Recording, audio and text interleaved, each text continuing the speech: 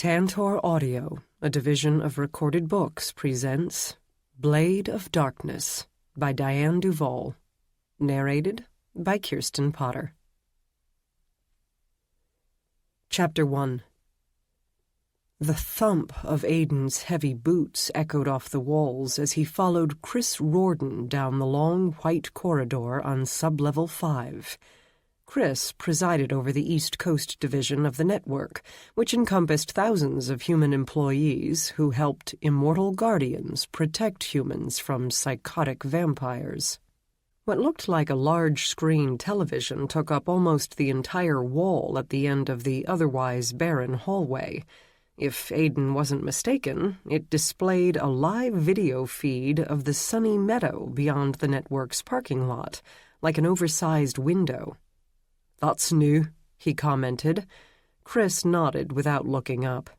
Melanie hoped it would make living 5 stories below ground a little more palatable for the vampires housed here. If they like it, we'll add similar faux windows to their apartments. The doorways to Aiden's right opened into Dr. Melanie Lipton's office, a lab, an infirmary, a break room for employees, and Dr. Linda Macken's office. The doors on the left marked a half-dozen or so vampire apartments. "Tell me again," Chris grumbled, "why I should give you an apartment here when my team put so much time and effort into providing you with a nice, comfortable house in the country."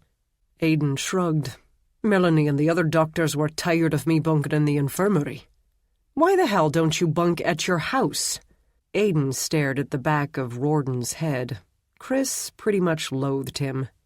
"Because I like it better here, where I can hang out with the vampires."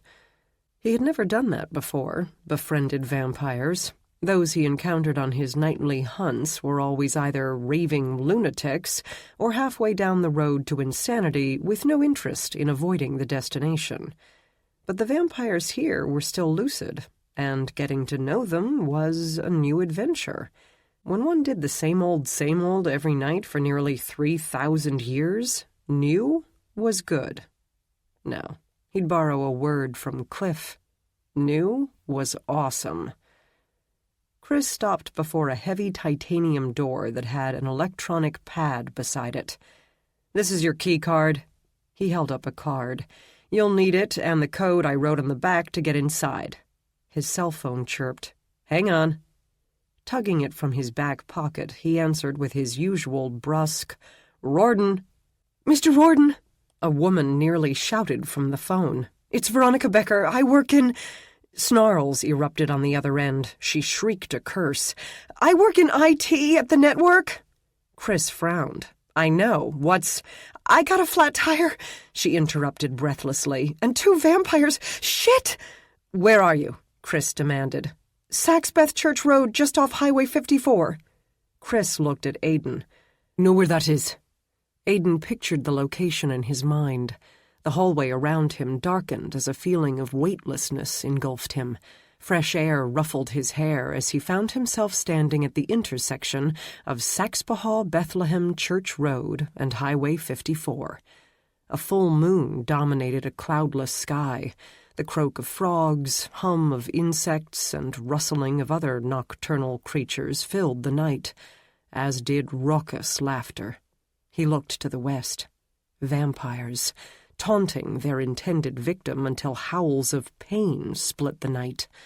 Aiden's nose twitched at the sharp scent of pepper. Running up the winding 2-lane country road, he traveled at speeds most drivers would deem unsafe. 2 headlights appeared in the distance, stationary, flickering as bodies moved back and forth in front of them. "Please hurry," he heard Veronica cry. "I can't hold them off much longer, and I think one just—" She swore again. There, a woman, small, perhaps 5 feet 2 inches tall, armed with a tire iron and the biggest can of pepper spray Aiden had ever seen. He grinned. Smart woman. Her cell phone lay on the hood of the car behind her.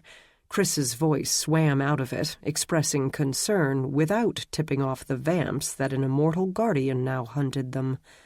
2 vampires danced around her, flashing fangs, their eyes glowing bright blue.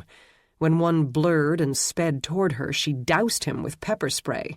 To a vampire with extremely heightened senses, it would feel like flames searing his eyes, nose, and lungs. The vamp bent forward with a yelp and scrubbed at his eyes.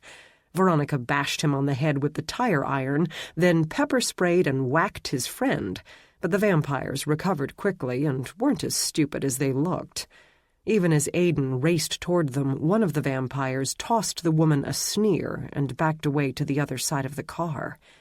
"Michael!" Aiden heard her panicked thought and noticed for the first time a toddler slumbering in a car seat inside. Fury rose. If the madness that afflicted vampires hadn't fully taken hold, the vamp would use the child to torture the mother. And if the madness had fully taken hold? Aiden stopped running long enough to focus his energy and send a sharp telekinetic push. Both vampires flew backward, away from the car and Veronica. Drawing his short swords, Aiden swept forward. Scrambling off the ground, the vampires drew long bowie knives and lunged at him. Neither scored a hit as Aiden tore into them, his blades opening major arteries. Unlike immortals, vampires tended to bleed out very quickly when they suffered such wounds, much like these, who sank to the ground and, seconds later, gasped their last breaths. The odd symbiotic virus that infected them began to devour them from the inside out in a last desperate bid to live, despite the cessation of blood flow. By the time it finished, nothing would remain of the two but their clothing, watches, and dental fillings. Silence fell in the wake of the brief battle. Even the insects made no sound, as though they were stunned by the violence they had just witnessed. Aiden turned to face the woman. "Veronica?"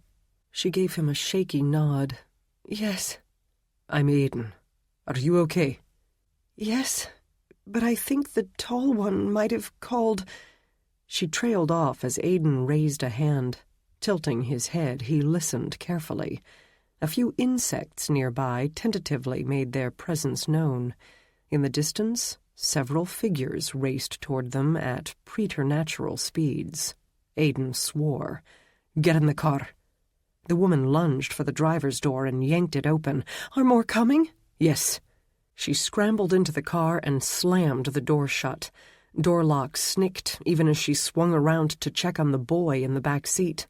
The toddler's face scrunched up in a frown as he slumped deeper into his car seat and continued to sleep. "Sit tight," Aiden said, loud enough for both Veronica and Chris to hear. "I've got this." Leaping over the car, he plunged into the forest and barreled toward the vampires. This would go better if he stopped the vampires before they caught sight of the car and its occupants. Tall trees thickened and blocked the moon's illumination as he continued forward, leaving him in darkness his preternaturally sharp eyes had no difficulty penetrating. Tiny lights flickered in the distance, blue, green, silver, always in pairs. The faces that housed those glowing eyes swam into focus seconds before the vampires struck. His own eyes glowing amber, Aiden swirled and struck and fended off blows. Though they outnumbered him 6-1, he actually had the advantage. Aiden had been born in a time when all wars were fought with blades. He had begun training with master swordsmen as soon as his noble Celtic father had deemed him old enough to hold a wooden sword. And he had been born with advanced DNA that bestowed upon him special gifts. Teleportation, telekinesis, which aided him in deflecting blows whenever he had a second to focus his energy, telepathy, which warned him of the vampire's next moves, and the ability to heal with his hands. That advanced DNA also shielded him from the more corrosive aspects of the vampiric virus that infected him. Humans were not so lucky. Humans infected with the virus turned vampire and suffered progressive brain damage, so even the kindest amongst them swiftly turned into psychopathic killers. Like these. They knew a woman and child waited somewhere behind Aiden. The vamp who had called them had told them as much, and their plans for the duo sickened him. Blood sprayed when Aiden sliced two of the vampire's carotid arteries. As they stumbled backward, their hands going to their throats, Aiden severed another vamp's arm and opened the femoral artery of another. 4 down, 2 to go. The 5th went down easy. The 6th took off running. Cursing, Aiden raced after him. No way would he leave that monster alive to prey on other innocents. Dashing through the forest at preternatural speeds could be dangerous, particularly if one became distracted. Reaching into his coat, Aiden drew a dagger and let it fly. The vampire grunted as the dagger buried itself in his back. Glancing over his shoulder without slowing, he ran headlong into a tree. Aiden winced at the sound of bones snapping and puncturing organs. Skidding to a halt, he watched as the vamp sank to the ground. The heart inside that battered body still beat. Aiden crossed to him, then lopped off the vampire's head to spare him a slow, torturous death. Poor bastard. He might have been a good man before the virus had taken its toll. Once he'd wiped the blood from his blades, Aiden sheathed them and teleported back to the car.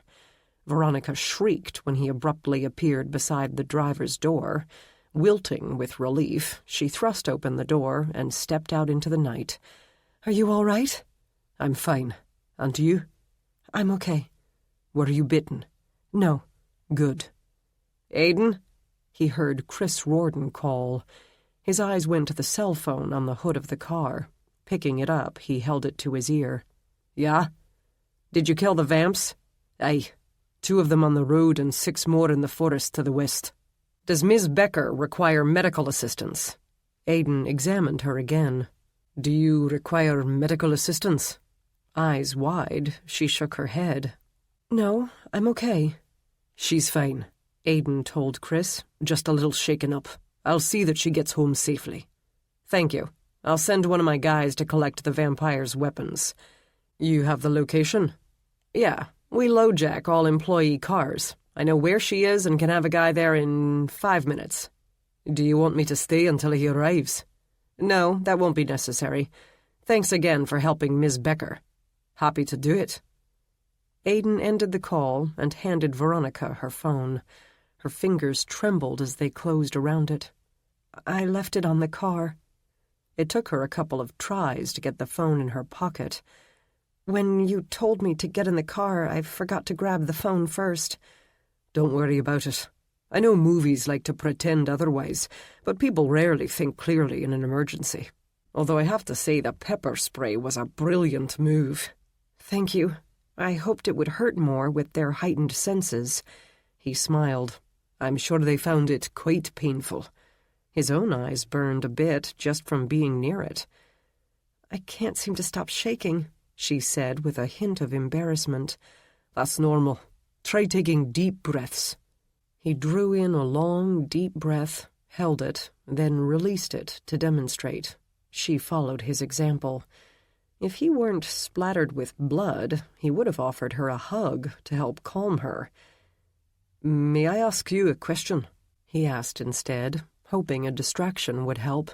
She nodded. "What does low-jack mean?" She smiled.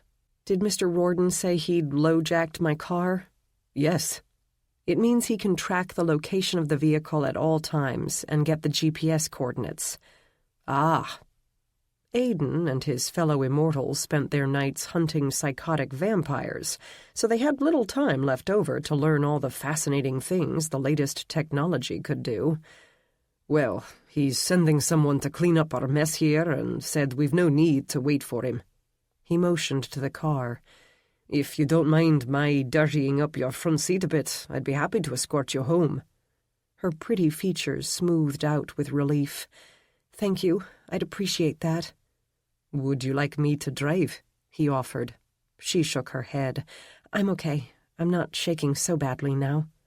"Then give me a minute to change your tire and we can be on our way." Reaching into the car, she popped open the trunk. Aiden changed the flat in less than a minute, then tucked the old tire and tools in the trunk and closed it. As Veronica got back in the car and closed the door, he glanced at the first 2 vampires he had slain. All that remained were their clothes and weapons. Aidan kicked the lot of it off the road, then circled to the passenger side and settled himself in the car. "So," Veronica said as she started the engine and drove forward, "why were you late?" He raised his eyebrows. "Late?" She nodded. "When I realized I had a flat tire, I expected you to be right along to change it for me." He stared at her.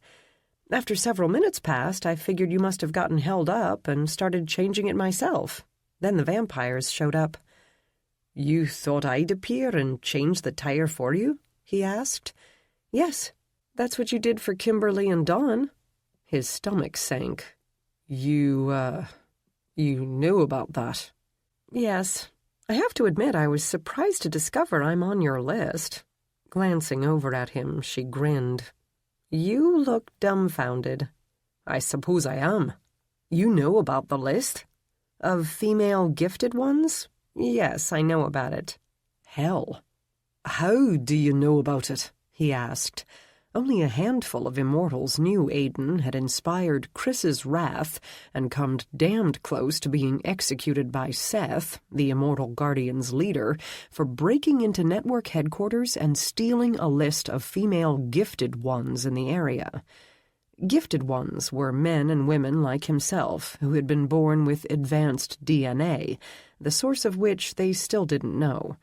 Only gifted ones could be transformed by the virus without descending into insanity. And, after nearly 3,000 years of loneliness, Aidan had defied Seth and acquired the list so he could arrange chance meetings with the women in hopes of hitting it off with one and, at long last, finding someone who would love him enough to transform and spend the rest of eternity with him. Again she smiled. "Dawn gushed over you for days after she got a flat tire on the way home from work, and you miraculously showed up to change it for her. Then Kimberly got a flat tire and," she grinned, "a certain Celtic immortal appeared like a knight in shining armor and took care of it." He grimaced.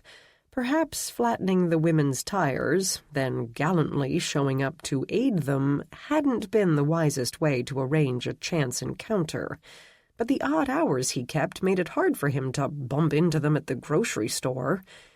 "You're saying I need a new M.O.?" She laughed. "Yes, you do. But don't worry. I think I'm the only one who has put 2 and 2 together. And I only guessed it because I happen to know that they're both gifted ones." "Oh." He didn't really know what else to say. "So why were you late?" she asked again. "Actually, I didn't flatten your tire tonight," he admitted, fearing it might offend her. "You aren't on my list." "Oh, well, that's a relief." She frowned, then laughed. "And yet I feel oddly insulted, which makes no sense whatsoever." He smiled. "It isn't because I don't think you're worthy," he assured her. "I love strong women, and you showed great courage tonight, standing against those 2 vampires. I admire intelligence as well, and Cliff says you're brilliant." She blushed. "The vampire Cliff?" "Yes." Cliff had been amongst the first vampires to surrender to the Immortal Guardians and seek their help, hoping the scientists at the network would be able to stave off the madness that would soon claim them. Since he lives at network headquarters and has heightened hearing, he pretty much knows everyone's business. She shook her head. Poor guy, listening to everybody's drama all day. Aidan shrugged. The vamps all viewed it as an ongoing soap opera or reality show and found some entertainment in it. "Cliff told me you lost your husband last year," he said, broaching the subject gently. Grief darkened her features. "He also told me you loved your husband a great deal, so I assumed your heart still belonged to him." Her throat moved in a swallow. "It does." She blinked quickly several times as moisture welled in her eyes. "I'm sorry. I still can't talk about it without crying." "No need to apologize." Silence fell as she navigated the dark country road. Does it bother you? He asked curiously. The list? No. She cast him a curious glance. Is it true you're almost 3,000 years old? He released an exaggerated sigh. Yes, it is. She laughed. I heard one of the other immortals at the network say that immortal human love affairs always end badly. They do. The human ages while the immortal remains young. Even if bitterness over that fact doesn't worm its way into the relationship, the mortal dies and leaves the immortal alone to grieve for centuries. She shook her head. So you've been by yourself all this time? He shrugged. I've had the friendship of seconds. Mortal men assigned to guard him during the day, provide companionship, and offer a semblance of normalcy to neighbors and anyone else who might be paying attention. But no wife? She prompted softly. No lovers? No wife.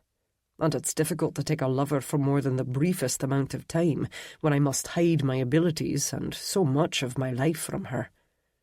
She slowed the car to a stop at a red light. The low rumble of the car's engine filled a comfortable silence until she spoke. You know, Tom and I only had 9 years together. He worked at the network too, and when we ran into each other the first time, something just clicked. It was like we became instant best friends. We wanted to spend all our time together from then on, and would spend hours laughing and talking in the cafeteria after our shifts ended. Then we started going out to dinner, and... She shook her head. He was it for me. He was the one. When she gave him a sad smile, tears glistened in her eyes. People keep telling me that I'm young, that I'll move on and find love again. I smile and nod, but I know in my heart that I won't. I'll never find someone I can have that deep a connection with again, and the knowledge that I'm going to spend the rest of my life without that, without Tom, without love, is unbearable sometimes. Aidan read her thoughts and knew her sorrow to be true. He also heard the words she didn't speak aloud. How have you lived for 3,000 years with that sorrow and loneliness, when I can hardly bear the notion of living another 40 or 50 years with it? She cleared her throat. So I get it. I get the list. Nodding, he murmured, I see that you do. The signal light turned green. Driving forward once more, she forced a bright smile. Any luck so far? Nope. He returned her smile. But, as it happens, I have an appointment in... He consulted his watch. 35 minutes with a lovely psychic in Carborough. Ooh, a psychic, she repeated, her voice full of intrigue. Maybe she's seen you coming. If she had, he countered with a wink and a grin, she would have cancelled the appointment. Veronica laughed. 35 minutes later, Aidan stepped out of his Tesla Model S and studied the small shop in front of him. It was half of what appeared to be a duplex that had been converted into 2 businesses with homes above them. Closing the driver's door, he pocketed the keys. A tingle of excitement fluttered in his chest. Anticipation rose, as did hope. It made him feel young again and brightened spirits that had been dark for too many years to count. He knew this was a long shot, but savored the moment nonetheless. Gifted ones, born in previous centuries, had always refused to be transformed. Even those who had fallen in love with immortals had steadfastly remained mortal, fearing what transforming would mean for their soul. The Church had long deemed vampires minions of Satan, and until modern medicine had enabled immortals to better understand why they were the way they were, immortals had assumed the same rules applied to them. So they had never pushed the women they loved to transform for them, because they didn't want to be responsible for damning them. But in the past century or so, their mortal doctor and scientist friends had identified the virus that infected both immortals and vampires, as well as the advanced DNA that made gifted ones and immortals different, easing their fears. Then Sarah Bingham had shocked the immortal world by doing what Aidan and the others had believed no mortal ever would. She had asked to be transformed so she could spend the rest of eternity with Roland Warbrook. And hope had surfaced. All Aidan had to do was find the right gifted one, a woman he could love, who could love him in return, and who would be willing to transform for him, and he could view the future as more than just an endless stretch of days in which he slew vampires every night, then went to bed alone. Strolling forward, he pushed open the door. A bell dinged as he ducked and stepped inside. At the sound of the bell, Dana Pembroke turned around and felt her jaw drop. Holy crap. The man who stood just inside the door had to be 3 or 4 inches above 6 feet. His thick black hair was short and so wavy it almost curled, but it by no means lent him a feminine air. His strong jaw bore just a hint of a 5 o'clock shadow. Deep brown eyes captured hers and sparkled with amusement beneath dark brows. Because she was drooling over him? She let her gaze dip lower.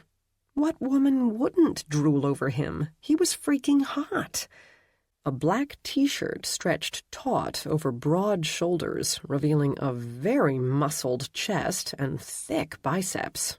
Casual black slacks hugged slim hips, what she guessed would be a really nice ass if he turned around, and muscular thighs. His lips stretched in a friendly smile.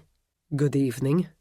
His lovely bass voice flowed through her like hot chocolate on a cold winter's night.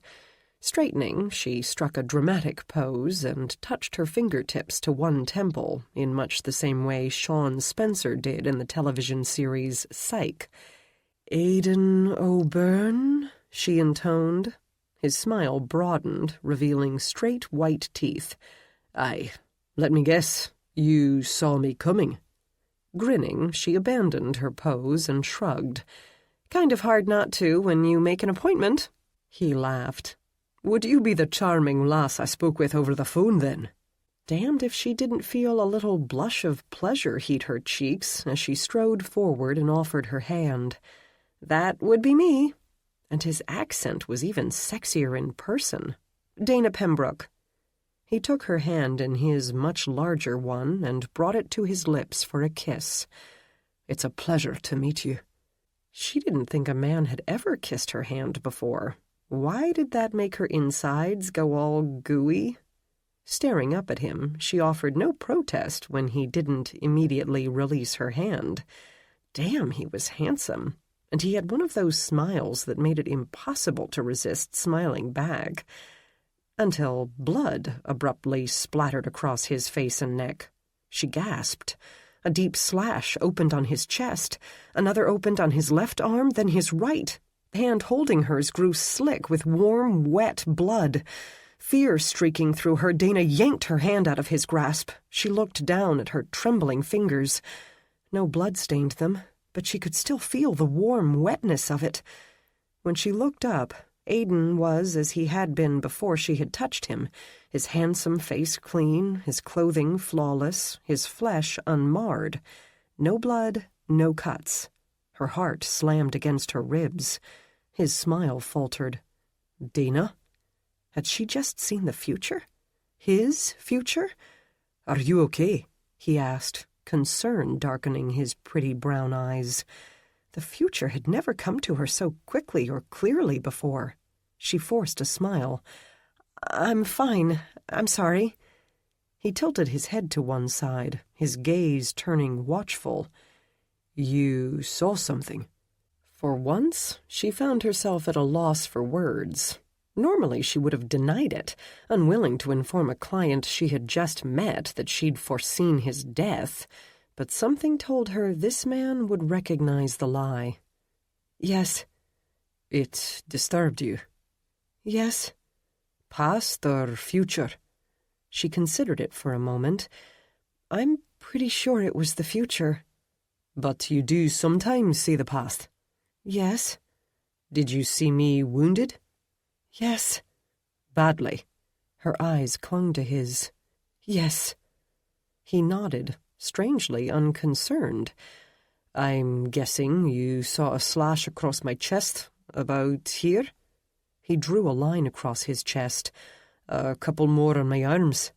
He traced 2 paths on his arms, exactly where she had seen the cuts in the remarkably clear vision. Relief suffused her, relaxing the muscles she hadn't even realized had bunched up in her shoulders. "Yes," she smiled. "So it was the past. Good." He smiled. Realizing what she'd just said, she hastened to clarify. "I mean, not good that you were wounded, I just—" "Thought you were about to lose a client?" he suggested with a wink. She laughed. "Well, I didn't think you'd want to come back if the first thing I told you was that you were going to be seriously, perhaps fatally, wounded." He grinned. "I was in the army in my youth, and since then I've been working in the private security business. Both have proven to be dangerous on occasion, so I've had my fair share of nicks and bruises over the years." That had been one hell of a nick. "Private security?" She motioned for him to accompany her and began strolling toward the back of her small shop. He shrugged. "There always seems to be someone out there who wants to kill or kidnap someone else. I, and my brothers, offer protection to those who need it." "Your brothers? Do you have a big family, then?" "They're brothers in spirit, not by blood. Most of us don't have families of our own, so we consider each other family." Dana had no family of her own either, so she could appreciate that. As an only child, she had lost all her grandparents before she turned 7. Then, after reaching adulthood, she lost both parents in a car accident. "Is this the first time you've consulted a psychic?" "I admit," he said with another smile, "this is the first time I've ever made an appointment with one." She had thought so. "Well, usually clients seek me out because they have concerns or questions they would like answered. They're often stressed and worried, not to mention nervous about seeing a psychic for the first time, so I do things a little differently than other psychics." She opened a door and stepped into what used to be a sizable dining room before the duplex apartment had been converted. Since purchasing her half, she had painted the walls in soothing earth tones. Large plants flourished in every corner. In front of the central window, she had created a garden with sand and stones, a variety of plants, and a rock waterfall. At one end of the long room, she had placed a small round table with 2 comfy chairs in what would make a great reading nook. 2 more chairs were parked on the opposite wall beside a bookshelf that held books, puzzles, paper, crayons, and markers for clients who brought children with them. And at the other end of the room, she had installed a comfortable massage chair. She motioned to that now. "I usually start things off with a massage to relieve some of the tension and ease nerves." He arched a brow. "And because touch strengthens your gift?" She regarded him with surprise. He was the first one to guess that. "Yes." He eyed the contraption warily. "I'm supposed to sit on that?" "Yes." "I hate to tell you this, but I don't think I'll fit." She laughed. "You are taller than most of my clients, and heavier with muscle, but I can adjust it to accommodate you." He continued to look doubtful. "I don't think that's such a good idea." "It's actually very comfortable," she coaxed. "I still don't think it's a good idea." "Why?" Did he really think it wouldn't support his weight? She might not have any clients who were as muscular as he was, but she had had clients who weighed more than she guessed he did and hadn't had any problems thus far. "Should I be blunt?" he asked, "or would you prefer I sugarcoat it?" "Blunt," she responded without hesitation. "As you will." He drew in a deep breath. "I don't think it would be wise because I'm attracted to you." Surprise and pleasure warmed her. "And if I park my fanny in that chair—" She laughed. "Fanny?" He grinned. "My friend has a 2-year-old daughter who only seems to repeat the naughty words she hears, so I've had to clean up my language a bit." Too cute. I'm sorry I interrupted. Go on. He dipped his head in a slight bow. As I was saying, I'm attracted to you, and if I park my fanny in that peculiar chair and let you put your hands on me, I fear my body may react in ways that will embarrass you. Was that another blush heating her cheeks? Oh! He winced. I should have sugar-coated it, shouldn't I? No, it's fine, she said. I just... A brief, self-deprecating laugh escaped her. I just have no idea how to respond to that. Almost all my clients are women, and now I'm blushing like a teenager, aren't I? He grinned. Yes, I find it quite fetching. Something about this man just made her feel lighthearted, comfortable, almost as if they were good friends who simply hadn't seen each other for a long time. Perhaps it was his old-world mannerisms, kissing her hand, using words like fetching, but she couldn't seem to stop smiling. You know what? It's fine. Don't worry about it. Brushing her hands together, she motioned to the chair. Go ahead and park your fanny in the chair. I'll adjust it until you're comfortable. And if your body responds to my touch, I'll just pretend not to notice. Yeah, right. Because she had been so successful with not blushing when he had broached the subject. I really do need to touch you, though, in order to give you the most accurate reading. As you will, he said again. Chapter 2. Dana made the necessary adjustments to the chair, then showed Aidan how to sit and where to place his face and arms. This is supposed to be relaxing, he queried, doubt in his deep, warm voice. Grinning, she moved to stand behind him. You'll see.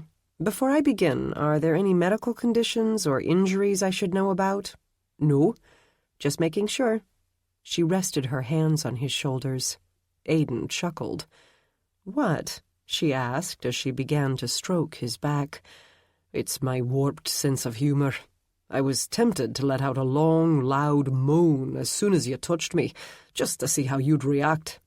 Dana laughed. She really liked this guy. Beginning with some open palm compressions, she worked her way down either side of his spine, then switched to loose fist compressions. Usually the muscles in the client's back and shoulders were tight with stress, but Aidan's muscles were surprisingly loose and relaxed. Kneading her way up to his shoulders, she began to work contralaterally, holding his shoulder with one hand while she applied pressure to his scapula with the heel of the other. Minutes passed, and with each, she relaxed a little bit more herself. No more flashes of Aidan covered in blood struck her. That had been unnerving, and she had feared, more than a little bit, that the same would happen as soon as she touched him again. Let me know if I use too much pressure, she said as she began forearm compressions. Or not enough. He grunted. Feels wonderful. I think your other customers have been lying to you. About what? I think they come here for the massage, and the psychic reading is just icing on the cake. She chuckled. His back was so broad. Had she ever touched a man who was so ripped with muscle before? None of her other clients could compare, and she sure as hell had never dated any man who was so physically fit. Thin? Sure. Strong enough to hoist her over his head with one arm? Definitely not. Feeling all of that lovely muscle under her hands affected her in very unprofessional ways. She moved to his side, lifted one of his arms, and draped it in the crook of her own, then began manipulating his shoulder.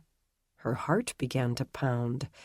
Get a grip, Dana, she scolded herself as she stroked and kneaded his big biceps with both hands, working her way slowly down his arm to his hand. His large, smooth, tanned hand that could easily encompass both of hers. How did he work out without getting calluses? She kneaded his hand, stroked his fingers, and suddenly saw those fingers cup her bare shoulder and slide down to clasp her breast. Her breath caught at the vision. It was so clear. She could see and feel everything as if it were real. Aiden knelt before her on a huge bed. Both of them were naked.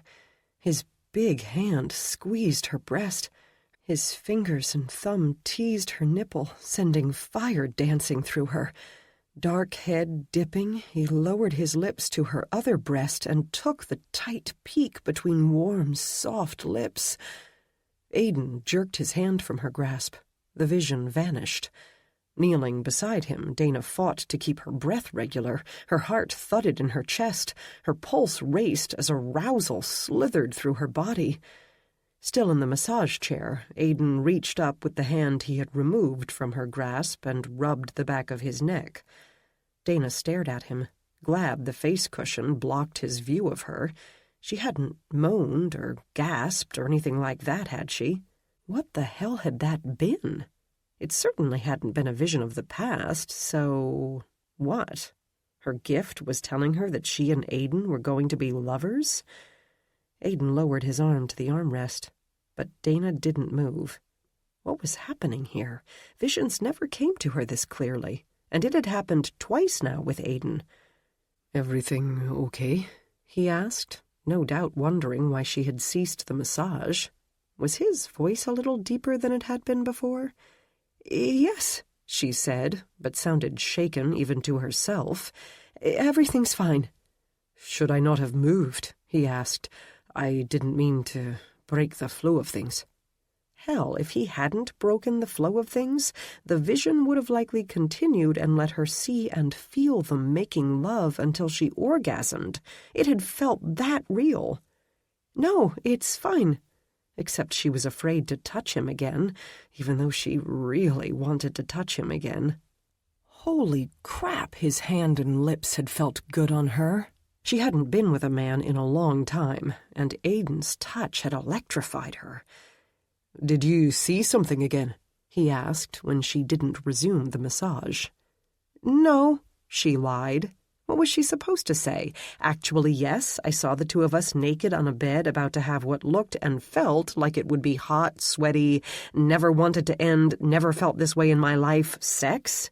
Yeah, right. And have him think her a total perv who only used the massage thing as an excuse to fondle her clients while she fantasized about having sex with them? I don't think so. "I was just going to move to the other side," she said, forcing a light, friendly tone. Rising, she moved to his other side and stared down at his strong shoulder. "You're worried I'm going to break your chair, aren't you?" he asked. "Is it creaking beneath my weight?" She smiled, relaxing a bit. "No."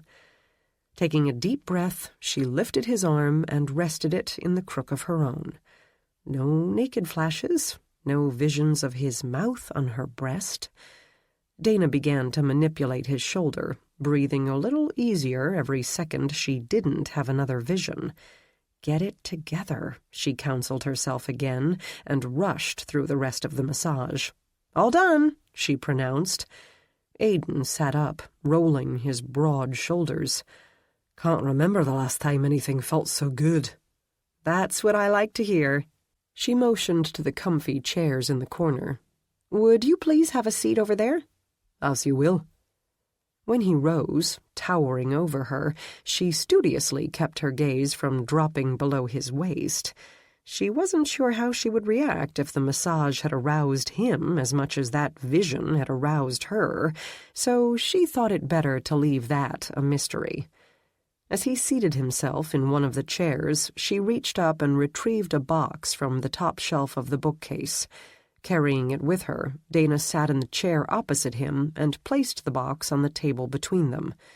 She felt his gaze like a touch as she opened the box and withdrew her tarot cards. Placing the box aside, she glanced up. "Would you shuffle the cards, please?" Nodding, he complied. "Since your gift stems from touch, do these really help you, or do you use them because your clients expect it?"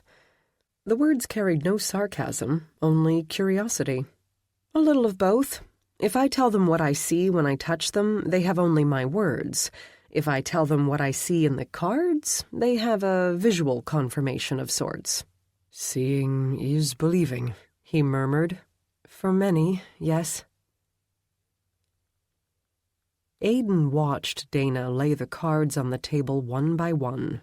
He nodded and feigned interest as she explained what each card meant, but in truth had difficulty concentrating. His heart still hammered against his ribs, his pulse raced, his body burned. If seeing was believing, then he might have at last found the woman for whom he had been searching, because Dana had seen the two of them engaging in love play. Aiden's telepathy enabled him to read her thoughts, so he had seen it as vividly as she had felt it too, and been so swept away that he had had to break contact with her to bring the vision to an end, while he fought the desire to dive off her odd chair and reenact the scene with her. "Do your visions always come true?" he asked, interrupting her explanation of the chariot card. "The ones of the future?" She hesitated. "More often than not, I don't so much see things as know them. My client will ask me a question and—" "But when you do see them, when you do have visions, do those visions always come true?" Color invaded her cheeks as she ducked her chin and dealt another card. "Yes, they always have in the past." Elation filled him. Not just because she had answered him truthfully, even though the question clearly flustered her, but because they would be lovers. Lovers and something more? It took every ounce of concentration to keep his eyes from glowing. Younger immortals couldn't prevent the involuntary response. Any deep emotion, good or bad, tended to make their eyes glow vibrant amber, something that immediately tipped off mortals that they weren't human.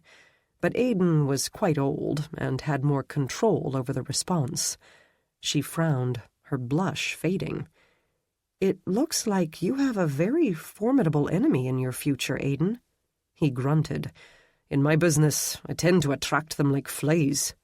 Dana shook her head. "This one is different." She must mean Gershom. That powerful bastard was determined to kickstart Armageddon, and the Immortal Guardians were having a hell of a time bringing his arse down. She set the cards aside and reached across the table. "Let me see your hand." Eager to touch her again, he extended it toward her. Taking it in her own, she turned it palm up. "You have a very long lifeline." His should be the longest lifeline she had ever seen. Her brown eyes flickered up to meet his. "You've lived much of your life alone." He shrugged. "I've had friends, men I consider brothers." "But no wife?" "I haven't been so fortunate, no." And she could feel the loneliness that plagued him. He saw it in her thoughts, and felt a little lighter when she wondered how the hell that could be possible, having experienced a tiny hint of the passion he could bring a woman in her vision. Resting her palm on his, she returned her attention to the cards. "I'm seeing deception, a lot of it." She shook her head. "Divided loyalties, betrayal. Something's coming, Aiden. And when whatever happens goes down, you aren't going to know who to trust." He frowned. She made it sound as if he would face whatever turbulence came alone. What of his immortal brethren? Why would they not be by his side? The only time he had ever lost faith in any of them, or eroded theirs in him, was when he had broken into network headquarters and stolen the list of gifted ones. Seth had mistakenly believed Aiden had sided with the enemy responsible for Lizette's near death. The powerful immortal leader and longtime friend had actually wanted Aiden dead until Aiden had clarified things. But they were good now, had been for a while. Sure, Chris Rorden still bore a grudge against him, but even he trusted Aiden to take care of business when someone needed help. So why did Dana believe Aiden would face whatever fight lay ahead without them? He curled his fingers around hers, holding her hand as she frowned down at the cards. Her skin was so soft, her fingers so small. Those fingers abruptly tightened on his, clamping down in an almost painful grip. Reading her thoughts, Aiden saw the cards and table disappear, replaced by light. Two men swam out of the brightness, engaged in a fierce battle. Aiden didn't notice where, if they were inside, outside, in the city, or in the country, because he was too shocked by the combatants themselves. He and Seth fought each other with a ferocity that filled his blood with ice. Their eyes glowed, his amber, Seth's gold. Each clutched swords in both hands and swung them mercilessly, remaining in constant motion, their faces twisted with fury and determination as they did their damnedest to slay each other. Dana yanked her hand from his grasp and leapt to her feet. Stumbling backward, away from the table, she tripped over one of the legs and nearly fell, but regained her balance quickly enough to remain upright. Stunned, Aiden slowly rose, and damned if his hands didn't begin to shake as violently as hers did. What the hell? Dana said nothing, just regarded him with wide eyes, her lips parted in shock. "Dana," he forced himself to say in the most even tone he could muster. She didn't know he had just seen everything she had. She didn't know he could read her thoughts, which now scrambled for purchase as they chased themselves around and around in her head. "Did you see something?" he asked her. She nodded. "You and another man trying to kill each other with swords." He swallowed. Think quickly, think quickly. What would the younger immortals say? He feigned a chagrined smile. "I hate to mention this, because I don't want you to think I'm what was the word Cliff would use? A geek. But I'm a member of a reenactment group." He supposed it wasn't technically a lie. He did spar regularly with immortal warriors who fought with blades the way battles had been fought centuries ago. Wouldn't some consider that reenacting? Her mouth closed. Her eyes lost some of the deer-in-the-headlights look. Like a medieval reenactment group? With swords and that kind of thing? Roland and Marcus were from the Middle Ages. He sparred with them. "Yes." She drew in a deep breath. "Okay." She nodded, trying to rationalize it, make it work. "Okay. So you do the sword-fighting thing on a regular basis?" "Yes." That was certainly no lie. He fought vampires every night. But it didn't explain the glow she had seen in his and Seth's eyes. Mankind's inability to believe in magic or the fantastical came to his aid there. Even as he sought some way to explain it, she began to question whether or not she had actually seen it. Had his eyes and those of his opponent glowed, or had it merely been a trick of the light?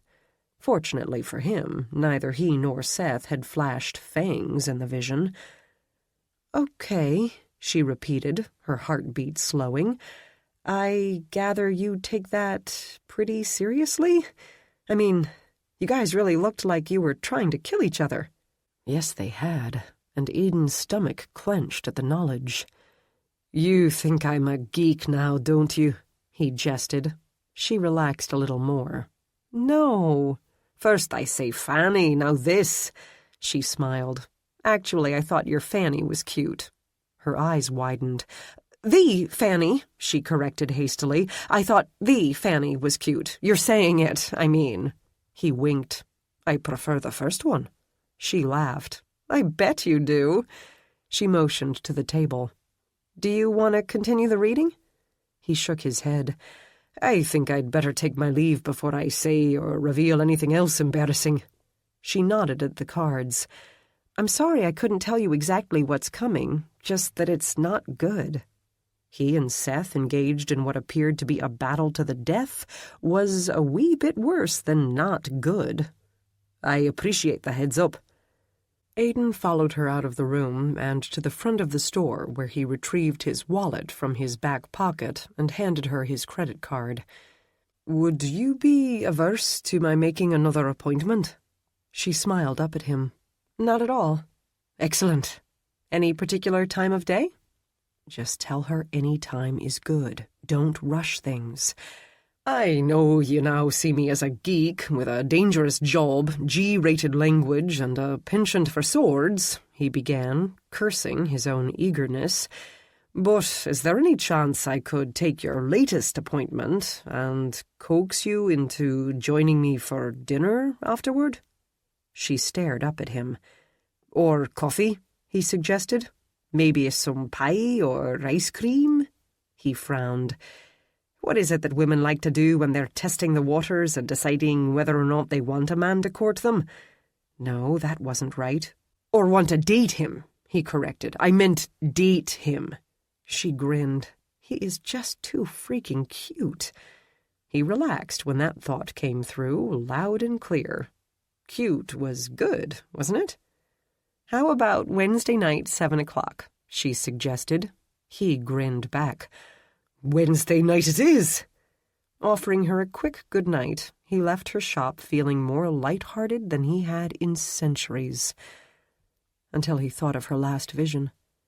What the hell was he going to do that would make Seth want to kill him? Again. Aidan jerked awake.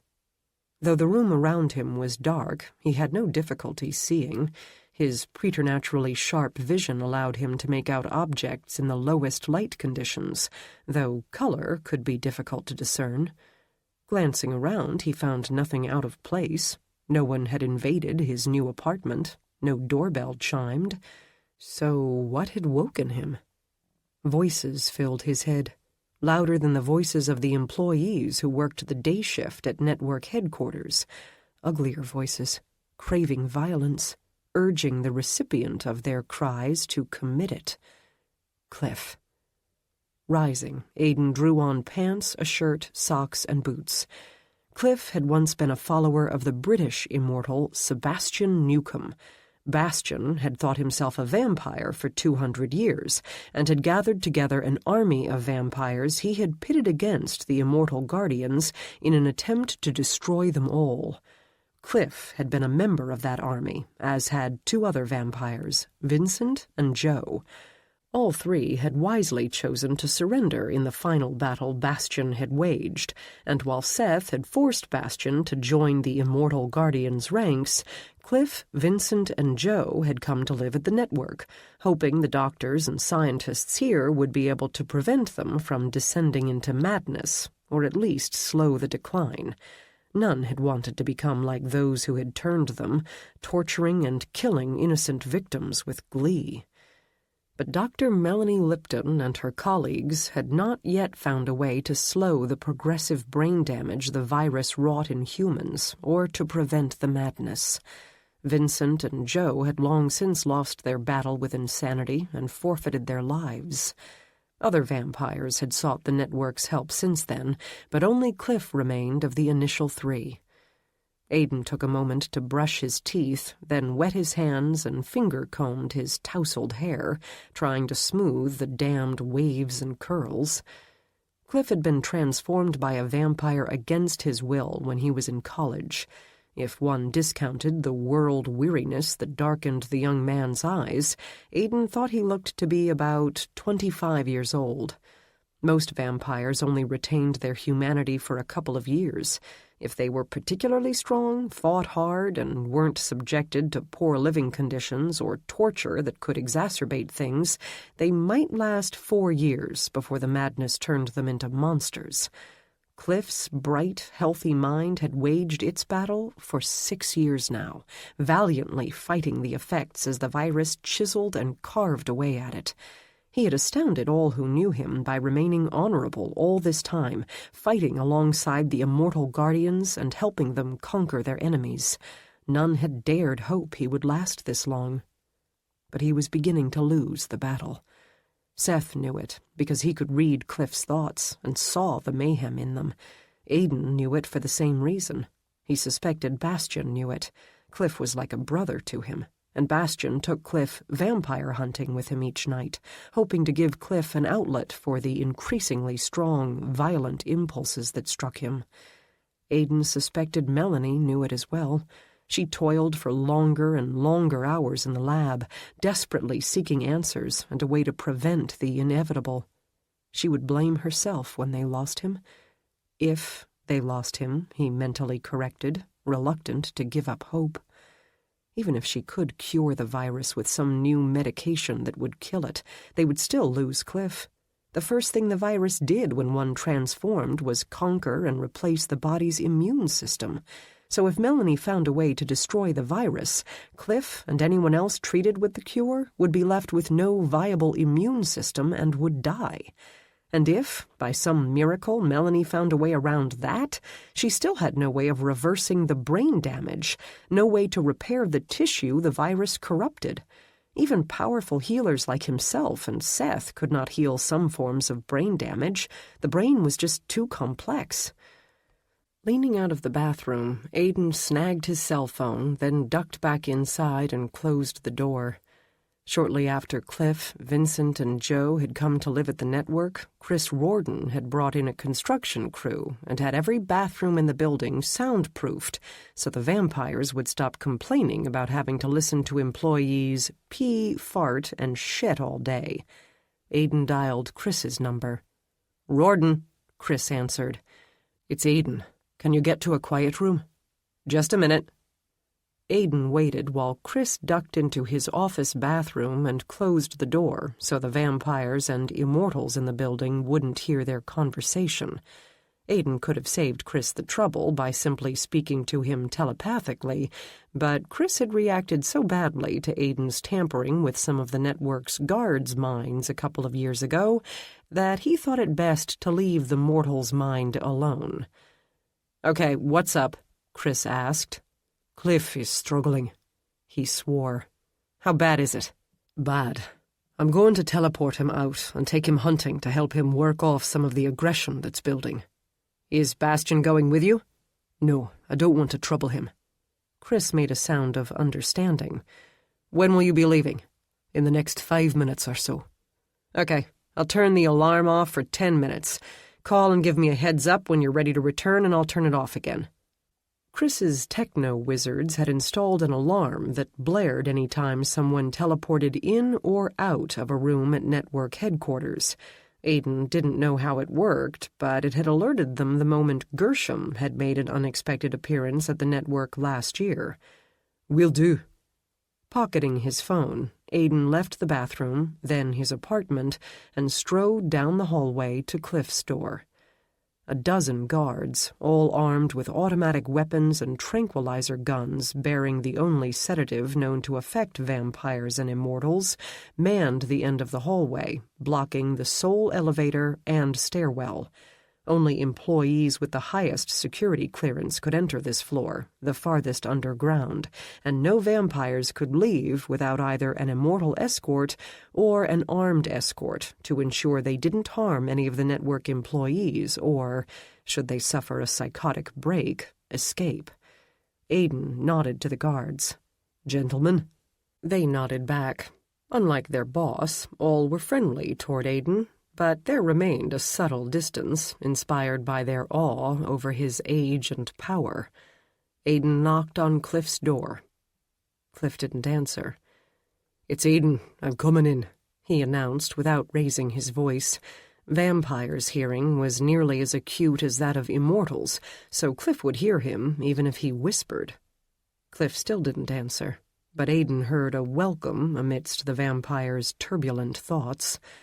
Drawing a keycard out of his pocket, he swiped it, then punched in a security code. Rorden had refused to give him such until Bastian and Melanie had asked him to. A metallic clank sounded. Aiden pushed the door, as thick and heavy as that of a bank vault, open and stepped inside, closing it behind him. Every vampire who had sought the Immortal Guardians' aid had been given a luxury apartment and pretty much anything he wanted to make it feel like home, except for sharp implements. The utensils in their kitchens were limited. The nicely painted walls, however, were reinforced with titanium and several feet of concrete that would keep the vamps from tunneling out and escaping during psychotic breaks. Aiden glanced around. One might expect a man battling insanity to have a cluttered, chaotic home, but Aidan thought Cliff's apartment was tidy enough to please even the obsessive-compulsive television detective Adrian Monk. Cliff rarely slept more than a couple of hours at a time now, and constantly sought activities to keep both his mind and hands busy.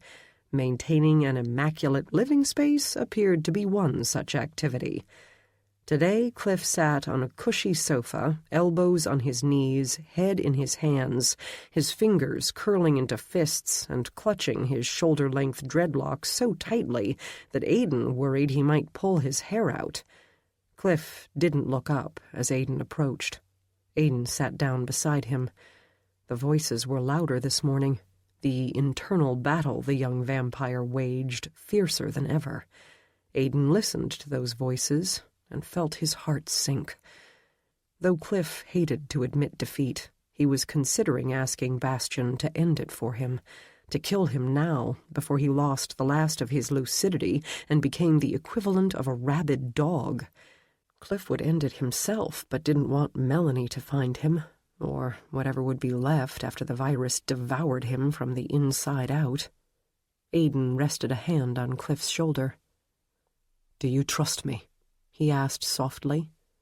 "Yes," Cliff whispered in a pained voice one might expect to hear emerge from the lips of someone with a pounding migraine. "Stand up." Lowering his clenched fists, Cliff did so and raised glowing amber eyes full of anguish. "Don't be afraid," Aidan murmured, then teleported them to a beautiful vale in Scotland. Cliff cried out as bright afternoon sunlight bathed them. Aidan tightened his hold on the vampire's shoulder to keep him from bolting for the trees. "Don't!" Cliff threw up his hands to shield his face. The violent voices in his head shrieked and wailed, then went silent in the face of the fear that struck him. A moment passed. Aidan's hand heated where he touched Cliff as his healing gift went to work. When the vampire's flesh didn't begin to blister from exposure, Cliff slowly lowered his hands. Squinting against the brightness, he stared down at his exposed arms. His smooth, brown skin remained healthy. No blisters formed, no pain struck. Cliff looked up with wide eyes, his heart beginning to pound. How is this possible? Am I hallucinating? Am I having another psychotic break? "No," Aidan smiled. "I can heal with my hands, and am using my gift to heal the damage the sun is doing in real time." "You can do that?" Cliff asked with astonishment. Aidan nodded. "I wasn't sure I could until I tried it with Ethan. I can't say he was very pleased about being my guinea pig, but he owed me." A little huff of laughter escaped Cliff. "Well, you did transform his wife for him, so she'd be super strong." The Immortal Guardians had come to understand in recent years that, unlike those transformed by vampires, gifted ones who were transformed by immortals tended to become as strong and durable as those who transformed them. So Ethan's wife Heather was now as fast and strong as Aidan, and even had his greater tolerance for daylight, something Ethan couldn't have given her had he transformed her himself, because he had only been immortal for a century or so. Cliff closed his eyes and tilted his face up to the sky. "It's warm," he murmured. "I'd forgotten how warm sunlight is, and that you can feel it on your skin. With your heightened senses, you feel it a little more now." Cliff shook his head. When he opened his eyes, tears glistened in them. "I never thought I would feel it again. Not unless he decided to end it that way, by walking into the daylight and letting the sun sear the madness and his life away." Aidan squeezed his shoulder. "Every day you hold out, Cliff. Every day you keep fighting, I'll give you this. I'll give you the sun." Cliff's Adam's apple bobbed up and down. "Doesn't it hurt you?" Aidan shrugged. His skin prickled unpleasantly as he took the damage the sun did to Cliff and absorbed it into his own body, keeping Cliff healthy. The longer they remained, the more it would hurt. "It's a mild discomfort at most," he lied. But Cliff was a smart man. He knew better. "Why would you do this for me?" Because you're my friend, my brother, and this is what brothers do for each other." Aidan knew Cliff would have done the same for him. The two had become good friends since Aidan had transferred to North Carolina. Cliff nodded. "I would do it for you." Aidan didn't doubt it. Cliff was an extraordinary man. "You hear that?" Cliff cocked his head to one side, listening. "What?" Aidan grinned. "I think we shocked the voices into silence." No cries for violence filled the young vampire's mind. Cliff laughed, his shoulders loosening with relief. "I think you're right. My mind hasn't been this quiet in a long time." He took in the beautiful scenery. "Where are we?" "My home in Scotland." "All this land is yours?" "Yes." "Wow. You're a lucky man." He sent Aidan a sly glance, appearing more at ease than Aidan had seen him in months. "Are you sure you aren't just trying to keep me alive longer so I can help you find a wife?" Aidan laughed. "You've caught me. That's exactly why." Since Cliff had heightened hearing and spent most of his time at the network, he knew a lot about the gifted ones who worked there and had been sharing that information with Aidan in hopes of aiding him in his quest to find love. "Any luck yet?" Cliff asked, watching a hawk float above them on the breeze. Aidan shrugged. "I met Veronica Becker." "You did? I thought you had crossed her off the list because she's still mourning her husband." "I did, but she got a flat tire."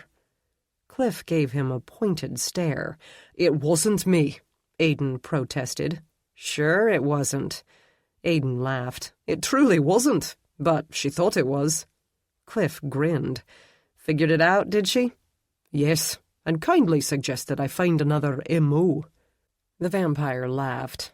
"I told you so. North Carolina is like a small town. Word gets around." "Well, when I didn't show up to change her flat tire, she got out to do it herself and was attacked by vampires." Cliff's smile vanished. "Is she okay?" Aidan nodded, trying to ignore the stinging pain that intensified in his skin. "She's fine. I escorted her and her son home, then went to see Dana Pembroke." "The psychic?" "Yes." "How'd that go?" "She had a vision of the two of us making love." Cliff's eyebrows flew up as his face brightened with a smile. "That's awesome!" "Aye, and she agreed to go out to dinner with me tonight." "Do you think she's the one?" Aidan shrugged. "I don't know, but I like her." "And she's psychic and saw you two naked together. Holy hell, that's a good sign." Aidan grinned. "I hope so."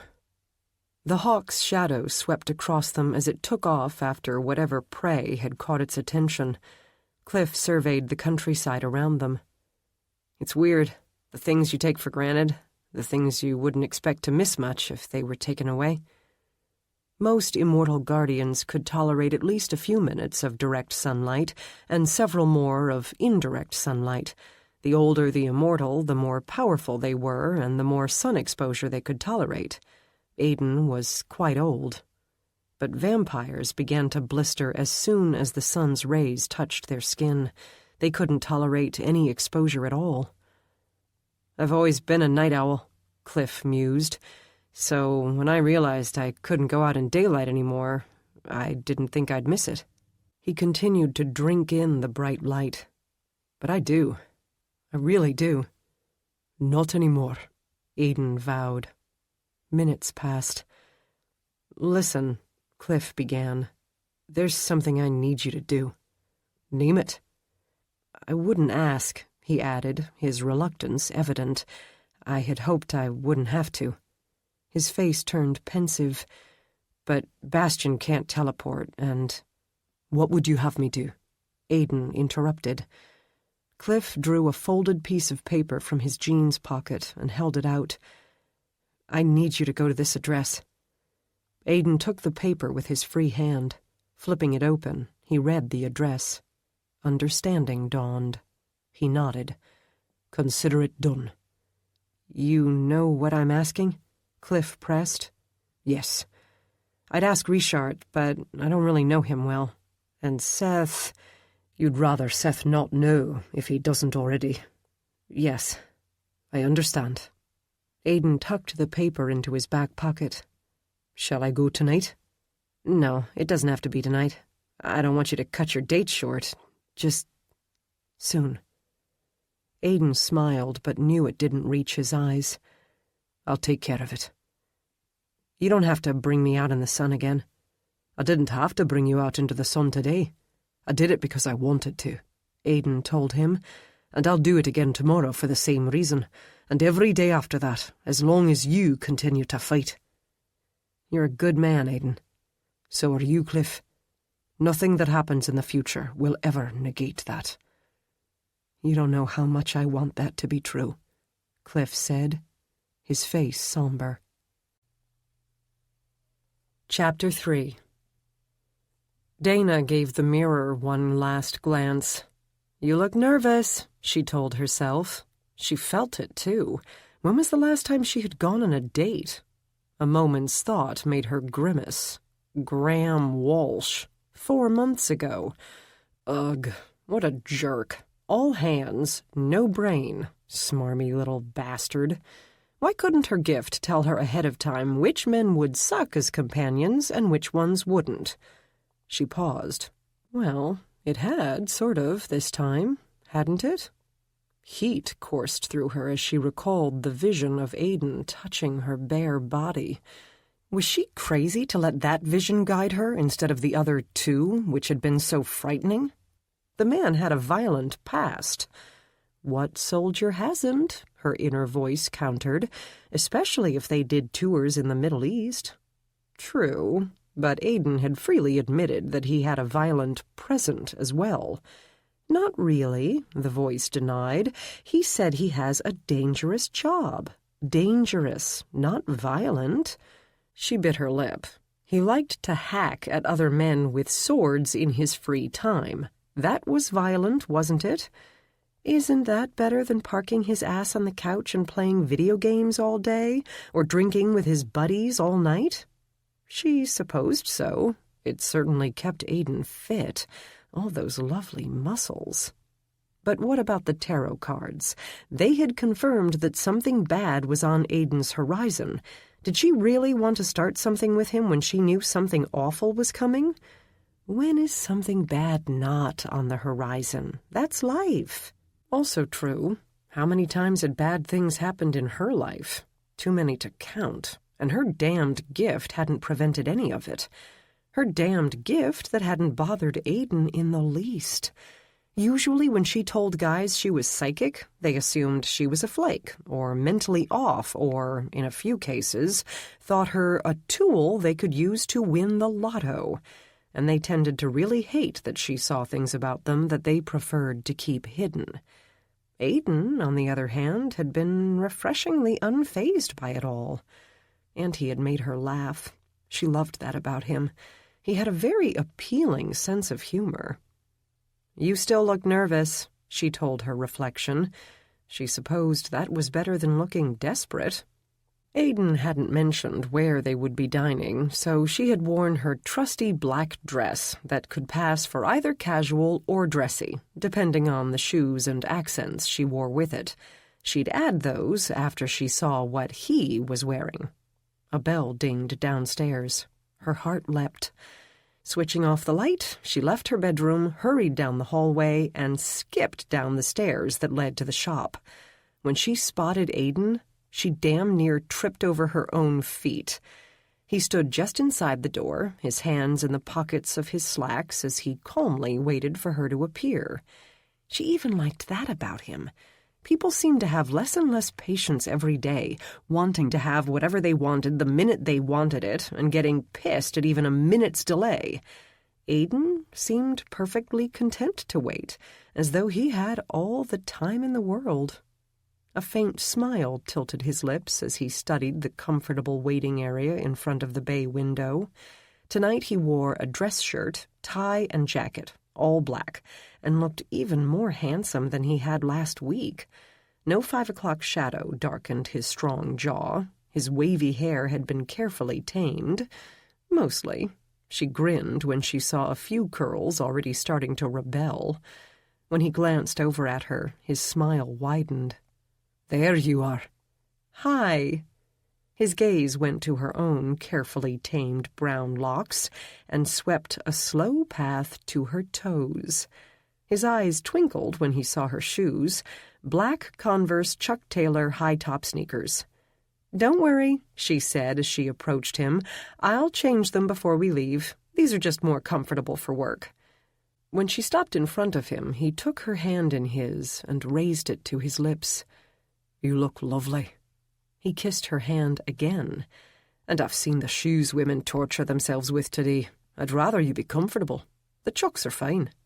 She stared up at him, her heart trip-hammering in her breast. "Seriously?" "Of course." That was a first. The image of a pretty petite redhead flashed through her mind. Fighting a frown, Dana withdrew her hand. "You don't, by any chance, have a red-headed girlfriend who wears Chucks, do you?" His eyebrows flew up. "You saw her when we touched?" She nodded, disappointment striking. "Do you remember the toddler I told you about?" he asked. "The one who inspired you to say Fanny?" He grinned. "That's the one. Her mother and father are friends of mine, and her mother does indeed have bright red hair and wears shoes identical to yours." "Oh," she relaxed. "Good." He winked. "Thought I was a geek and a womanizer, did you?" She laughed. "I don't think anyone would mistake you for a geek, Aiden." "A womanizer either if they knew my past," he said with a wry smile. "Your gift is far stronger than I thought it would be when I made my first appointment." She shifted, wishing she had pockets of her own. The form-fitting black dress left her with no place to tuck her hands when she felt awkward. Like now. "Honestly, visions this strong are pretty rare for me. I don't know why, but I seem to see things more clearly with you. It's unusually—" what was the word she wanted? "Effortless." He tilted his head to one side. "That's a good thing, isn't it?" Smiling, she shook her head. "I don't know yet." "Well, let's hope it is, and I appreciate your candor."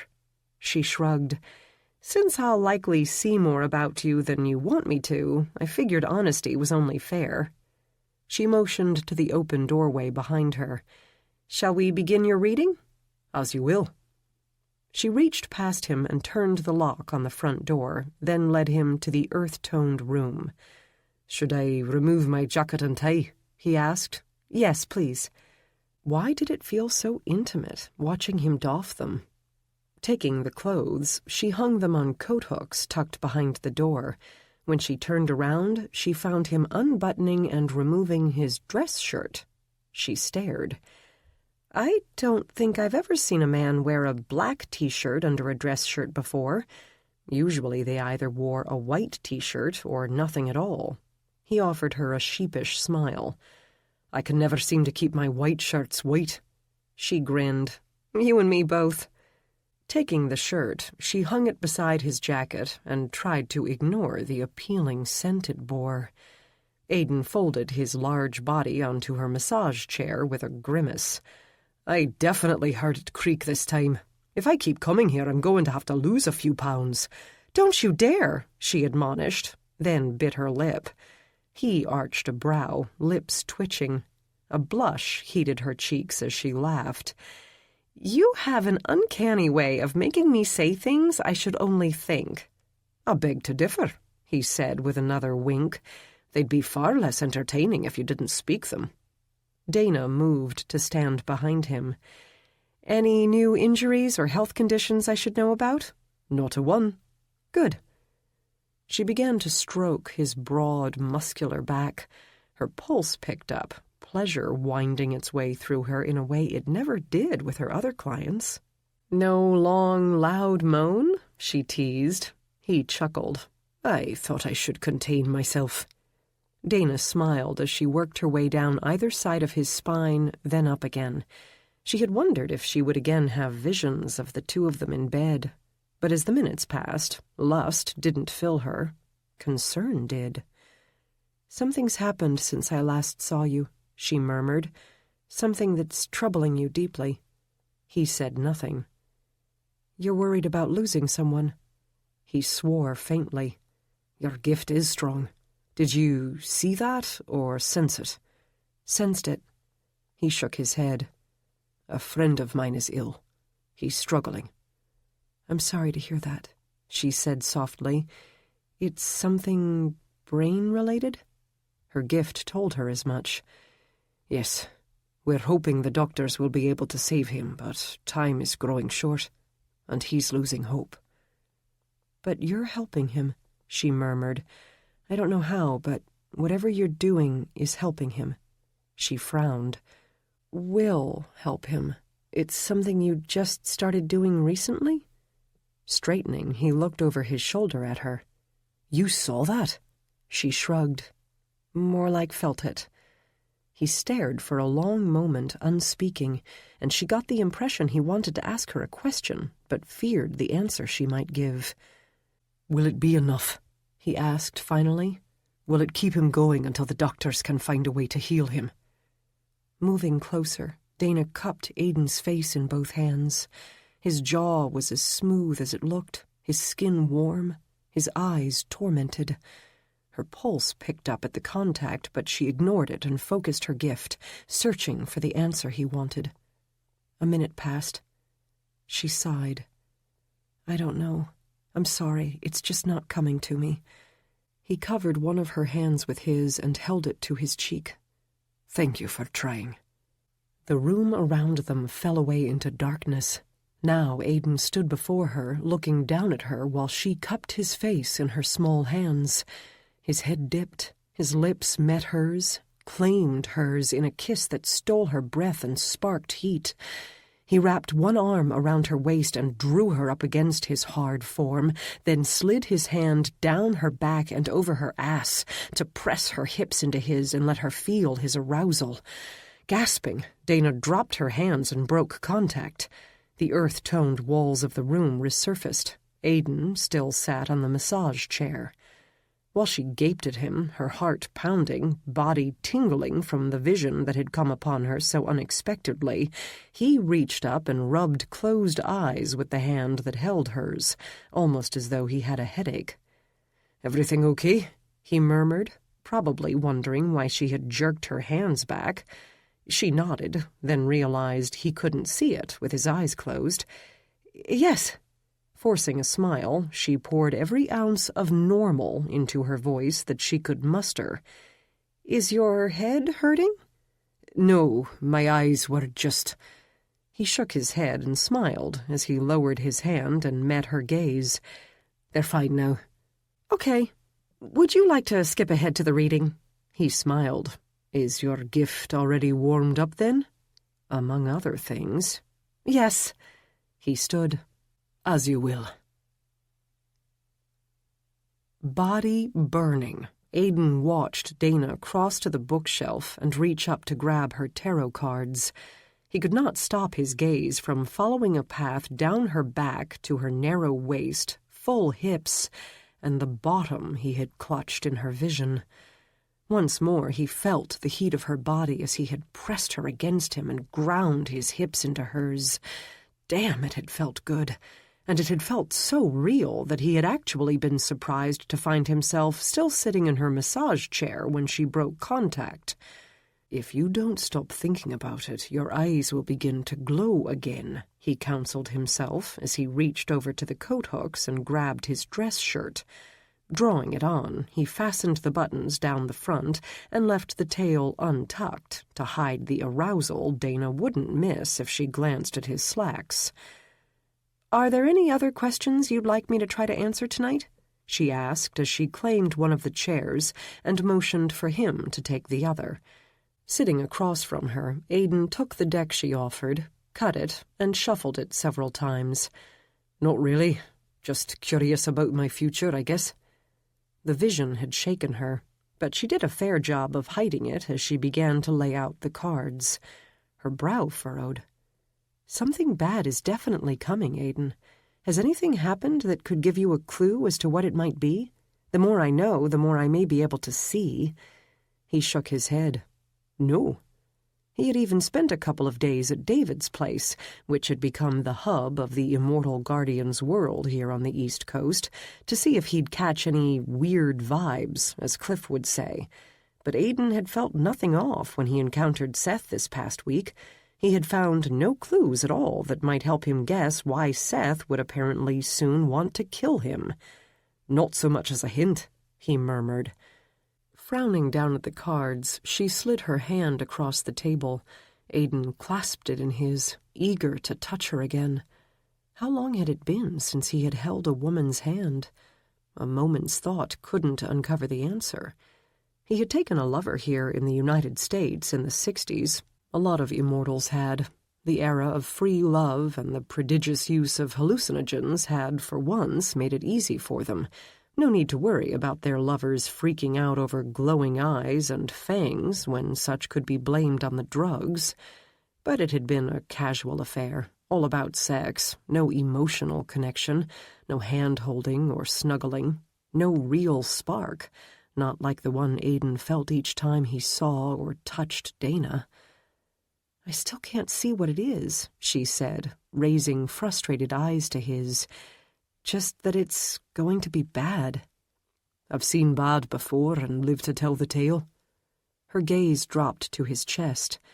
"I guess you have. But you had men at your back you could trust then, didn't you?" He slid his thumb across her hand, loving her soft skin. "You still believe I'll face whatever is coming alone? That my brothers won't be by my side?" She glanced down at the cards. "I don't know if you'll be alone, but I keep feeling like you won't know who to trust, or that someone you do trust may turn against you." Her fingers tightened around his. Aiden delved into her thoughts as another vision gripped her.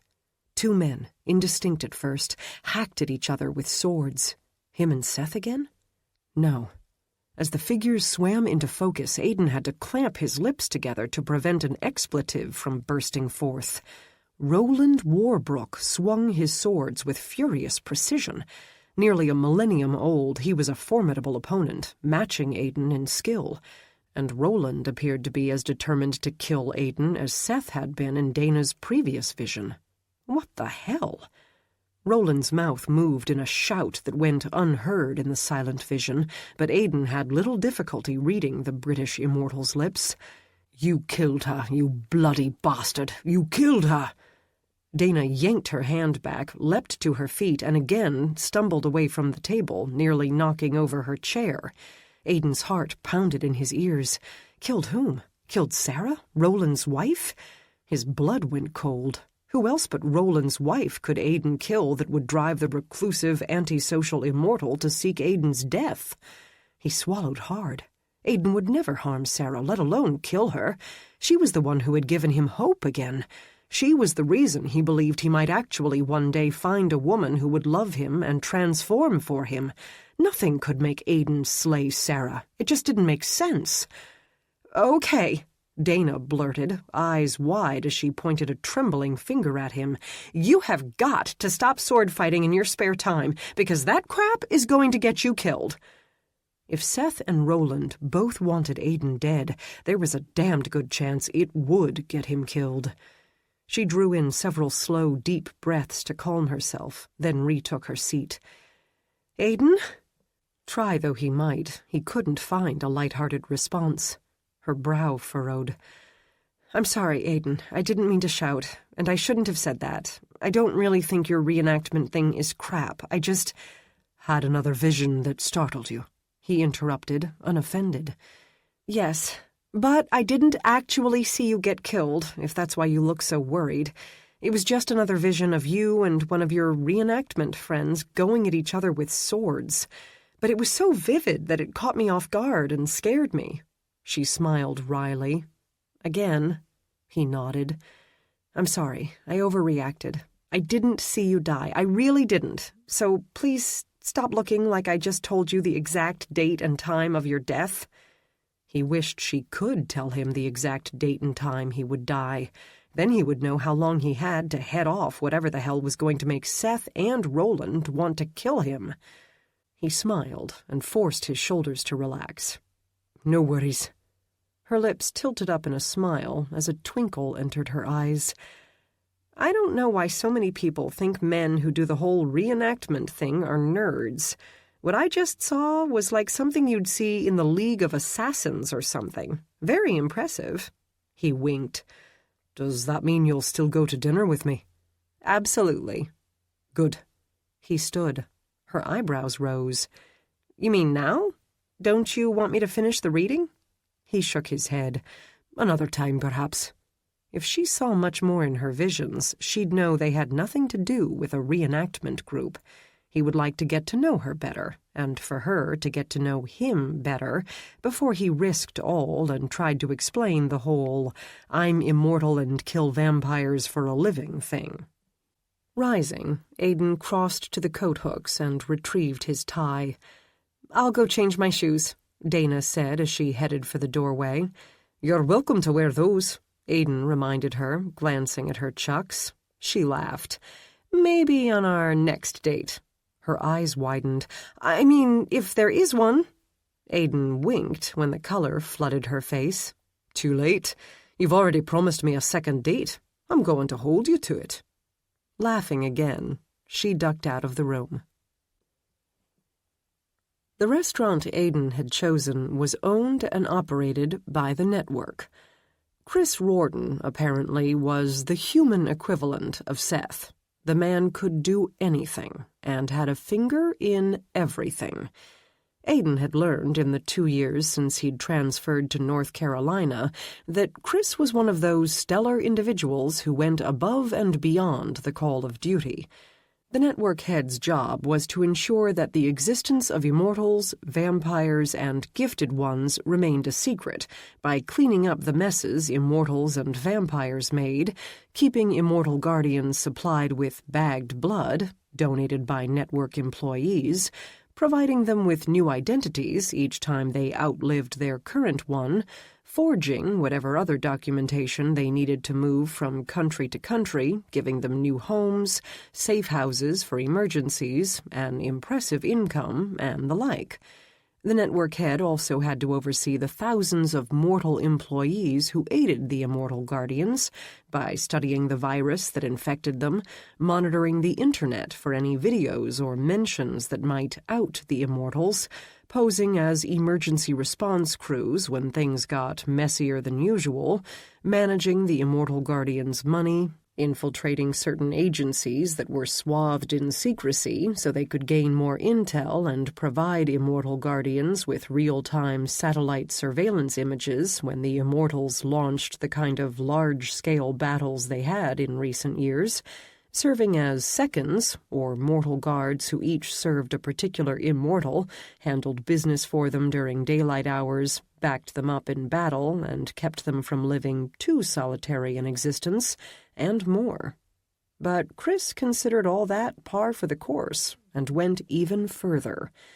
Chris didn't just want the Immortals to maintain anonymity and be comfortable, he wanted them to be happy, and have as close to a normal life as possible, even though they spent their nights in the very abnormal pursuit of hunting vampires.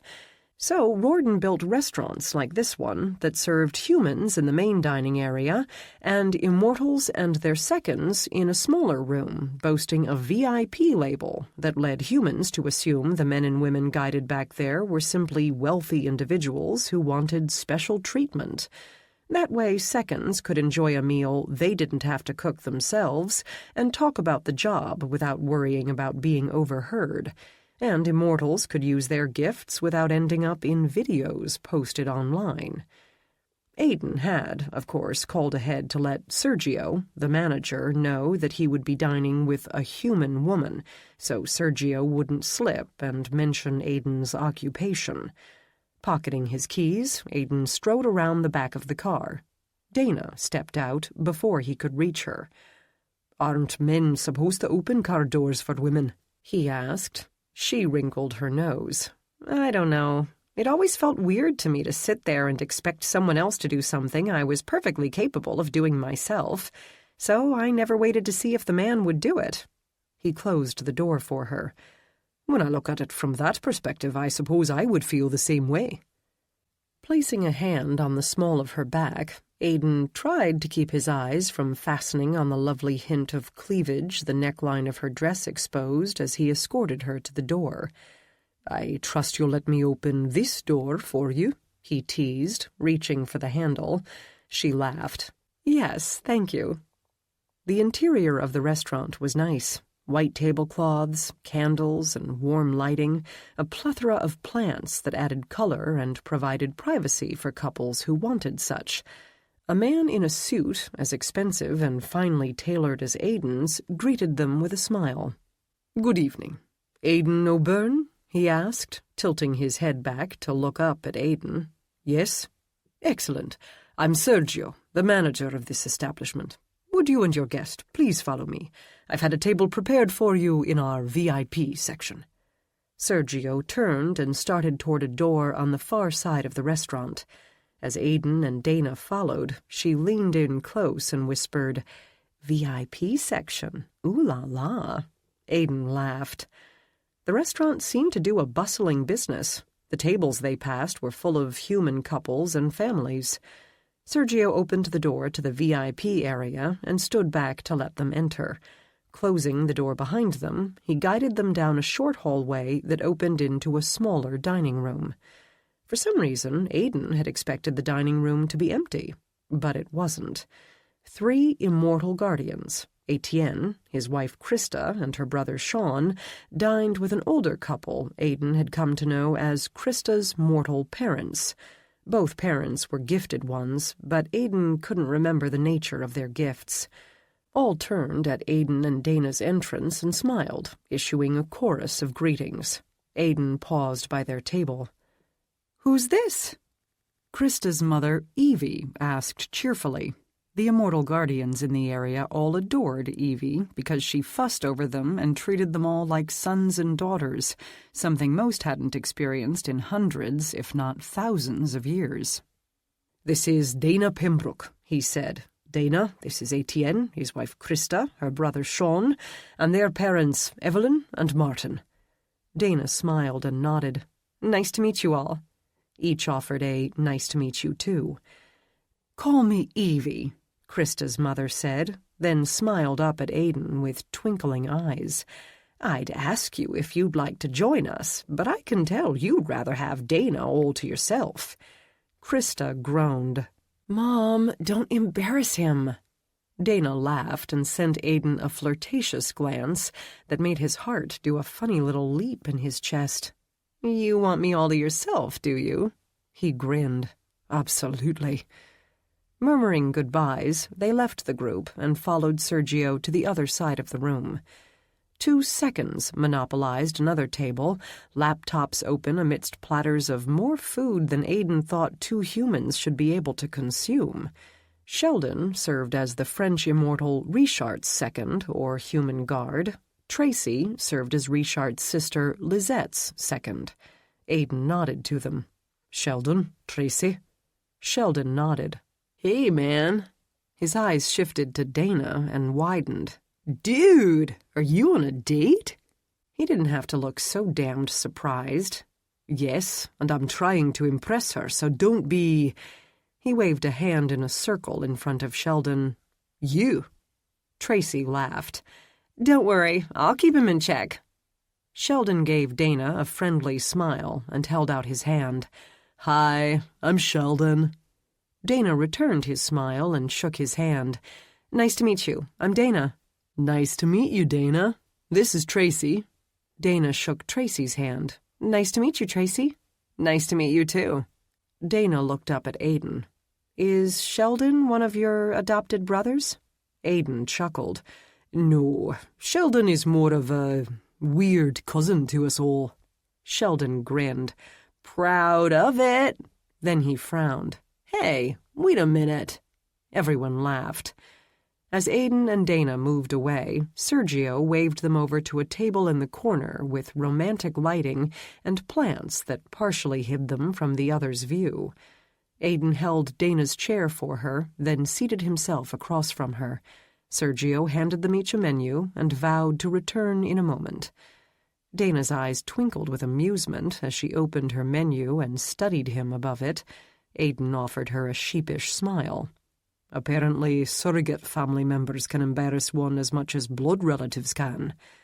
Etienne, Krista, and Sean laughed, their preternatural hearing allowing them to catch the comment. Dana smiled. "I take it some of the others were the brothers you mentioned you work with?"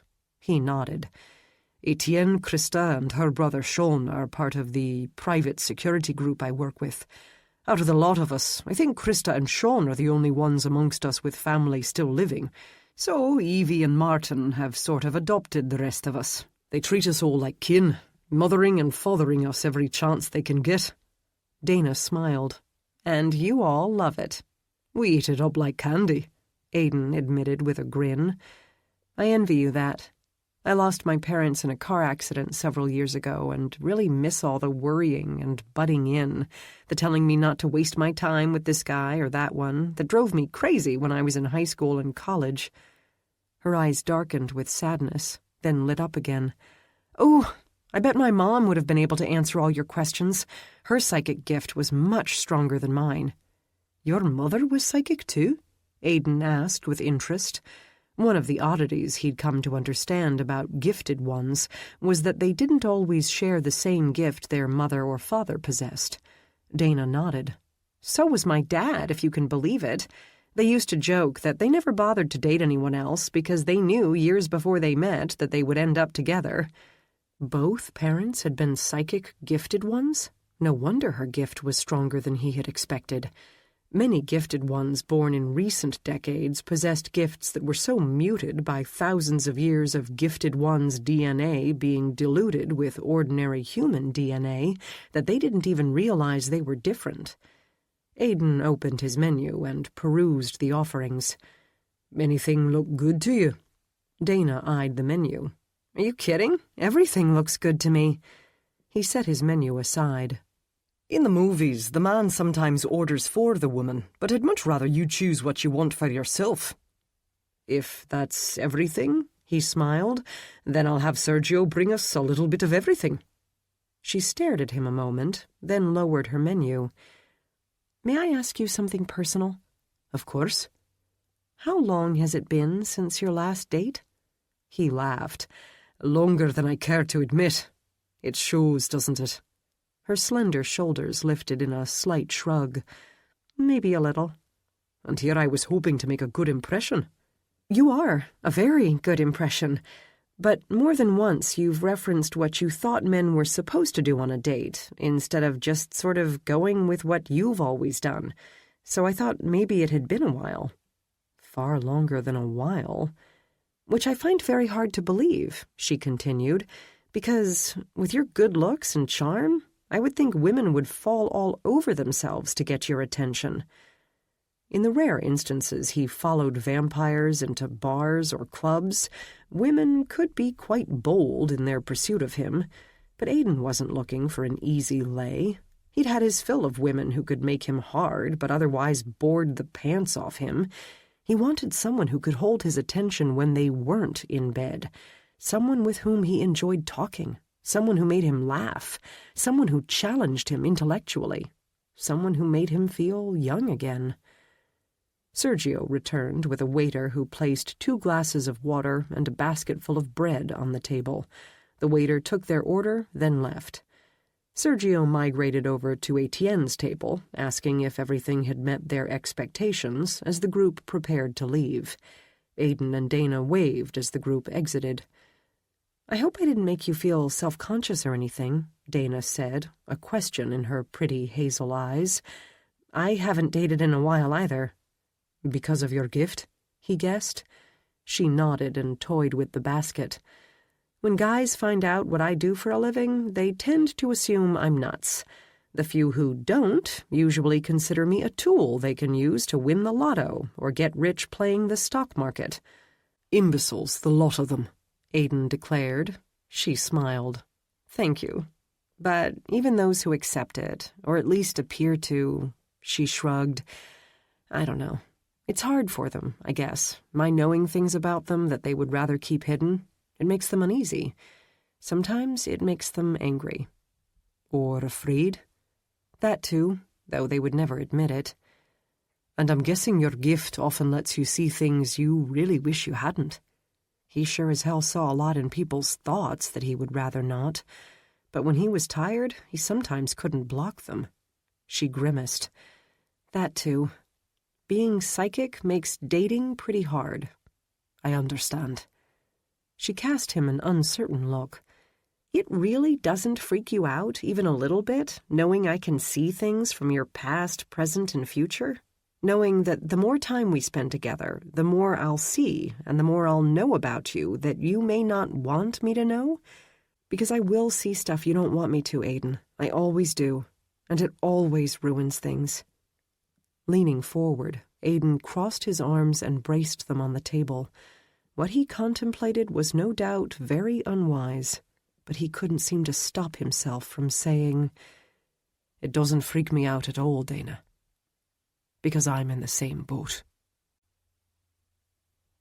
Chapter 4. Dana frowned. What? Aiden took one of those pauses that made her think he questioned the wisdom of speaking. "I'm in the same boat," he repeated. "I haven't dated in a long time because I was born with gifts similar to yours that tend to make others uncomfortable." Disappointment filled her. Seriously? He was mocking her? "You look a bit like you want to hit me over the head with the breadbasket," he stated, brow creasing. "So, to keep you from thinking whatever it is that's making your eyes flash with fury, I'll tell you that I'm telepathic and can prove it if you'll give me permission to read your thoughts." Hell yes, she was furious. This was Jason all over again. That asshole had pretended he had psychic abilities like hers in a lame attempt to get into her pants. He hadn't realized she actually was psychic and would see through his bullshit. Dana leaned back in her chair and crossed her arms. "You're telepathic?" "Yes." "Prove it." "I can read your thoughts?" "You tell me," she countered, a blatant dare. "Read my thoughts, my ass," she mentally grumbled. She had thought Aiden was different, but to mock her like this by pretending he had a special gift too? What a disappointment. "I am different," he insisted, "and I'm not pretending. I do have a special gift. More than one, if you're to know the truth of it." She frowned. Had he just read her thoughts? "Yes," he said. She narrowed her eyes. Yes, what? Yes, he had read her thoughts, or was he just guessing the path they would naturally take? "Yes, I read your thoughts," he said, "and yes, I could have guessed the path they would take, but I didn't." She stilled. Okay, that was a little spot on. "And to prove it," he continued, "I'll tell you that, although I have not been listening to your thoughts on our date, I did give them a listen both times you gave me a reading, and know that you've had 2 visions about me that you failed to mention." Her heart began to pound. How did he know that? "In the first one," he said, lowering his voice, "we were naked in bed, and I was touching your—" "Holy crap!" she whispered, dropping her arms and gaping at him. His lips twitched. "I was going to say breast, but—" "How do you know about that?" she blurted. "The same way I know that, in the second vision, you were cupping my face in your hands, as you did earlier, and I kissed you and pulled you up against me, sliding my hand down over your lovely bottom. I read your thoughts and saw it as clearly as you did."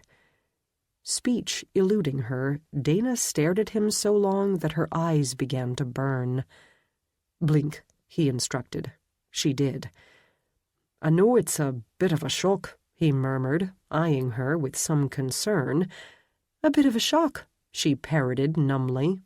"I know it feels intrusive, but I didn't read your thoughts the whole time. Most of the time I can control what I hear and don't hear and can block others' thoughts fairly easily. Younger telepathic immortals weren't so lucky. But when the vision struck you, I saw them as clearly as you did without even trying. I think because we're both gifted." She hadn't told anyone about those visions. There was no way he could have known about them without reading her mind. "Holy crap." His eyebrows rose. Are you reading my thoughts right now? She asked. Yes. They're a little chaotic. I'm sorry I've shaken you up so much.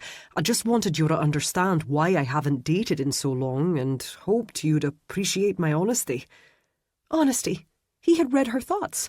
He had apparently been reading them all this time, saying exactly what he knew she wanted him to say, and his brows drew together. Now, wait a minute. That's not true. I would never use what I saw in your thoughts to manipulate you.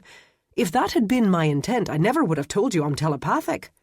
Dude, a voice interrupted. You told her you're telepathic? Aiden swung around and shot a glare at Sheldon. Dana guessed Sheldon was in his early 20s. Tracy looked to be 30 or thereabouts.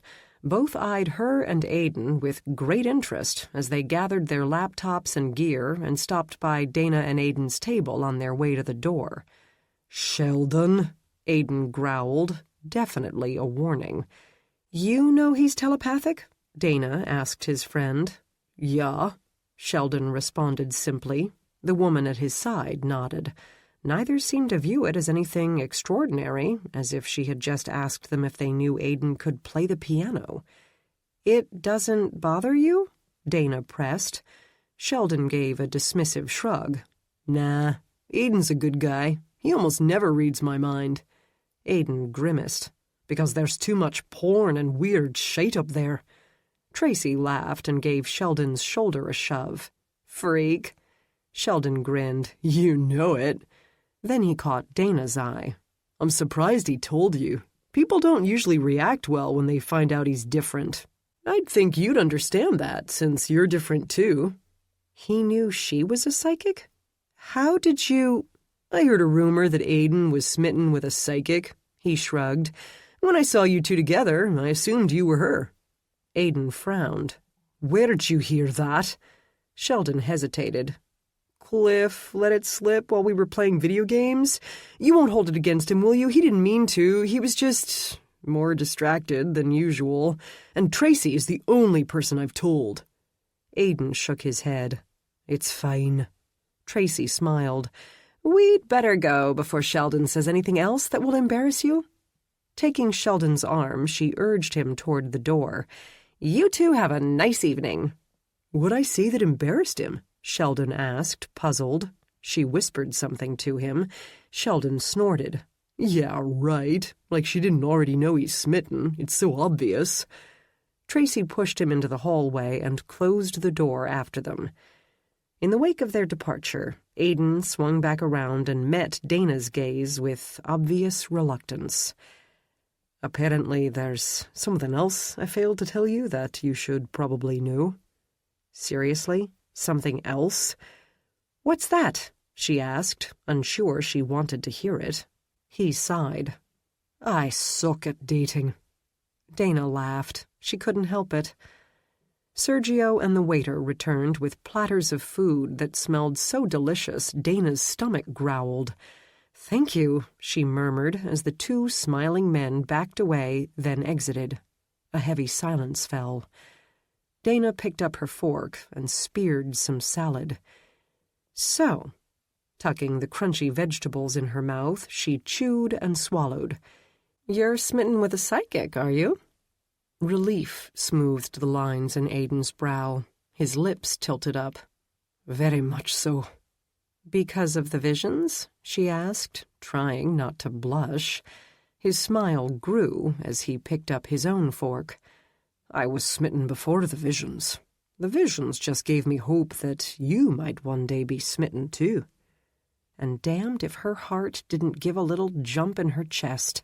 Don't read my thoughts, he chuckled. I won't. I'm afraid if I do, I'll find you trying to think of a diplomatic way to end our date early. Better that than him finding her mentally reviewing the visions of them making love. You're blushing, he said with a wince. Did I guess right? Are you wanting to end our date? No, I was just... She shook her head with a smile. Having those visions about you was already weird. You knowing about them just makes it... Even weirder, he suggested. Yes. You've never had erotic visions before? No, Not even about the men I slept with. He winked. Perhaps they simply weren't very talented in bed. Laughing, she lowered her eyes to her plate and nudged the food around with her fork. I don't know how to explain it without scaring him off. It almost feels like... Your gift is telling you we're meant to be together? Yes, she answered finally, and she didn't know how to feel about that. Risking a glance up at him, she found him regarding her with understanding, a far cry from the holy crap she's talking about marriage on our first date look, or the hot damn I'm gonna get laid look she had expected to find. I can see how you might find that a bit unsettling, he told her, unperturbed. A bit unsettling was an understatement. What did you think when you saw the visions? She asked, curious. His eyes twinkled with mischief. You mean besides wanting desperately to see those visions play out? She grinned. Yes, aside from that. He seemed to think about it for a moment. I was surprised the visions were so clear. They usually aren't. And when you told me your visions always come true, I wondered the same thing you did. If your gift was telling you we're destined to be together.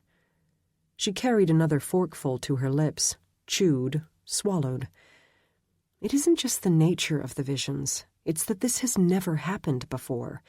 Usually I get feelings or impressions or cloudier visions of other people's futures, but I've never been given such vivid glimpses of my own. I just don't know how I feel about that. A twinkle of mischief entered his deep brown eyes. You've seen your own future and can't decide whether or not you're happy with the choices you're going to make? She smiled, feeling another rush of amusement. No, it isn't that. It isn't you. I don't know how to explain it. I think I know what you mean. He paused to consume a bit of mouth-watering chicken, then sighed. I've been alone for a long time, Dana. But the fact that I haven't been dating doesn't mean that I've not been searching for someone I could love, someone whose company I can enjoy so much that I never want to be without it, someone I could easily imagine spending the rest of my life with. He set his fork down. And now that your visions are telling me I may have found her, found you, that you're the someone I've been searching for. He gave her a wry smile. I find him a bit torn. That shouldn't hurt, should it? Because it did, enough to surprise her. Leaning forward, he braced his forearms on the table. Part of me is overjoyed. Part of me is thrilled that I may have finally found someone who makes me laugh and feel happy in a way I haven't in a very long time. Someone I can look forward to spending all my days and nights with. Her treacherous heart began to pound again. Lowering his eyes, he touched a finger to the breadbasket. But there's another part of me that I have to admit, much to my surprise, wants to dig in his heels.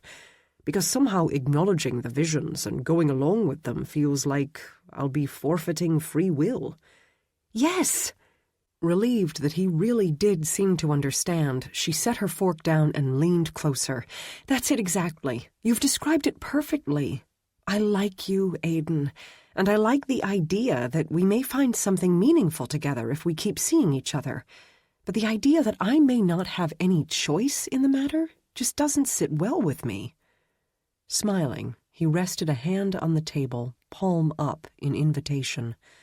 Dana placed her hand in his and felt that tingle of excitement she always did when she touched him. He curled his fingers around hers. You have choice.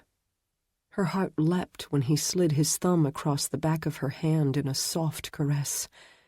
You just have to decide which part of you is speaking the loudest. The one that wanted to see him again. Which part of you is speaking the loudest? He smiled. The part that wants to see you again. The part that enjoys your company. Happiness and relief filled her, until she realized he had just echoed her thoughts. Wait, are you reading my thoughts again? His eyebrows flew up. No, I said I wouldn't. Why? She sent him a wry smile. Because you just echoed them perfectly. A boyish grin lit his face. So you're saying I don't suck at dating? She laughed. No, you don't. He winked. Then let's abandon all thought of fate and just enjoy each other's company, shall we? She nodded. Giving her hand a squeeze, he released it and tucked into his meal once more. Dana did the same. And as the night progressed, she tried to remember if she had ever had a first date, or any date for that matter, in which her companion had enchanted her more. Aiden was charming and funny and so damned handsome. He was smart, too, which she found as great a lure as his physical appearance. Ignorance had always been a deal-breaker for her. If she had to pick one or the other, she would always choose brains over brawn. But with Aiden, she didn't have to. Once he finished his dinner, he reached across the table once more and clasped her hand in his. Such a simple touch, his thumb caressing the back of her hand as he laughed over a story she shared about the time in high school she had had a vision of a male acquaintance getting pantsed by his so-called friends. She had tried to warn him, only to find herself accused of being the mastermind behind it when the vision came true. And she, in turn, laughed when he admitted that whenever his brothers didn't want Aiden to read their minds, they pictured themselves naked to dissuade him. Dana didn't realize how much time they had spent talking and laughing together until Sergio returned to ask them if they'd like to order another dessert. They had already devoured 2, something she would likely regret when she got on the scale in the morning, but she had been having a wonderful time and hadn't wanted it to end. "What do you think?" Aiden asked. "Would you like to try something else?" She glanced at her watch. Her eyes widened. "We've been here 5 hours?" Aiden grinned. "Time flies when you're having fun, doesn't it?" Yes, it did, and they had been having a lot of fun. But it was probably time for the restaurant to close. She looked at Sergio. "No, thank you. I'm good." Aiden rose and held out a hand. "Shall we go, then?" Nodding, she rose, looped her purse strap over her shoulder, and placed her hand in his. His was so much bigger than hers that the whole of her hand could fit in his palm, but it felt absurdly wonderful when he twined his fingers through hers and escorted her after Sergio. The large front room was deserted as they passed through it. Once ensconced in Aiden's car, Dana began to feel both nervous and excited. Since he had seen the vision of the 2 of them naked in bed, would he expect her to make love with him tonight? Quite a few of Dana's friends and acquaintances wouldn't have hesitated, but she had never ended a first date with sex before. Granted, she had never gotten to know a man so well on a first date. Another novelty about Aiden was that he had not looked at his cell phone once during the 5 hours they had talked and dined. He hadn't taken any calls. He hadn't texted. He hadn't scanned his social media feeds or anything else of that nature. He had instead given her his full, undivided attention. You could learn a lot about a person over the course of 5 hours of conversation. Aiden parked in front of her shop. "I believe dinner and a movie is a standard first date. I'd say I'm sorry we didn't get to see a movie. Theaters closed fairly early in North Carolina, but I enjoyed your company too much to complain." She smiled. "I enjoyed yours too." Opening his door, he stepped out into the night. Dana opened her own and got out as he strolled around the back of the car. Closing the door, she unzipped her purse and withdrew her keys. Aiden placed a hand on her lower back as they walked toward her front door. "So, what's the proper way to end our first date?" "I'm not having sex with you," she blurted, then bit her lip. His eyebrows flew up. "Ever? Or tonight?" "Tonight." She gave him a self-deprecating smile.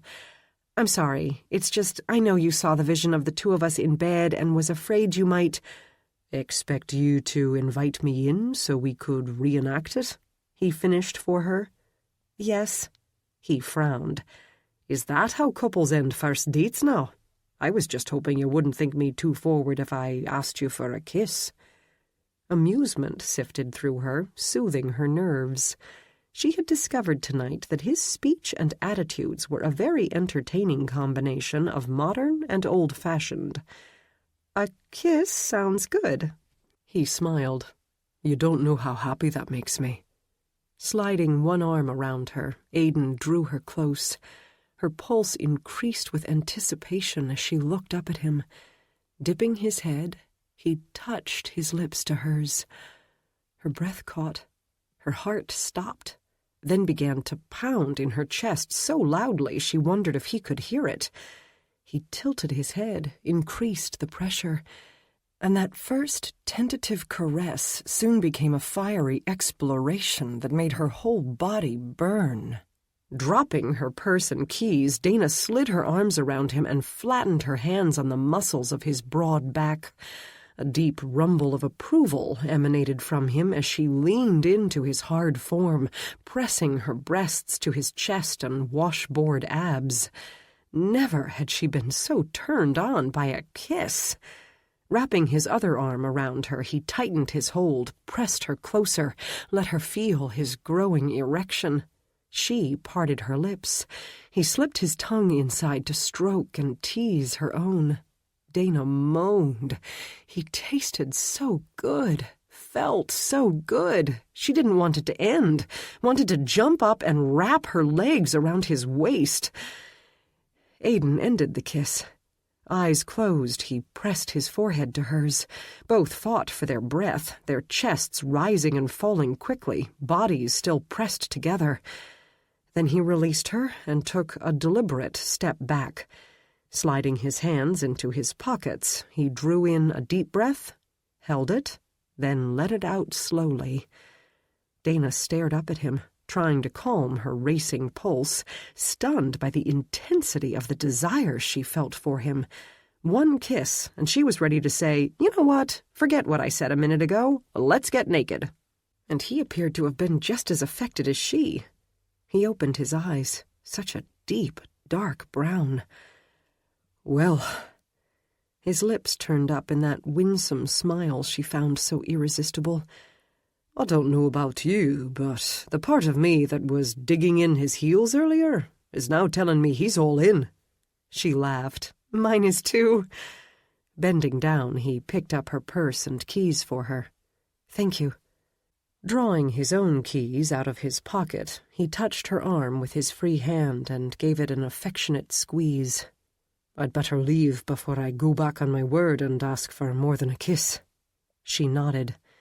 Dipping his head once more, he pressed his lips to hers in a light caress. "Good night, Dana." "Good night." Withdrawing his touch, he walked backward toward the driver's side of the car, as if he was loath to let her out of his sight. "Would you, by any chance, be amenable to my seeing you again tomorrow night? Or would that be too soon?" She smiled. "Tomorrow night sounds good. 7 o'clock?" Grinning, he offered her a gallant bow. 7 o'clock it is." He opened the car door. "I'll wait to leave until after you're inside with the door locked." And she'd thought he couldn't appeal to her more. "Thank you." Unlocking the door to her shop, she stepped inside. "Good night, Aidan." "Good night." Closing the door, she locked it and watched through the window as he ducked into his car and started the engine. Tossing her a jaunty wave, he backed out of the parking space and drove away. Dana couldn't wait to see him again. Aidan stared at the quaint home before him. Off the beaten path, it was small and painted a pale, cheery yellow with white trim. In front of it, a picture-perfect lawn bore edges as straight as a blade. A row of dark shrubs butted up against the house on either side of the stone sidewalk. Flowers in every color of the rainbow proliferated in front of them and poured over the sides of hanging baskets on the front porch. Bright white window boxes offered even more colorful plants, proclaiming the homeowner's green thumb. A heartbeat, slowly and steadily, inside the house. "Stop procrastinating," he grumbled to himself and strode up the walk, the setting sun at his back. His boots produced thumps as loud as a bass drum beat in the night's quiet as he scaled the wooden steps and ducked under the porch's roof. Raising a fist, he knocked on the front door. Nearly silent footsteps carried to his ears as the individual inside crept over to the front door. Aidan bent his knees a bit so she could see him through the peephole. He knew the moment she did. Her heart began to slam against her ribs. A full minute passed. He sighed. "I can hear your heartbeat through the door, so pretending you aren't home isn't going to work, Emma." A whispered curse. "What do you want?" "I need to speak with you. Open the door, please." When she made no move to do so, he sighed again. "You know who I am and what I am, so you know no locks can keep me out. I'm asking you as a courtesy." Another quiet moment passed, then the click of locks being unlatched intruded upon the night. The door swung open. Aidan stared down at the woman illuminated by the porch's light. She opened the door only the width of her body and held it there, indicating she had no intention of inviting him inside. He fought a smile. She was lovely, with smooth, flawless skin the color of Melanie's favorite chocolate bars, eyes as dark a brown as his own, filled with anxiety as they rose to meet his. He guessed her height to be in the neighborhood of 5 feet 5 inches. Her thick black hair was drawn back from her face in intricate braids he had heard Cliff call cornrows, until about the place where some women and girls wore headbands. Then it sprang free in an afro that looked as soft and fluffy as cotton candy. Narrow shoulders bared by a tank top stiffened as she braced herself and clenched her jaw, gearing up for a fight.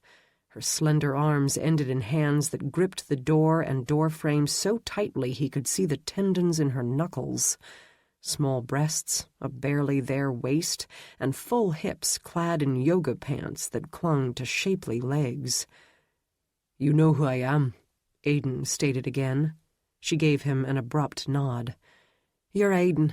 I've seen you around at the network." "And Cliff has mentioned me." She seemed to debate the wisdom of answering that one. "Yes," she responded, voice neutral. "As I said, we need to talk." After hesitating another moment, she stepped back and opened the door wide enough for him to enter. Aidan stepped inside and glanced around while she closed the door behind him, leaving it unlocked. They stood in her living room. Small but tastefully decorated, beyond it lay a modern kitchen and a breakfast nook that housed a treadmill instead of a table and chairs. "So?" she prompted, folding her arms just under her breasts. "So," he parroted, and wondered how to begin. "You've been seeing Cliff." Something flickered in her eyes, and he could almost hear the debate waging inside her. Should she deny it? Feign ignorance? Brazen it out? "How did you know?" she asked finally. "Cliff is my friend," he told her. "I sleep at the network during the day and have spent a lot of time with him since transferring to North Carolina." How could he put this delicately? "You know that immortals and vampires have heightened senses." She nodded. "Well, I couldn't help but notice that on the nights Bastion takes Cliff hunting with him and lets him roam alone for a few hours, Cliff always returns carrying a woman's scent." Her lashes lowered as she looked down at her small, bare feet. "I catch the same scent each time I pass your office at the network. And even if I didn't, I'm telepathic and see you in his thoughts." A muscle twitched in her jaw. "If you're here to tell me not to see him anymore, you can—" "That's not why I'm here," he interrupted, cutting her off before she could tell him to go fuck himself. Cliff had chosen well. This woman would fight long and hard to remain by his side. "Because I'm telepathic, I also know that Cliff is always in better shape mentally after spending time with you. He's calmer, more at peace." Aidan shrugged. "I'm his friend. I wouldn't take that away from him." She lowered her arms, all defensiveness fleeing. "He says I quiet the voices." You do. Damn, he hated to be the bearer of bad news. But Cliff is struggling, Emma. Her throat worked in a swallow. He's been struggling for a long time now. Aidan shook his head. Yesterday was different. Fear and dread returned to her brown eyes. What happened? He didn't come by last night. Did he have another break? No, Aidan told her, but the voices clamoring in his head were so loud that they woke me from a sound sleep, and when I went to him, he really hated to tell her this. He was contemplating ending it. All strength seemed to leave her legs. Aidan hastily grasped her upper arms to keep her from sinking to the floor. Emma gripped his forearms with desperate hands, fingers twisting the material of his sleeves. Moisture welled in her eyes. Did he ask Bastian to— No, Aidan hastened to assure her. Cliff must have told her about Vincent. When Vince's madness had progressed enough that he had flown into a rage and hurt several network employees, he had asked Bastian to end it before he lost himself altogether and hurt anyone else. Though it had torn him up inside, Bastian had broken into network headquarters, fought his way to Vince's side, and decapitated his friend. Bastian still relived that horrid moment in his dreams. Cliff is alive, Aidan told her. Tears spilled over her lashes as her chest rose and fell with harsh breaths taken to hold back sobs. I thought you were going to tell me. Shaking her head, she swallowed hard. He's okay then. Aidan guided her over to a sofa. Let's sit down, shall we? She nodded.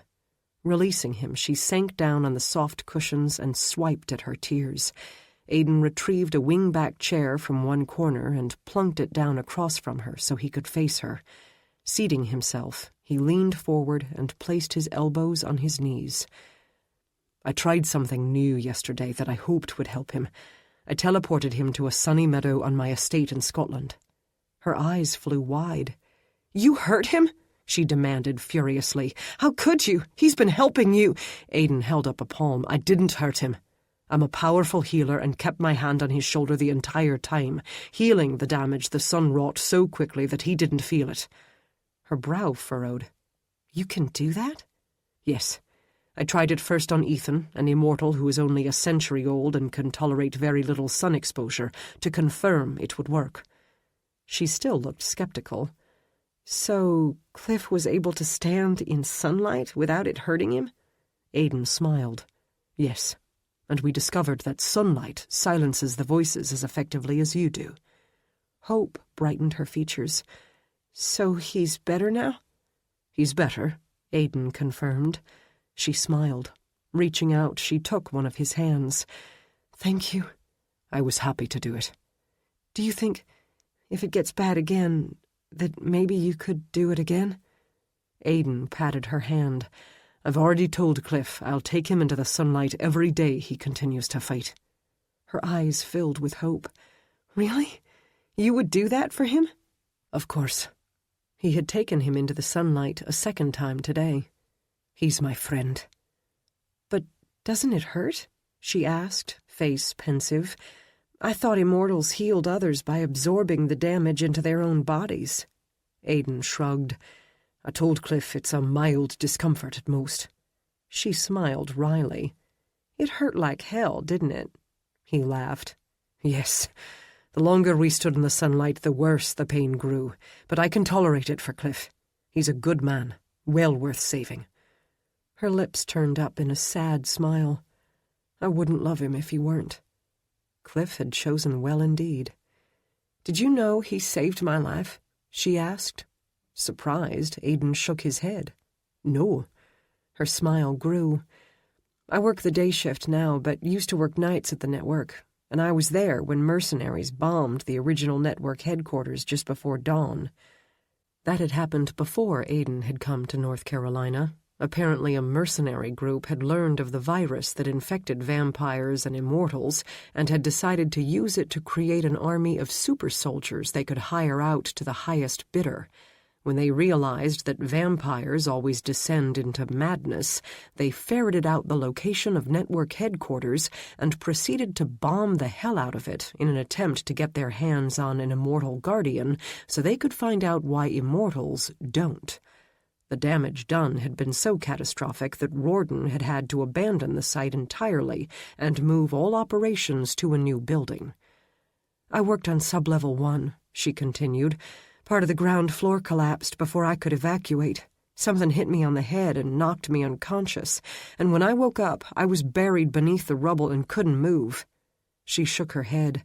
"I didn't even have a chance to call for help before the concrete and whatever else above me began to shift and groan as someone lifted it away.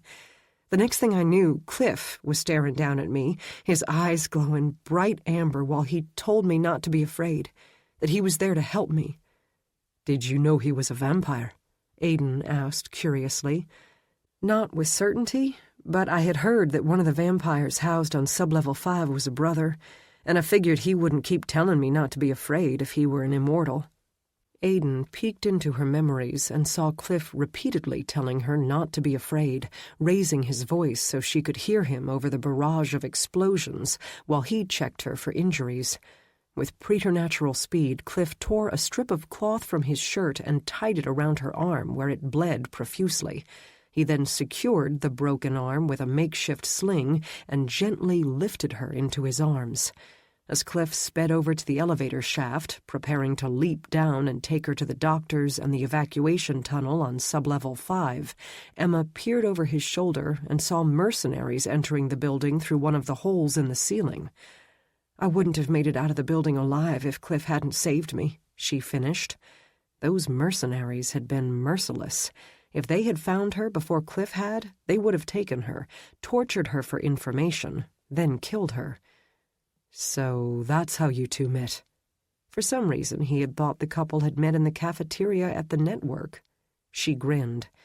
"Yes, but he doesn't remember it. I was pretty unrecognizable when he found me." And according to what Aiden had heard, Cliff had been captured by the mercenaries shortly thereafter and tortured badly enough to trigger his first psychotic break. Cliff had very little memory of that night or the days that followed. Aiden drew a piece of paper from his front pocket and handed it to her, along with a small box. "What's this?" she asked as she took them. "Cliff asked me to speak with you." She frowned. "Why?" "He's worried he's going to hurt you." "He won't," she countered. "I've already told him he won't hurt me, I'm sure of it. But he—" Aiden held up a hand. "You didn't see him yesterday, Emma. You didn't hear his thoughts. And you've never seen a vampire who has completely succumbed to the madness and lost all knowledge of right and wrong." She shook her head. "Dr. Lipton told me that, even during psychotic breaks, the other vampires have never attacked her or Dr. Mackin." "Melanie knows about you?" "Yes. Bastian told her Cliff and I were lovers, and she came to see me, afraid I might not understand the consequences of getting pregnant by him, or that I might not understand fully what the virus will do to him." "Did she try to talk you out of seeing him?" "No. She loves Cliff and wants him to find whatever happiness he can. She just wanted me to be prepared." Aiden sighed. "Well, Vince asked Bastian to end his life before the damage progressed too far, so we don't really know if he would have attacked Melanie eventually.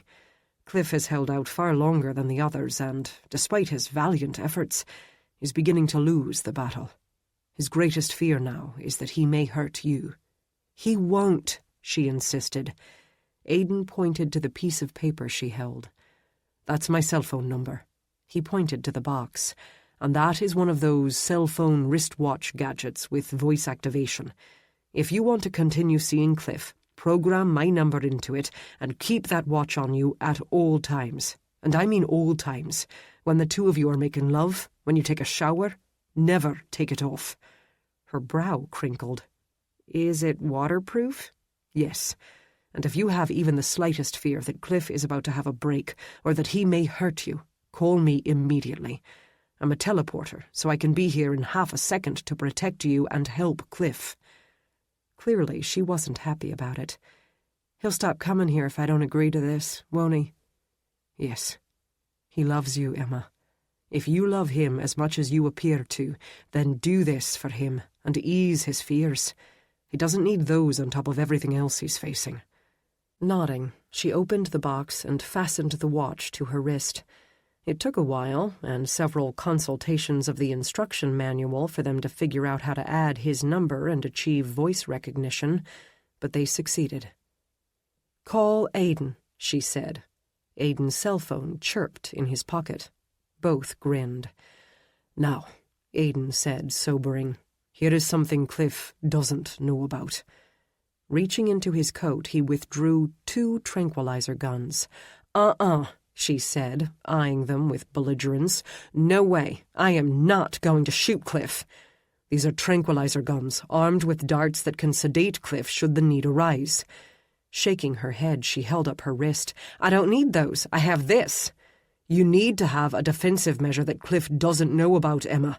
Once the brain damage progresses to a certain point, psychotic breaks can occur without warning. If Cliff flies into a rage and rips the watch off your arm, you'll have to go for one of these.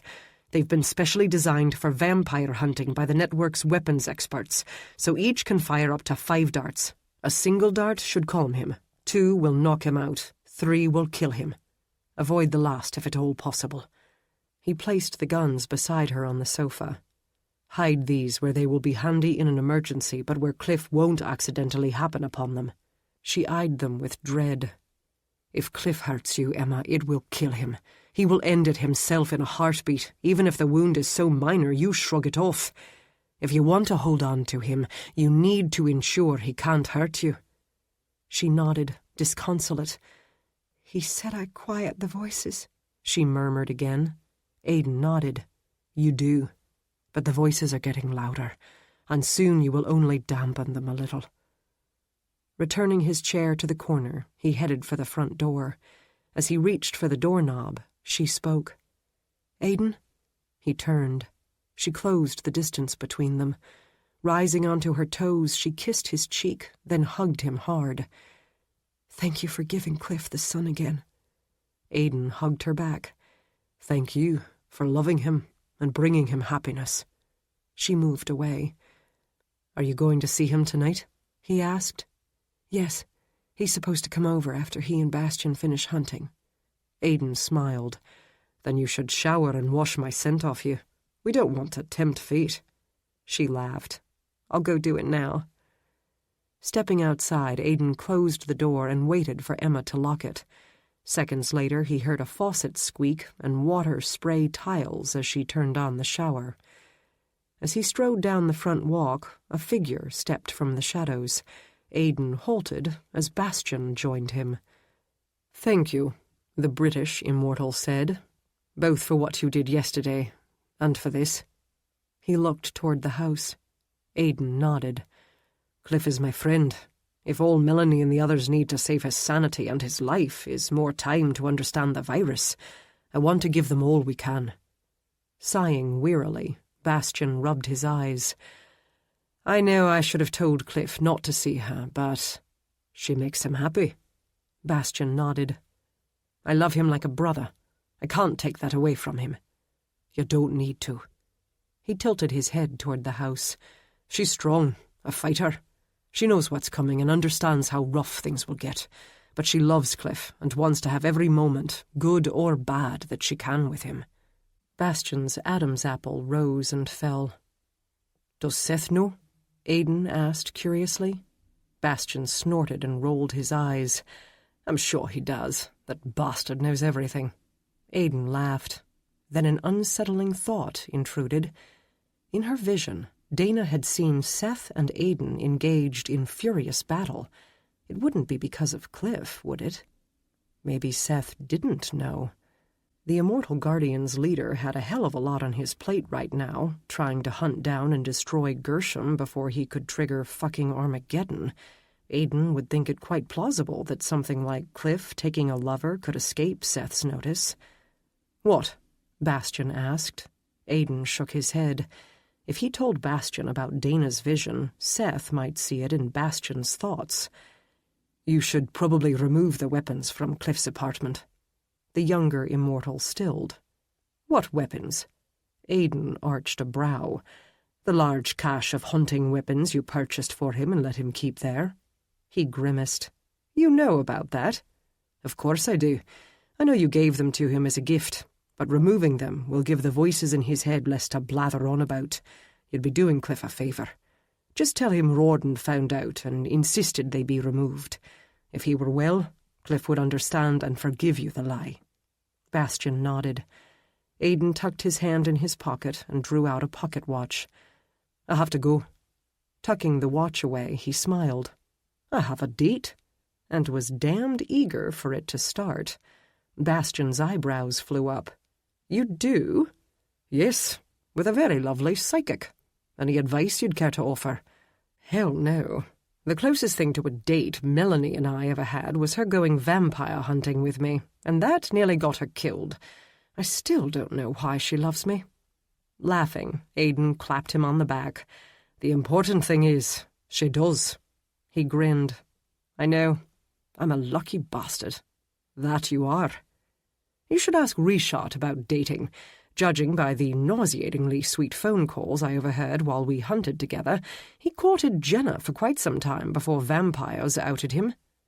Unfortunately, Aidan didn't know the French immortal as well as he did Bastian.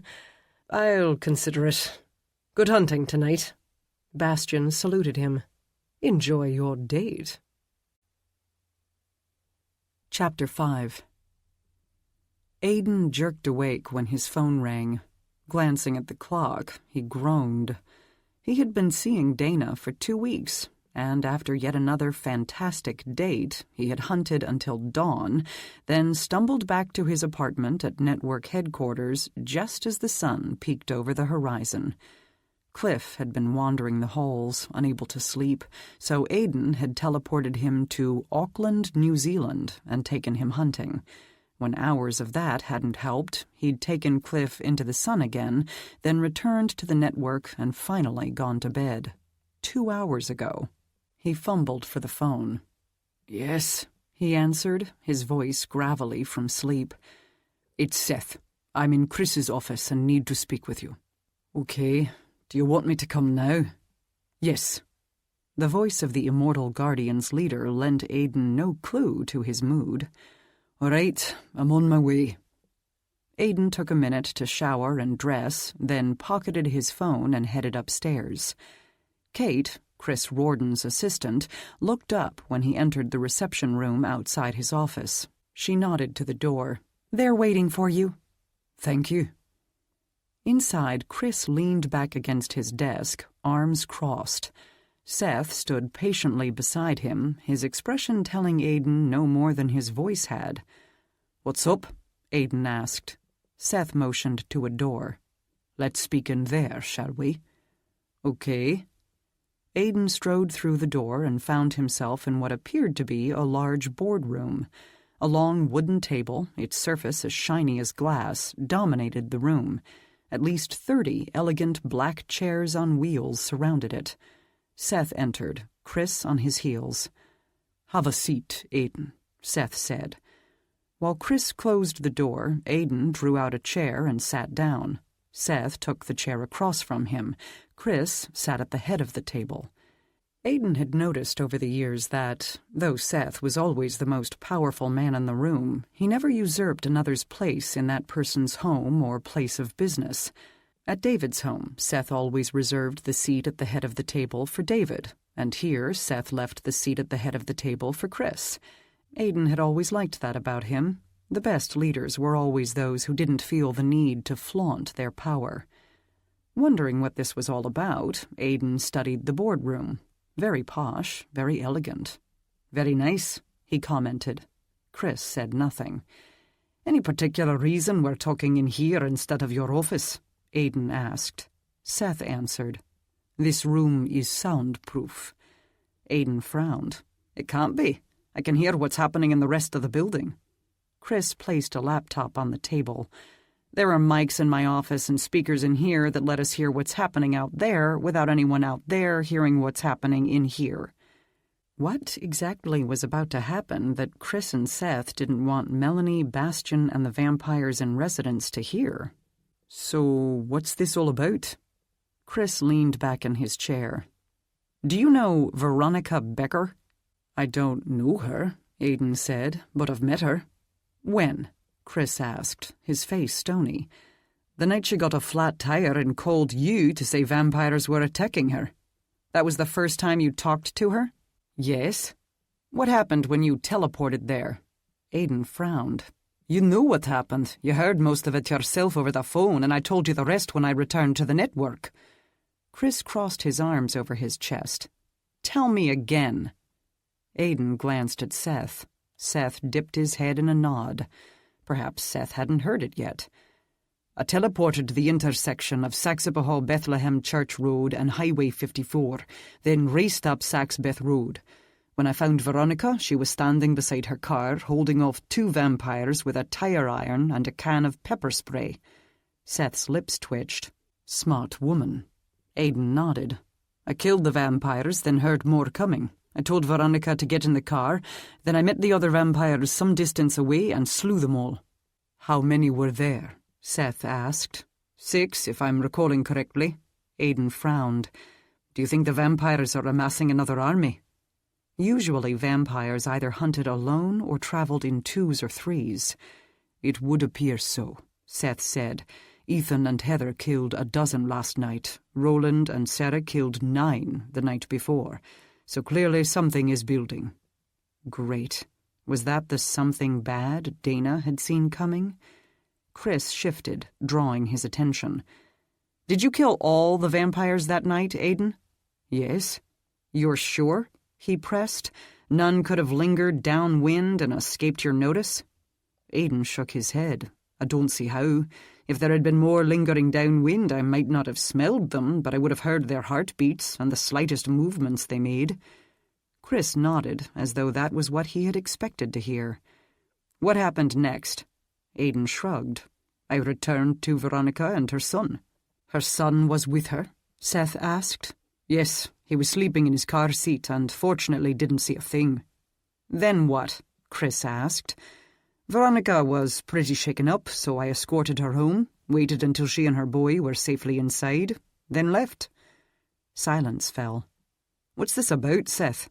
Aidan asked when no one else jumped in to break it. "Veronica Becker is missing," he responded. Aidan straightened. "What?" "She's missing," Seth repeated. Alarm struck. "Since when?" "Since the day after you rescued her." She'd been missing for 2 weeks? "I don't understand. I was sure no more vampires lingered nearby, and I heard no signs of pursuit on the way to her home." His stomach sank. "Do you think more vampires went looking for their comrades and found the battle scene? Do you think they tracked us to her home? I didn't think vampires could do that. I would have thought they'd lose the scent as soon as we got in her car." "If there was blood on one or more of the tires," Seth speculated. Aidan shook his head. "She lived a fair distance away. Blood on the tires wouldn't have lasted that long, and the scent of blood on the car would have faded too quickly on the breeze for them to track. I'm not even sure I could have tracked the car to her home, and you know how old and powerful I am. There's no way a vampire could have tracked her." "And yet," Chris said, "she's missing." "Is her boy missing too?" Aidan asked, recalling the peacefully slumbering toddler. If vampires had taken both mother and child, Veronica might still be alive, but the boy would have already been slain. Aidan had seen enough child victims of vampires to know that with certainty. "Veronica's son is safe," Chris stated. That was a relief. "Where is he?" "At an undisclosed location." Odd. Chris said it almost in challenge. Aidan looked to Seth. "He's okay?" Seth nodded. "He's well. He just misses his mother and doesn't understand why she hasn't come for him." Poor little lad. Chris cleared his throat. "Tell us what happened the next time you saw Veronica." Aidan frowned. "There was no next time. I only saw her and spoke with her the once." Chris sent Seth a pointed look. Seth just stared at Aidan as though trying to read his thoughts. But Aidan had spent many years strengthening the barriers in his mind. There was no way Seth, or Zach, or any other elder immortal telepath could topple those barriers and read Aidan's mind without alerting him to their presence and causing him great pain. "What?" Aidan asked, then frowned. "Wait, you don't believe I've done something to her, do you?" Chris arched a brow. "Have you?" Aidan resisted the urge to punch the human in the face. "Of course not. I've no reason to harm her." "No, but everyone knows how desperate," Chris said with sarcasm, "you are to find a gifted one who can love you. Maybe you thought if you hid her away somewhere to give her time to get to know you, you could talk her around." "That's bullshit, and you knew it," Aidan growled, tired of the other man's animosity.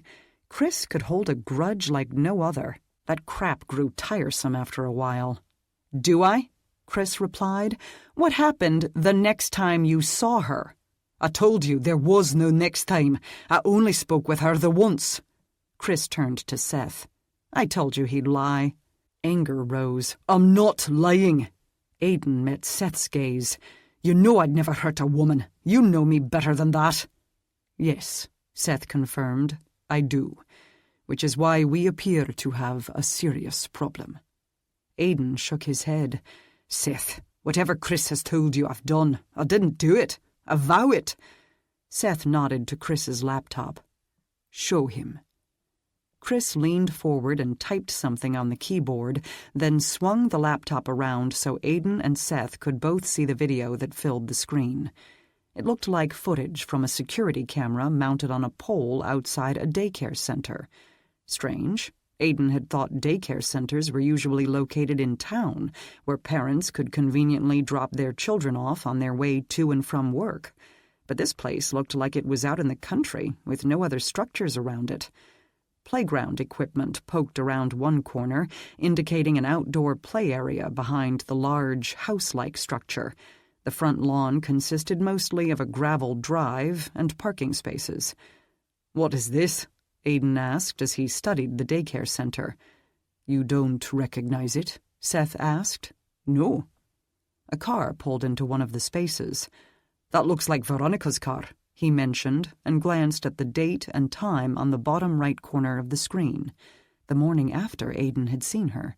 The driver's door opened. Veronica Becker stepped out. Pulling a purse onto her shoulder, she closed the door and smiled through the dusty car window before opening the back door and leaning in. A minute later, she helped her boy out and handed him a colorful drink bottle. The little boy stood beside her and chattered while she locked the door and closed it. Veronica laughed and nodded. Taking her son's hand, she led him into the daycare. When Aidan looked away from the screen, he found Chris and Seth studying him closely. "I don't understand. Why are you showing me this?" Seth nodded to the laptop. "Keep watching." He did. After a few minutes, Veronica emerged and strode toward her car, keys in hand, her pretty face wreathed in a smile. She opened the driver's door and tossed her purse inside. A tall, dark figure abruptly appeared behind her, his back to the camera. Aidan rested his arm on the table and leaned in closer.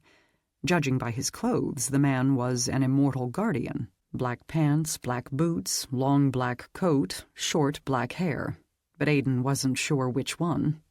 He had once heard Sarah tell her husband Roland that male Immortal Guardians looked so much alike they could pass for brothers, and he had to agree. All but the newest inductees had black hair, brown eyes, and were of a similar height and build. Veronica spun around, a look of alarm on her face. Then she smiled up at the newcomer and pressed a hand to her chest. "Oh, hi, you scared me." Even if Aidan weren't a passable lip reader, he could have guessed what she said. The man took a step backward. Nodding, Veronica leaned against the car. She said something else, but Aidan couldn't read it because of the camera angle. The man reached out and rested a hand on the open driver's door, turning to the side to better face her. Shock tore through Aidan. "What the hell?" he whispered. The man talking to Veronica was him. As he watched, uncomprehending, Veronica tilted her head back and smiled up at a man who could easily pass for Aidan's twin. Reaching out, Aidan gripped the laptop and slid it toward him. "What the hell is this?" Over the dozens of questions that flooded his brain, Aidan heard Chris say, "Security footage recorded outside one of the network's daycare centers." It didn't surprise Aidan that the network provided daycare for its employees. No doubt the service was free. But who the hell was that talking to Veronica? Because in profile, the man really did look like Aidan. "Can you enlarge this, or make it zoom in, or whatever you call it?" Aidan murmured, wanting to get a closer look at the man's face. Chris rose and moved to stand beside Aidan. Leaning down, he tapped several keys on the keyboard. The screen changed, blurring for a moment before it provided an enlarged view of the two conversing by the car. The man looked identical to Aidan. "That's not possible," he murmured. Veronica nodded and ducked into her car, settling herself behind the wheel. The Aidan look-alike closed her door for her, then walked around to the passenger side, opened the door, and got in. A moment later, the brake lights came on. The car backed out of the parking space and drove out of view. The image froze. Aidan looked at Seth. "What the hell is this?" he repeated. Chris spoke as he reclaimed his seat at the head of the table. "This is the last time anyone saw Veronica Becker. She never made it to work that day and never returned to the daycare to pick up her son. You were the last one to see her." Aidan shook his head and pointed at the laptop. "That isn't me." "If the footage were blurry or pixelated and difficult to see," Chris countered, "I'd give you the benefit of the doubt. But we have high-def video that clearly shows you getting into the car with her and driving away." "Play it again," Aidan demanded. Chris did so, but Aidan could find nothing in the man's appearance to suggest it wasn't him. He looked to Seth. "I don't understand. Seth, that's not me. I don't even know where that place is." Seth turned to Chris. "I believe him. I don't think he has any memory of that place." "What? I have no memory of that place because I was never there." Aidan swung on Chris. "Did you do this? Did you have one of your techno-geeks fudge the footage because you're still pissed at me for breaking and entering 2 years ago?" Chris's jaw clenched. "You know I didn't. You were there. The footage is clear." "Fuck the footage. I'm telling you that's not me." "Then let Seth read your mind and confirm it." And have Seth find the visions Dana had had of the two of them engaged in furious battle, and of Roland doing his damnedest to kill Aidan too? Hell no. That would just make him look even guiltier. "Lower your barriers," Seth requested softly. Aidan refused with a shake of his head. "You've known me for nearly 3,000 years, Seth. My word should be enough." Chris snorted. "If you weren't guilty, you wouldn't mind him reading your thoughts." "Oh, really?" Aidan delved into Chris's mind. "You wouldn't have a problem with Seth reading your thoughts? Not if it would prove my innocence. So you're saying it wouldn't bother you in the least that Seth would see other things up there as well? Personal things you'd rather keep private, things you never tell anyone about, like the vivid sexual fantasies you weave around your assistant Kate whenever you have a spare moment to think?" Fury flooded Rawdon's face. "You stay the fuck out of my head, Kelt. That's none of your damned business. And my private thoughts are none of Seth's, but he'll see them all if I lower my barriers and let him in. These are extenuating circumstances. You don't think that warrants a look?" "No, I don't. Not when I've already told you I was never there." Seth held up a hand. "Gentlemen," he interjected softly. Aidan didn't realize until then that he had risen and now stood nose to nose with Chris, exchanging shouts, ready to blacken the bastard's eyes. Both men scowled and retook their seats. Aidan studied the laptop screen again, then felt a surge of triumph. "You know damned well that wasn't me," he told Chris. "Look at the date and time on the video. I couldn't possibly have been there because I called you half an hour before that video was recorded and told you I was teleporting Cliff away." He turned to Seth. "Cliff was struggling. The voices in his head were so loud that morning that they woke me from a sound sleep. I knew Cliff was contemplating ending it, so I called Chris and told him I was going to teleport Cliff away for a distraction." Seth frowned. "The voices were that loud?" "Yes. Chris turned off the alarm here at the network so he could teleport out, and I took Cliff to a sunny vale in Scotland." "What?" both men blurted. Aidan waved off their alarm. "I kept my hand on his shoulder, healing him in real time so he wasn't harmed. I'd hoped being able to stand in sunlight again would quiet the voices and give him a reprieve." Did it? Seth asked. Yes, so I kept him there for an hour. That must have hurt like hell, Seth murmured. It did, but it was worth it. Cliff calmed.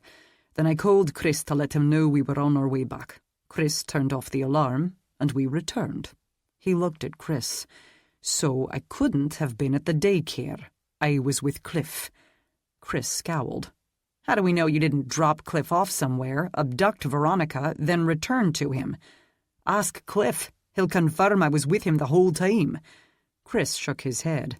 You could have mind-warped Cliff the way you did my guards here at the network, made him think you were with him the whole time, then left him in the shade somewhere and sought Veronica out. Aiden ground his teeth and turned to Seth. You can read Cliff's mind and confirm I'm not lying. Seth sighed. Actually, that's not precisely true. Aiden frowned. What do you mean? Cliff's thoughts will confirm I was with him the whole time. You'd see the telltale signs if I had used mind control instead. Chris's face darkened with anger. Because mind control causes brain damage. Yes, damn it, Aiden ground out. But when I used mind control on the guards here at the network, I only erased a minute or two from their memories. The damage done was so minute that it didn't scar them. But if I had done what you claim I did, I would have had to erase half an hour or more from Cliff's memory, which would have caused more damage. Damage that Seth wouldn't miss if he read Cliff's mind. So Seth can confirm I wasn't at that daycare centre. No, I can't, Seth corrected. Aiden stared at him. What do you mean? Sure you can. Just read Cliff's mind and you'll find his memory intact and undamaged, and you'll know I was with him while this video was recorded. Seth sighed. The brain damage the virus is causing in Cliff has begun to progress more quickly. Cliff's brain is so riddled with scar tissue now that I wouldn't be able to discern with certainty what damage was caused by the virus and what damage might have been caused by you if... He held up a hand when Aiden started to interrupt him. You did use mind control on him and erased the memory of it. In other words, Aiden was screwed. He shook his head. I didn't do this. I don't know how to convince you of that. I shouldn't have to convince you of it, but I did not do this. He pointed to the laptop. I don't know who that man is, but it's not me. Studying him thoughtfully, Seth drew his cell phone out and dialed a number. Hello? A male voice answered. Ethan, the American immortal who had only been transformed 100 years ago. Ethan, it's Seth. Have you got a moment? Sure. Good. I need to borrow you for a few. Am I clear to teleport there? Give us a minute first. Okay. Seth pocketed his phone. His lips curled up in a somewhat sheepish smile. I teleported over once and caught him and Heather naked, so I always ask first now. Under other circumstances, Aiden would have laughed. A minute later, Seth vanished. Quiet fell, thick with tension. Aiden met Chris's hostile gaze. In the 2 years I've been here in North Carolina, I've come to believe that you're as exceptional a leader in the mortal world as Seth is in ours. Don't let past grudges fuck that up and steer you in the wrong direction. I don't hold grudges. I learn from past mistakes. I freely admitted that I used mind control on the guards 2 years ago. Why would I lie about this? Chris shrugged. Desperate times call for desperate measures. You're making a mistake, Chris. Time will tell. Waste too much of it on me and Veronica will pay the price. Is that a threat? No, I'm worried about her. And I know we'll find her more quickly if you stop pissing away your time trying to persecute me and instead focus all your resources on trying to find the arsehole, Aiden ground out, pointing at the screen. Who took her? Seth reappeared, his hand on Ethan's shoulder. Aiden liked the young American immortal. Ethan had a friendly, easygoing nature and lacked the darkness that wove its way into older immortals who had seen too much of life. Aiden even felt protective toward the younger man, since Aiden had transformed Ethan's wife for him. Smiling, Ethan nodded a hello to Aiden and Chris. His smile died, however, as the tension in the room reached him. Though Ethan was 6'4", he still had to look up at Seth, who towered over most of them at 6'8". "What's up?" he asked. Seth motioned to the laptop. "I'd like you to watch this video." "Okay." Ethan leaned forward. Bracing his hands on the table, he stared at the screen as Chris set the video in motion. After a moment, Ethan's eyes slid to Aiden. "Is that you?" Aiden forced a tight smile. "That's the question of the day." And if anyone in this room could answer it without scouring Aiden's thoughts, Ethan could. Frowning, Ethan again focused on the laptop. Though Ethan often bemoaned the fact that he had been born with a boring gift, in moments like this, his gift could be crucial. Ethan had what he often described as a photographic memory raised to the nth power. He remembered every second of every day he had lived, everything he had seen, heard, smelled, tasted, and touched, and he remembered it all with crystal clarity. Heather had even once told Aiden that Ethan remembered the day he had been born. The video ended. Ethan straightened. Seth motioned to the video. "Is that Aiden?" The American's brow furrowed. "I'm not sure. It's harder to tell in profile. Do you have any images of him head-on?" Chris shook his head. "No, this is it." Ethan watched the video again. "It looks like Aiden, but something's off." "What is?" Seth asked. Ethan motioned to the frozen image of the man speaking with Veronica. "His hair is about 1/4 of an inch too long." "Aiden could have gotten a haircut since then," Chris said. "I haven't," Aiden told Seth. "And his smile isn't quite right," Ethan continued. "When Aiden smiles, his eyes crinkle a little more in the corners. I wish I could see this guy from the front, because Aiden's smile is also a little crooked." Aiden eyed him with surprise. "It is?" "Yeah, one side goes up a tiny bit more than the other, but the difference is so minute that I doubt anyone else would notice." "Anything else?" Seth asked. "Well, this guy's boots are a size larger than Aiden's, and less scuffed. He could have bought new ones," Chris pointed out. "And his coat doesn't have that little string that pokes up from the shoulder seam of Aiden's coat." Aiden glanced down at his shoulder. "Not that one," Ethan said. "The other one." Aiden looked at the other shoulder, the same one visible on the man in the video. Sure enough, a single black thread poked up from the seam, its frayed end about 1 inch long. Seth and Chris leaned forward a bit and peered at the coat, then leaned back. Chris frowned. "He could have been wearing a different coat." "This is the only one I own," Aiden protested. Ethan nodded. "And it's the only one I've ever seen him wear." Aiden's second, Brody, was particularly talented at removing bloodstains, so Aiden didn't have to replace his clothing as often as other immortals did. "All the more reason," Chris said, "for Aiden to buy another coat to wear when he kidnapped Veronica." The man was like a dog clinging tenaciously to a bone, damn it. Ethan frowned. "The woman's missing?" "Yes," the rest of them chorused. "Why would you think Aiden took her?" Chris pointed to the laptop. "Because we have visual confirmation that he did." Ethan shook his head. "I don't think that's Aiden in the video. If I had to guess, I'd say it was his twin." "I don't have a twin," Aiden said at the same time Seth said, "He doesn't have a twin." Ethan shrugged. "Could Jared be up to something again?" Jared was one of the others, ancient immortals who were almost as powerful as Seth, but believed that any interference in the fate of mankind would result in the world's destruction.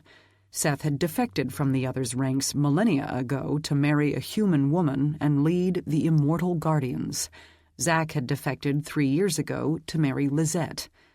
Jared had secretly defected shortly after Zach when he'd had a vision that Gershom would succeed in his quest to launch Armageddon.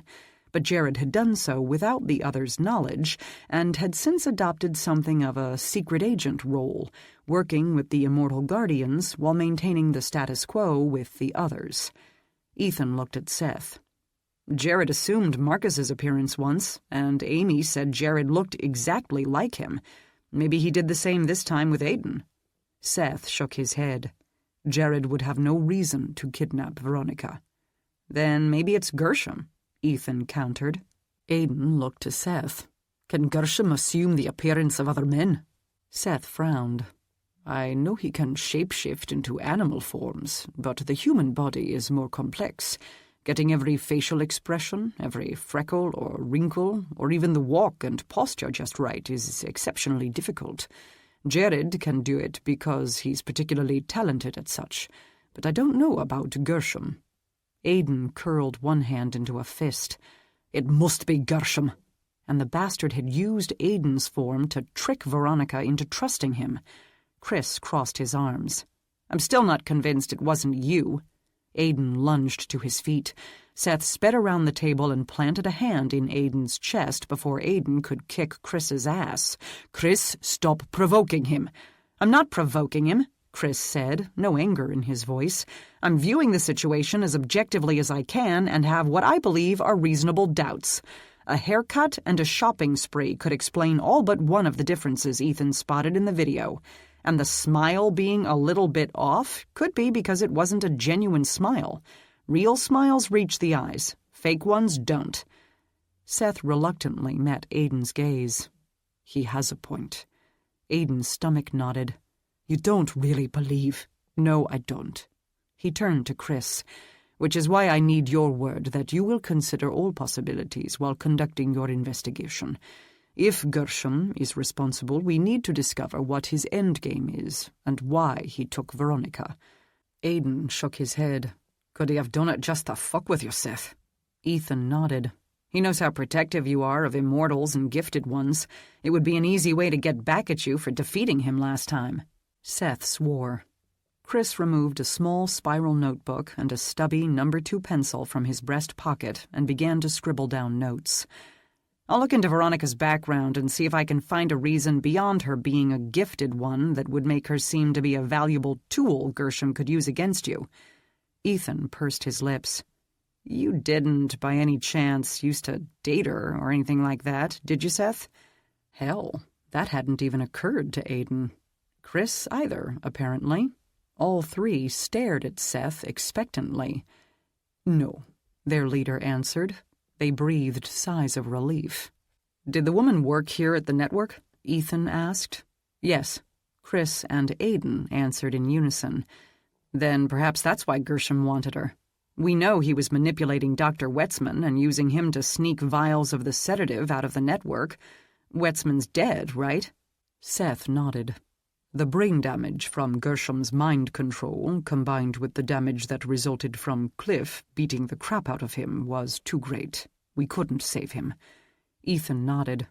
Then maybe Gershom is simply looking for a new puppet or a new source of intel. He may not have even known she's a gifted one. Seth looked to Chris. He has a valid point. Chris scribbled some more. I'll look into all the employees who have called in sick or missed work this month and double-check to ensure they're really sick and not missing like Veronica, in case she wasn't the only target. It may also be a good idea, Seth, for you to read their minds once they're all accounted for and make sure Gershom didn't tamper with them. Give me their names and I'll do it. I'll also have my guys look up all the other gifted ones in the area, just in case that's the lure and not the network connection. Make sure they're okay. Sounds good. Ethan glanced at Seth. Is there anything I can do to help? We'll let you know, Seth told him. Chris handed Aidan a stack of papers. What's this? The list of female gifted ones you stole? I want you to go over it and circle the names of every woman you've had contact with. Aidan slammed the papers down on the table. This is ridiculous. You make it sound like I'm the carrier of a contagious disease or something. I just want to make sure none of the others have been harmed in any way, Chris retorted, unperturbed by Aidan's anger. Aidan swung on Seth. Seth! Seth held up a hand. Indulge him in this, Aidan. He isn't going to let it go. And the faster he can eliminate you as a suspect, the faster we'll determine what and whom we're dealing with. Fine, Aidan grumbled and retook his seat. Catching the pencil Chris tossed him, he swiftly scanned the list and circled the name of each woman he'd met. When he reached Dana's name, though, Aidan hesitated. He'd seen her every night since their first date. He had taken her to dinner. She had cooked for him in her home above her shop. He had cooked for her at the country home he rarely used. They had slumped down, hip to hip, on her sofa and watched movies together, feet propped on her coffee table, hands brushing as they shared a big bowl of popcorn. They had walked along the stream behind her home, holding hands as the night serenaded them. She was so warm and funny, so affectionate. They had talked and laughed and kissed and touched and teased until his body burned, and he had loved every minute of it. It had been the best 2 weeks of his entire existence. But they had not made love. Though Aidan thought she was ready to take that next step, he hesitated. Yes, they had learned a lot about each other, but she still didn't know that one oh-so-important fact, that he was immortal. It just didn't seem right to make love to her without telling her first, and he sure as hell didn't want Rawdon to be the one to tell her. Chris might claim to lack bias, but he would always think the worst of Aidan. Aidan wouldn't put it past Chris to sabotage his relationship with Dana out of pure spite. "What's wrong?" Seth asked. Glancing up, Aidan found the Immortal Guardians leader studying him carefully. Aidan shook his head. "Nothing. Just trying to puzzle it all out." Returning his attention to the papers on the table, Aidan skipped Dana's name without circling it and continued down the list. Aidan spent damned near every spare minute he had with Dana. He didn't need Chris to confirm that she was all right. Aidan would keep her safe himself. Besides, she didn't work for the network, and Aidan thought it likely that Veronica had been targeted for her network connections. Why Gershom, and it had to have been Gershom, had chosen to adopt Aidan's appearance to abduct her, Aidan didn't know. Hopefully Chris would get the bug out of his butt quickly enough to help them figure it out so they could find her. Chapter 6. Dana glanced at the clock.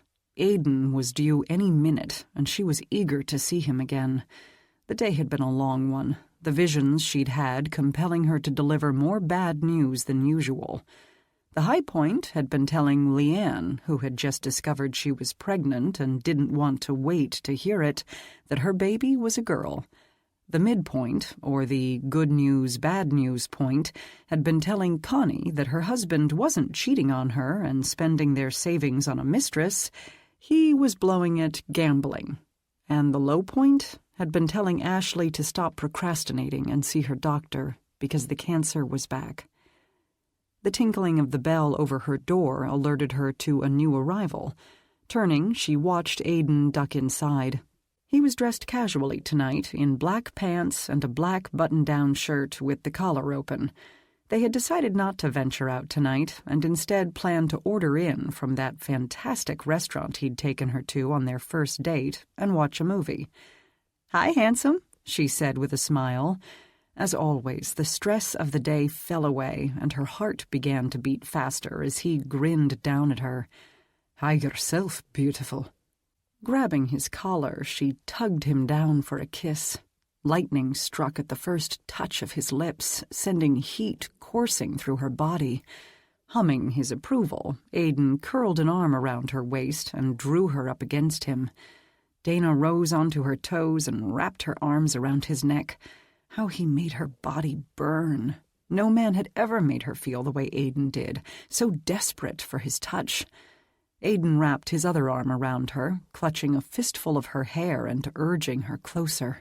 Her breasts pressed against his muscled chest, nipples hardening at the delicious contact. When he slid his other hand down over her bottom, urging her against his growing erection, she moaned. It was getting harder and harder to resist the urge to make love with him. Was 14 dates long enough to wait? She had wanted to take things slowly and proceed with caution, but really didn't think she could go another night without feeling his bare skin against hers.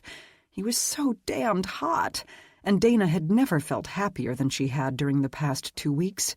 It felt almost as though she had been merely sleepwalking until Aidan had found her and woken her up. He made her laugh, made her heart light, and eradicated the loneliness that had begun to weigh on her as her damned gift ruined every relationship she tried. She had really begun to think she would never find that special someone, that she would spend the remainder of her life alone. But Aidan wasn't threatened by her gift. He rarely even mentioned it. Visions still came to her, the same two of Aidan sword-fighting with his reenactment buddies. She'd had more visions of them making love as well, which made it all the harder to resist temptation. But the other things she had seen had been pretty mundane. Him standing in a sunny meadow with his hand on a man's shoulder. Aidan had told her the African-American man was his friend Cliff, who was ill. She also saw him singing a lullaby to a pretty red-headed baby. That, he had told her, had been a moment from his past. The child he'd sung to in a very appealing, deep voice was the little one for whom he had cleaned up his language and was now a toddler. The fact that she caught glimpses of his past, present, and future didn't seem to bother him in the least. It was so nice to have the freedom to simply be herself around him, to be around someone who didn't care that she was different, and to have so much fun with him. Aidan gave her something to look forward to every evening, instead of dreading the quiet that would surround her the moment her last customer left. Dana now couldn't wait for the day to end and counted the minutes, knowing Aidan would arrive soon after, and the two would spend hour after amazing hour together. Life was good again, in a way it really hadn't been since her parents had died, all because of the man in her arms. Dana combed her fingers through his hair, arched her hips into his. Groaning, Aidan rocked against her. Sparks of heat shot through her as she broke the kiss on a gasp. Aidan ducked his head, burying his face in the crook of her neck. "Damn, you feel good," he whispered, his deep voice hoarse with need. It only excited her more. "What do you say we forget dinner in the movie?" she whispered, her breath shortening. "How you tempt me," he rumbled, tightening his hold. "If I tempted you as much as you tempt me," she pronounced boldly, "we would both be naked right now." He growled, actually growled, as his hands roved her back. His phone chirped in his pocket. Aidan swore and loosened his hold. Dana groaned. "I'm sorry," he said gruffly. "I have to take this. I told Cliff and his friends to call me if he should need anything, so I want to make sure he isn't worsening." "Of course," she said, understanding, but she couldn't help but feel disappointed as she lowered her heels to the floor, slid her hands down his chest, and released him. Aidan kept his eyes closed as though savoring her touch while he tugged his phone out of his pocket. "So tempting," she chuckled. Turning away, he answered the call. "Yes?" Dana's body tingled as she watched him pace away a couple of steps. "Yes," he said again. "Why, do you need me?" "Say no," she mentally willed whoever had called. "Please say no. Say you were just calling to shoot the breeze, because I really want this man naked in my bed tonight." She smiled. "Even though he's so tall, his feet will probably hang off the end by quite a bit." "Where?" Her heart sank at Aidan's brusque tone. "Okay, I'm on my way." Tucking the phone in his pocket, he withdrew his keys and turned to face her. "I'm sorry, I have to go." She bit her lip, reading the concern in his gaze. "Is it your friend, the one who's ill?" He nodded. "And the matter is of some urgency." He backed toward the door, the bulge in his pants and the regret on his face indicating he would have much rather stayed and explored every inch of her body. "Forgive me?" "Absolutely." Smiling, she closed the distance between them and gave him a quick kiss. "See you tomorrow?" "Hell yes," he said, giving her a heated look full of promise. She grinned. Hurrying out the door, Aidan jumped in his car and sped away. "Damn," Dana said on a sigh as she watched him through the window. The bell above the door dinged again as a woman entered, glancing back over her shoulder. Marietta, Dana's next-door neighbor, arched a brow and eyed Dana speculatively as the door swung shut behind her. "Was that the handsome Scottish hunk you've been spending all your nights with?" "That's him," Dana confirmed with a smile. Marietta shook her head. "No wonder I hardly see you any more. I'd spend every waking moment with him, too, if he were mine. He is freaking hot." Dana laughed. Marietta's smile dimmed a bit. "Nothing's wrong, though, is it, hon? He left in an awful hurry." She smiled wryly. "Nothing a cold shower won't fix." Marietta laughed. "Aiden got called away on an emergency, so we had to cancel our plans." "That sucks. It really does." Marietta had bought the store beside Dana's last year after going through a messy divorce with a philandering husband. Based on their conversations, Dana had concluded that Marietta was in her early 40s, and though her relationship history had left her reluctant to test the waters again herself, Marietta frequently encouraged Dana to get out there and find a good guy who could make her happy. Needless to say, she had been thrilled to hear about Aiden. "Are you all packed for your trip?" Dana asked. Marietta was flying to California to see her son perform for the first time at UCLA. "Yes, and I'm so nervous you'd think I'm the one who's going to be on stage. I'm sure he'll do fine." "I know he will, although I have no idea how he ended up with so much talent. Neither his father nor I can dance, and thank goodness he didn't inherit my stage fright." "Is Frank going to be there?" The last Dana had heard, Marietta's ex was dating a girl their son's age. She rolled her eyes. "No, the bastard can't be bothered. Fortunately, Owen doesn't want him there anyway, so he won't be disappointed." Forcing a smile, she held up a set of keys and jangled them. "So, here are my keys. Thank you again for keeping an eye on the place while I'm gone." "No thanks necessary," Dana replied cheerfully, taking the keys. "You have my cell number. If anything comes up, just give me a ring." "I will." "Do you have any plants you want me to water while you're gone, or fish that need feeding?" "No fish, and I gave up on houseplants years ago because the damned things kept dying." Dana laughed. Marietta glanced at the clock. "I'd ask if you want to watch a movie or something since your man had to cancel, but I've got a 6 o'clock flight in the morning." "Ugh," Dana grimaced. "You're going to have to rise before the sun to make that one." "I know. Hopefully the other passengers won't complain when I end up snoring on the plane." She winked. "So you go take your cold shower while I try to get some shut-eye." Grinning, Dana followed her to the door. "I hope you'll have a nice trip and that Owen's performance will go well." "Thanks, sweetie. Give that gorgeous Scot of yours a hug and a pat on the ass for me the next time you see him." "I will," Dana promised with a laugh. "Good night." "Good night." Dana closed and locked the door. Quiet settled upon the empty shop as she turned to face it. Closing her eyes, she thought of Aiden, of the fervency of his kisses and the urgency in the hands that had roamed her and held her so tight. "Yep," she murmured, "one cold shower coming up." Sighing, she headed for the stairs. The moment Aiden was out of Dana's sight, he turned his car onto a deserted side street and hit the brakes. The darkened businesses that bordered it vanished, as did the street, as he teleported himself and the vehicle away. Grass replaced pavement beneath the car's tires. UNCW's campus appeared around him, as did a rather astonishing number of vampires. In their midst, Bastion and Cliff stood back to back, sword blades winking beneath the campus lights as they did their damnedest to kill every vampire within reach. One of the vampires noticed Aiden's abrupt appearance. As Aiden stepped out of the car and drew on his coat, the vamp leapt onto the hood. The vampire's hair hung in a limp, oily mess around his face. His fangs glinted in a sneer, and madness glinted in his glowing green eyes. Scowling, Aiden drew his weapons. "Don't scratch the paint, you horse's arse!" Several yards away, Bastion laughed. The vampire actually looked down at his feet as though he had borrowed his father's car and just realized he was mucking it up. Grinning, Aiden used telekinesis to pick the vamp up and hurl him at his cohorts.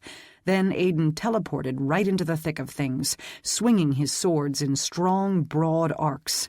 He teleported again and impaled 2 vampires, teleported again and beheaded another. Utter panic infused the group as they realized death was in their midst, appearing and disappearing like magic, swinging swords and culling souls. Aidan smiled grimly, then felt a twinge of unease as he wondered what Dana would think if she could see him now. Would she fear him? Feel horror? Disgust? The distraction cost him. Pain cut through Aidan's side as a vampire's blade dug deep. Swearing, he impaled the vampire who wielded it, then turned to the next combatant. The vampire's numbers began to decrease. Then more arrived on the scene, eyes glowing blue, green, silver, or amber. What the hell? Aidan glanced over at his brothers-in-arms. Bastian fought with smooth precision. Though he was a mere 2.5 centuries old, or thereabouts, Bastian's skill exceeded those of other immortals his age. Aidan supposed the immortal would have to have been stronger and faster. He had, after all, once raised and commanded an army of vampires he had pitted against the Immortal Guardians.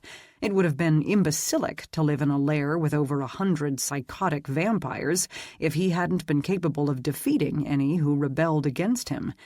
Those years of command had also, Aidan guessed, made it harder for Bastian to bow to Seth's leadership and obey his orders.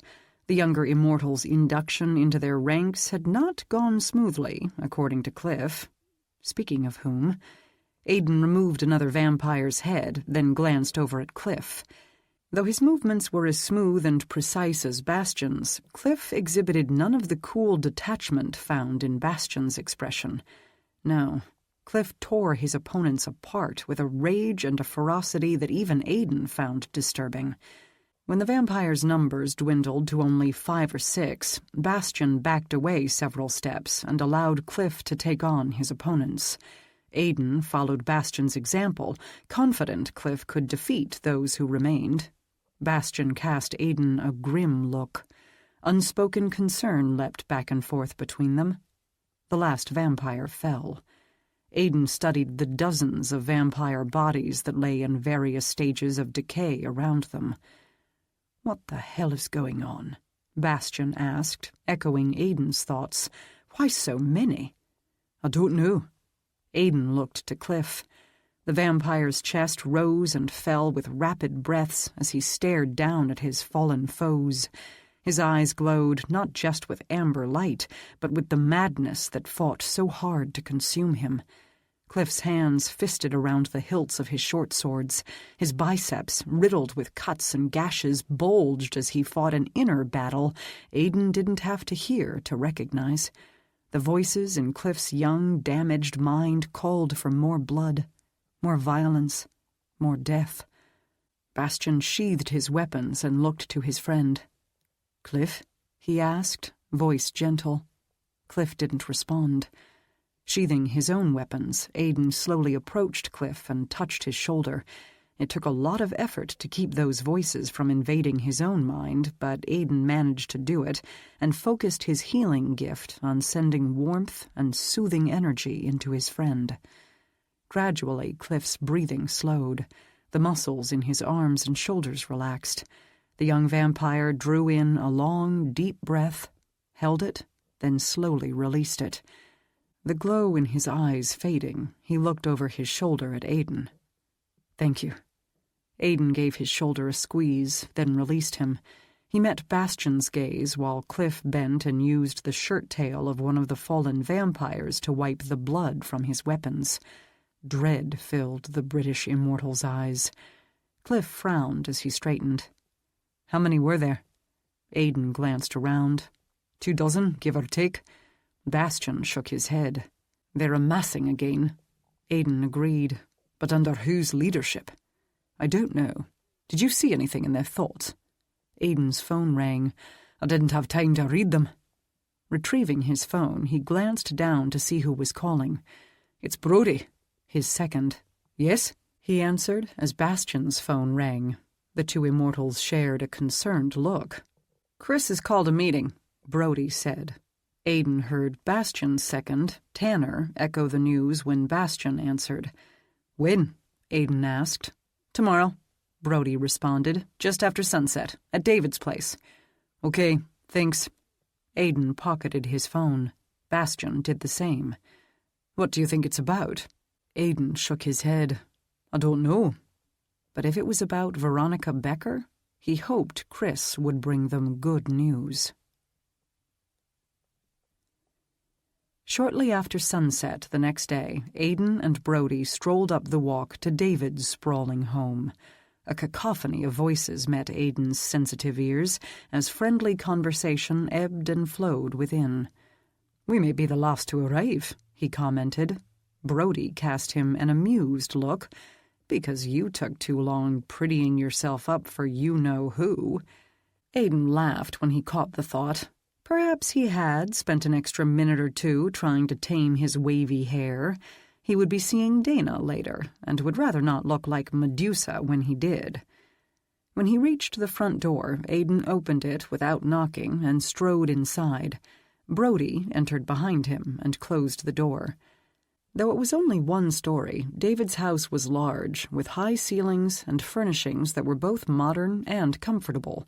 It also boasted a basement that was even larger than the ground floor, providing his immortal family with multiple bedrooms and a large gym in which they could train and spar during the day. Until Zack had joined their ranks, David had been the second oldest and most powerful immortal guardian in the world. He had lived so long that, like Seth, he had witnessed biblical events and was Seth's second-in-command. Though Zack exceeded David in age, Aidan really wasn't sure which one of them would win if those two ever fought. He saw little chance of that happening, though. David was the most even-tempered immortal guardian Aidan knew, and considered all immortals and their seconds family. Treated them like family, too, opening the doors of all his homes to them, inviting them to come and go as they pleased, and providing them with a warm family atmosphere in which to decompress after a hunt. Several men and women called greeting to Aidan as they abandoned the sofas and love seats in the living room on the right and headed for the dining room on the left. Aidan didn't bother to remove his coat as he and Brody followed. He was hoping this would be a short meeting, and even if it wasn't, didn't have to worry about becoming overheated, since immortals could control their body temperature. David nodded to Aidan and seated himself at the head of the table. His second, Darnell, took the chair on his left. Chris Rorden brushed past Aidan and plunked a battered, soft leather briefcase down beside the chair to David's right. Seth already occupied the seat at the foot of the table and spoke softly to Amy, who sat on his left. Her husband, Marcus, occupied the chair beside her, listening to Seth while he arranged construction paper and crayons on the table in front of him and balanced little Adira in his lap. Roland Warbrook sat on Marcus's other side. He had long been deemed the most antisocial, untrusting immortal on the planet, yet he smiled at Adira as she chattered away and waved a green crayon at him. Marcus had been like a brother to Roland for roughly 800 years, and Roland clearly adored his friend's toddler. Seated beside him, Roland's wife, Sarah, leaned across him to take the crayon Adira handed her. Richard d'Alençon claimed the chair on Sarah's other side after seating his wife, Jenna, beside him. Jenna's son, John, sank down beside her. If Aidan wasn't mistaken, John was a gifted one who was studying medicine at Duke University. He and his mother looked like brother and sister now that Jenna had transformed, something that always seemed to amuse Jenna. Seconds Sheldon and Tracy sat beside John. Richard's twin, Etienne, and his wife, Krista, chose the seats on the other side of the two. Then Krista's brother Sean and Nicole, his second, took two of the last three seats on that side. On the opposite side of the table, Zack lounged at Seth's elbow, the only man present who didn't wear a shirt. Shirts tended to get in the way of the huge dark wings he often bore, which were absent tonight, tucked away so he could lean back in his chair. For the first time, Aidan found himself wondering if perhaps Seth had wings. Seth and Zack had both been others, after all, so if Zack had wings, wouldn't it stand to reason that Seth did too? Or was Zack simply a shapeshifter who enjoyed manifesting wings? Either way, if Seth had wings, Aidan had never seen them. Lisette d'Alençon leaned into Zach's side and whispered something in his ear that made him smile and curl an arm around her.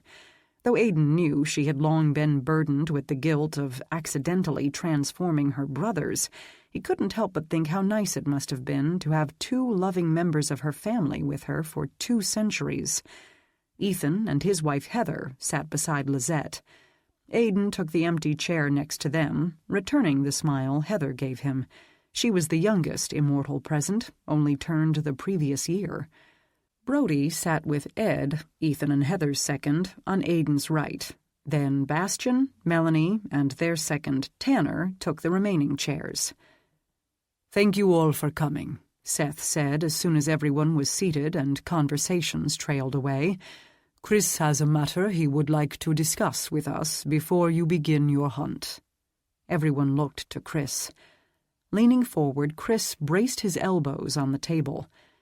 "Some of you may not know that the network provides our employees with free daycare. We maintain over 24 daycare facilities in the area, all of which are distanced from network headquarters to ensure no children will be harmed if the network is attacked." Dread seeped into Aidan as he listened. This was definitely going to be about Veronica, and Chris's grim expression squashed any hope Aidan had clung to that she had been found safe and well. "A few days ago," Chris continued, "I received a call from one of the daycare managers who was concerned because a network employee had failed to pick up her son on schedule. When I did a quick check, I discovered the gifted one had called in sick and hadn't made it to work, but wasn't at her home. Nor did she see any of our doctors. Further investigation confirmed she was missing." Rising, he bent and removed a stack of manila file folders from his briefcase, then circled the table, handing a folder to each immortal and second he passed. "I spoke with Seth and Aidan about it. Both believed her absence might be related to her ties to the network." Ethan cursed. "Don't tell me another mercenary group found out about us." Chris shook his head. Distributing the last file, he retook his seat. "Not as far as we know. Personally, I think the fact that she's a gifted one was the lure. So I had my team check on every gifted one in North Carolina to see if hers was an isolated case." "Was it?" Heather asked beside Aidan. "No. 5 other female gifted ones have gone missing during the past month." Aidan stared at Chris as curses filled the air. 5 more female gifted ones were missing? "How did you not know they were missing before?" he asked. Meeting his gaze, Chris folded his arms across his chest. There were plausible explanations for every absence. Illness, a death in the family, vacation time. Chris's countenance confirmed that he thought Aidan was responsible. He actually believed Aidan had abducted those women. Seth didn't too, did he? Aidan glanced at Seth but could glean nothing from his expression. Unsettled, he opened the folder in front of him. Veronica's smiling face stared back at him from a photo that had probably been taken for her ID badge. He flipped the page. Dawn graced the next page. Dawn, whom Veronica had said gushed over him for days after he changed her flat tire. He turned the page. Kimberly, who had also sung his praises to Veronica after he had changed a flat tire for her. He turned another page. Sophia, whom he'd bumped into at the grocery store. A chill slithered through him. Roland frowned, fingering the edges of his file folder. "You said you talked with Seth and Aidan. Why Aidan?" Aidan returned his attention to Chris and felt his hackles rise. "Because," Chris said, directing an accusing glare at Aidan, "he's the only thing all 6 women have in common." Shock tripped through him. "What?" "Oh, no," Heather whispered as she touched his arm. "You knew some of them?" Chris removed a laptop from his briefcase and opened it on the table. Several men and women shifted their chairs so they could better see the screen. The security footage from the daycare center began to play. Aidan paid little attention as his heart thudded in his chest. "Veronica Becker," Roland said suddenly, sitting straighter. "One of the missing gifted ones is Veronica Becker?" "Yes," Chris confirmed. Veronica, Dawn, Kimberly, Sophia. Aidan turned the page. Nia. He turned another. Tiana! All of the 6 missing women were gifted ones he had arranged chance encounters with prior to meeting Dana. "You knew Veronica?" Roland asked him. His heart thudding in his chest, Aiden didn't answer. He had met dozens of female gifted ones in the past couple of years, but none of the women he had chatted with a year and a half ago, or a year ago, or even 6 months ago were missing. Only 6 of the last 7 gifted ones were. Chris turned his laptop around and typed on the keyboard. "We have video footage of Aiden meeting with 3 of the women shortly before they disappeared. As far as we can tell, he was the last one to see them all." The last 6 gifted ones he had seen before meeting Dana had been taken. Would Dana be the 7th? Fear pounding through him, Aiden wanted to teleport to her shop and see with his own 2 eyes if she was okay, but she didn't know he could teleport and would expect him to arrive in a car. Swearing, he leapt up, knocking his chair over in his haste, and raced out of the house. Exclamations of surprise followed in his wake as he dove into his car, started the engine, and tore away. Please let her be okay, he thought as he took the corner at the end of David's long drive way too quickly and nearly skidded off the road. He'd teleport himself and the car closer to her to shorten the drive, but couldn't risk her neighbors seeing him appear out of nothingness. Taking out his phone, he dialed her number. Answer, answer, answer, come on, sweetheart, answer." The call went to voicemail. Aiden pressed the accelerator to the floor and dialed again.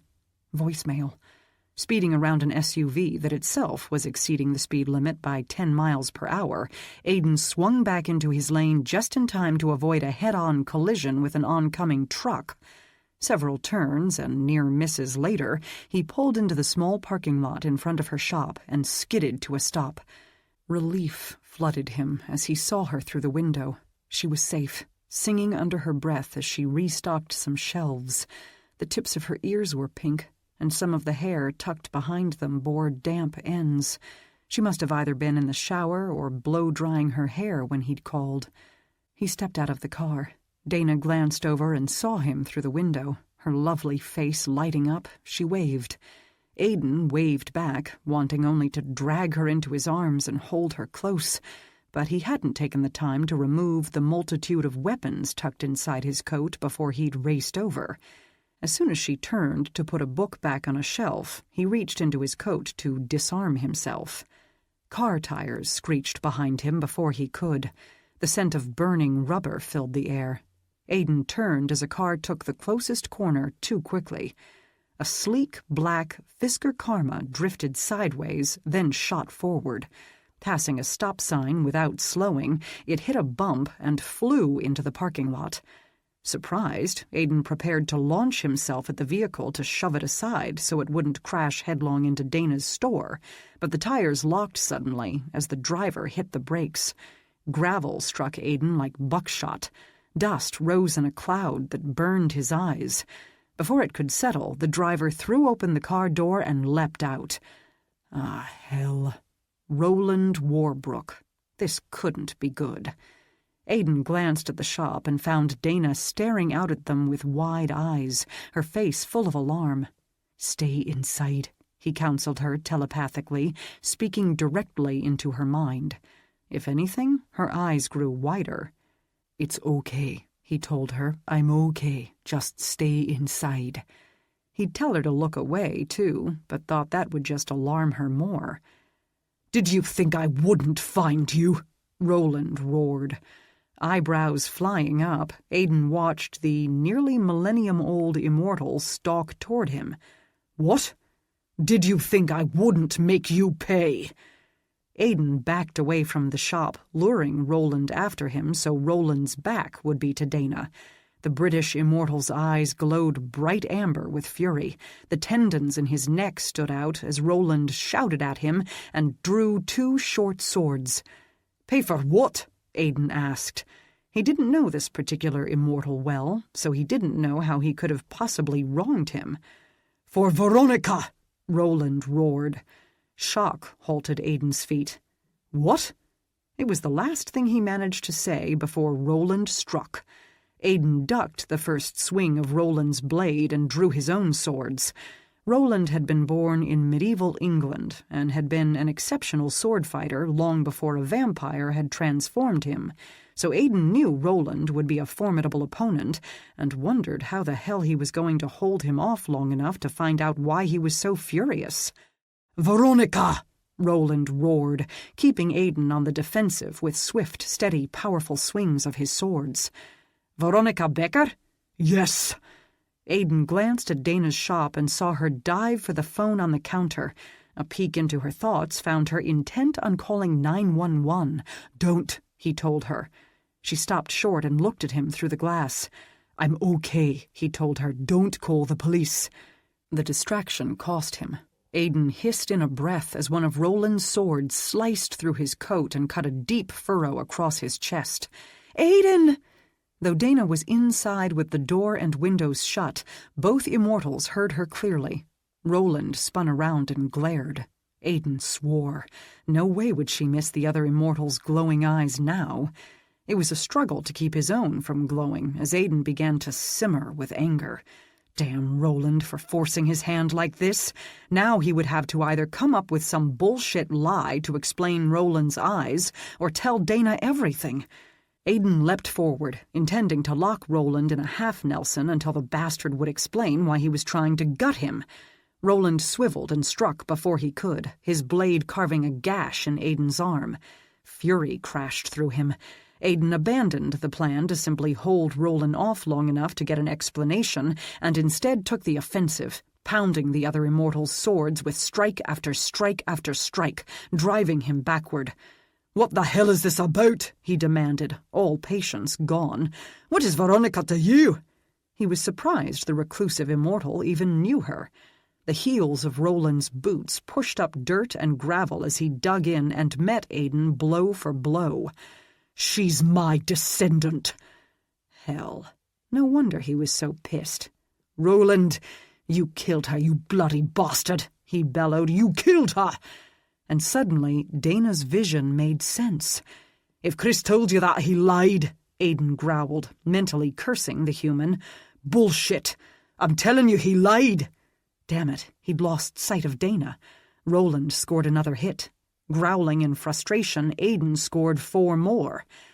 A Tesla Roadster suddenly tore around the corner with a screech of tires, then flew into the parking lot and skidded to a halt inches from the Fisker Karma.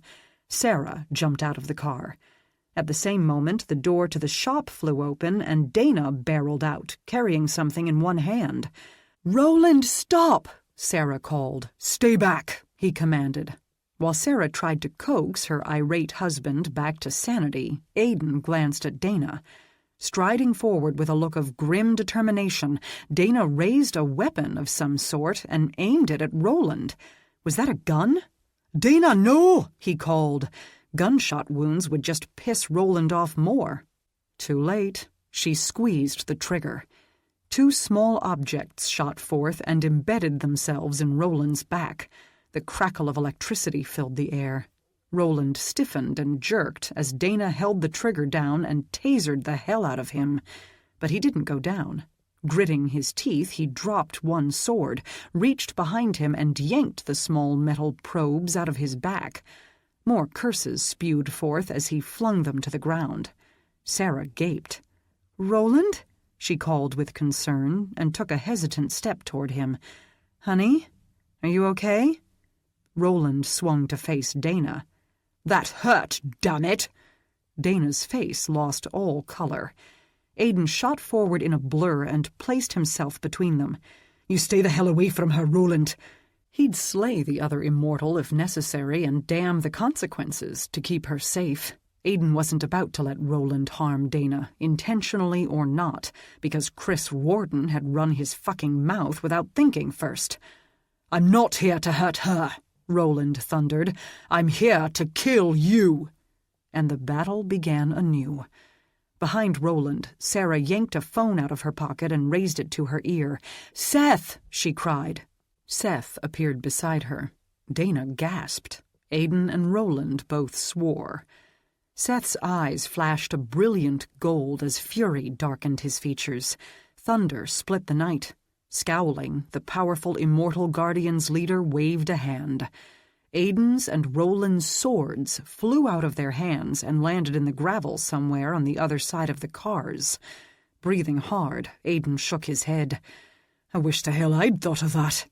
He'd been so concerned about Dana and her reaction to Roland's attack that using his telekinetic abilities hadn't even occurred to him. Sarah rushed forward to grip Roland's shirt. "Honey, are you okay?" "Yes," he grumbled, then glared at Seth. "I demand the right to seek retribution." "You," Seth retorted, pointing at Roland, "need to rein in your fucking temper. You left before Chris could finish his report." He turned his glare on Aiden. "As did you. What the hell is wrong with you?" "What's happening?" Dana whispered. Seth frowned, noticing her for the first time. A long sigh escaped him. "I'll take care of this," he grumbled and started toward her, no doubt intending to bury her memories of the past several minutes. Aiden caught his arm as Seth drew even with him. "Wait." Seth halted. "It's okay," Aiden told him, voice low. "I'll handle it." The elder immortal tilted his head to one side. His glowing eyes narrowed. But Seth couldn't read Aiden's mind without tearing down his strong mental barriers, so of course the elder turned those narrowed eyes on Dana and read her mind instead. Damn it. A look of surprise washed over Seth's face. He glanced at Aiden. "You didn't circle her name." "What?" It took Aiden a moment to figure out what Seth was talking about. "You mean on Chris's list?" "Yes. You didn't circle her name." "I know." Aiden gave a weak shrug, then winced as pain shot through his arm and chest. "I didn't want Chris to muck things up." Seth looked over Aiden's shoulder at Dana, then motioned to Roland, whom Sarah now examined for wounds. "I think Roland may have done that for him." Aiden could only nod, afraid to glimpse Dana's expression. She had gone very quiet behind him. "Why did you flee the meeting?" Seth asked telepathically. "Chris took it as an admission of guilt, as did Roland." "I thought Veronica was the only one," Aiden responded, sending him the thought so Seth wouldn't need access to Aiden's mind to hear it. "I thought Veronica had been targeted for her connections to the network, but 5 of the other gifted ones I've encountered in recent months have been taken. The last 5 I saw before I met Dana and stopped looking." He shook his head. "Once I heard that, I didn't really think at all. I just hauled arse over here to make sure she was safe." "And you drove instead of teleporting because she doesn't know what you are, which allowed Roland to follow you." Releasing a weary sigh, Seth rubbed his eyes, then drew his hand down his face. "All right. I'll see to Roland and Sarah. You see to Dana. Tell her what you will, then take her to David's place. Seth," he held up a hand, "do as I ask. I'll meet you there and we will discuss this more then." "Roland," he commanded aloud, "get in your car and go back to David's." Roland bit back whatever caustic rebuttal he wished to make and limped over to his car, Sarah at his side. A common complaint Aiden had heard many an immortal mumble was that Seth, at times, had a way of making even those who were thousands of years old feel like teenagers being upbraided by a parent. Sarah cast Seth a cautious look. "Can I ride with him, Seth?" "Yes, I'll take Amy's car." The immortal couple got in the Fisker Karma without another word and drove away. Seth closed his eyes, his face a study in concentration. Aiden remained silent until Seth opened his eyes once more. "What did you do?" Seth nodded to the second-story windows. "Made sure no neighbors saw or heard anything." Aiden groaned. He had forgotten that Dana wasn't the only proprietor who lived above her shop. "Don't worry," Seth said. "The woman next door is out of town, and the couple down the street heard nothing. But you still fucked up." "I know." And according to Dana's visions, he would do so again in a big enough way to make Seth want to kill him the next time. After giving Aiden one last warning look, Seth folded himself into the Tesla Roadster Sarah had borrowed and drove away. The Immortal leader was so powerful he could have simply touched the car and teleported both himself and the vehicle wherever he wanted to go, but drove instead, Aiden knew, in an attempt to minimize the damage with Dana. Speaking of whom, with great reluctance, Aiden turned around. Chapter 7.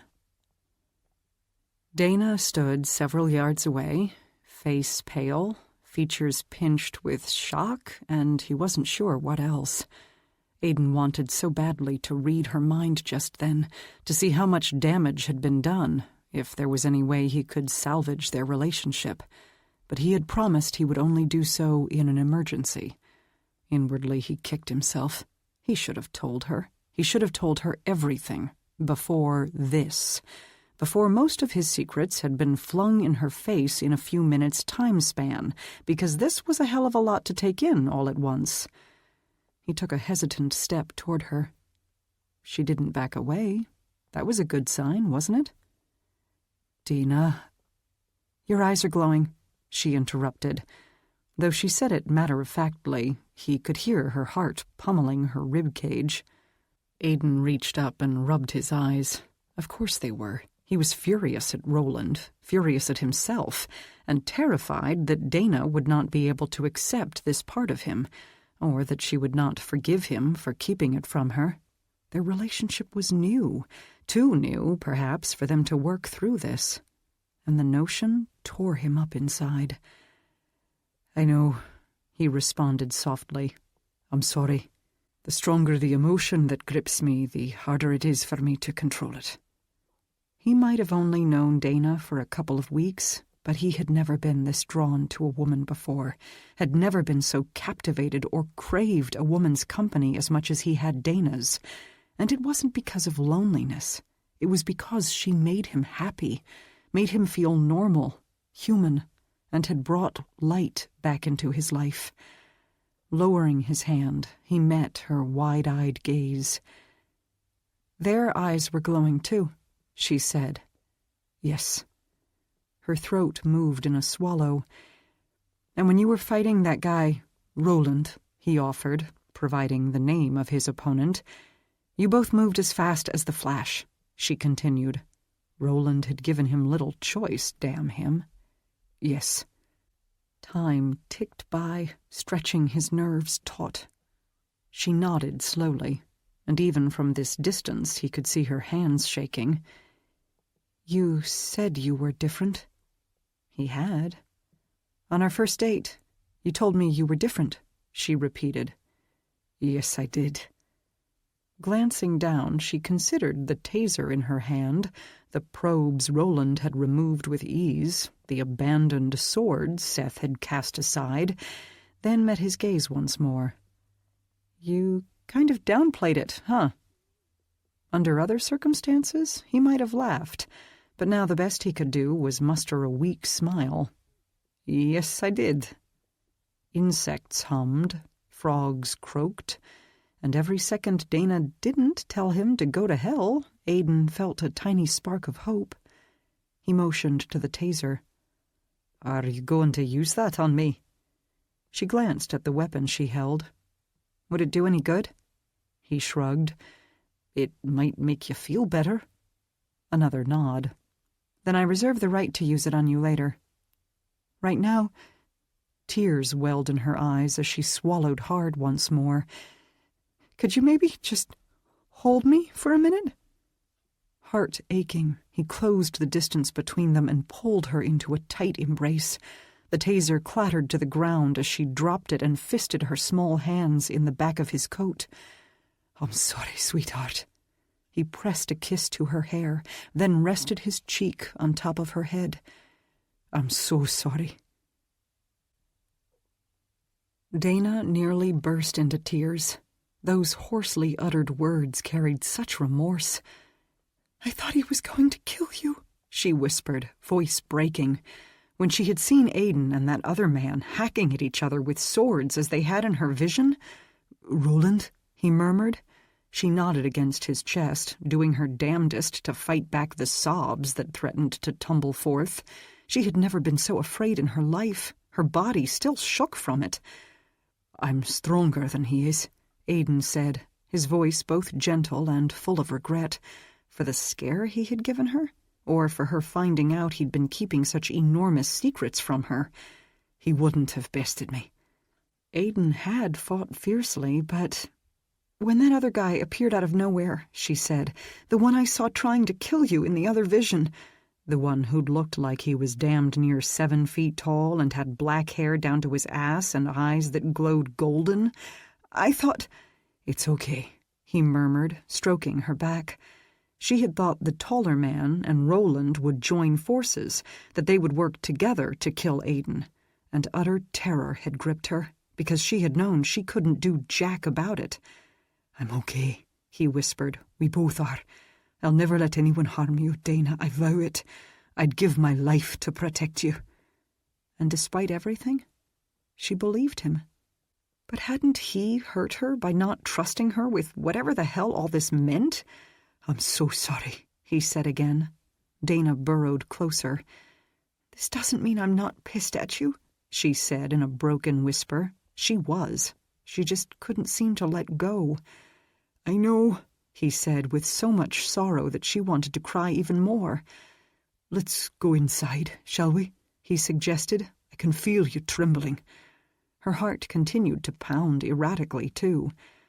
"Let's go inside," he urged again, "so you can be warm and comfortable while I try to explain all this, and engage in what I imagine will be a fair amount of grovelling and begging your forgiveness."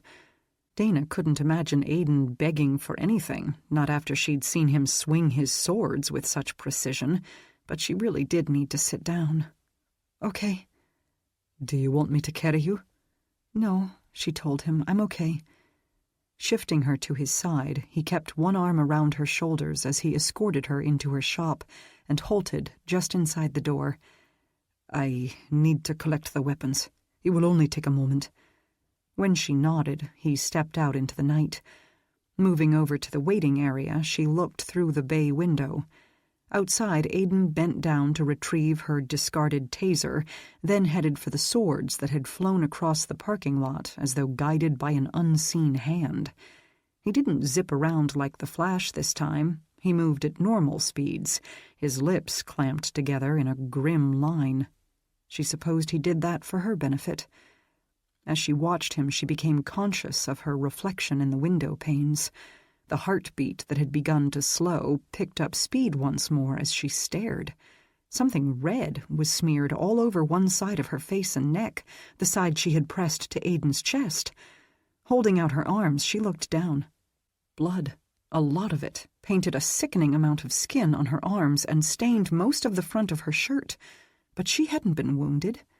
Dana recalled the vision that had struck her when Aidan had kissed her hand the first time they'd met, the one of him standing before her with blood streaking across his face and neck, of a deep slash opening on his chest, another opening on his left arm, then his right, of his hand curled around hers, growing wet with blood.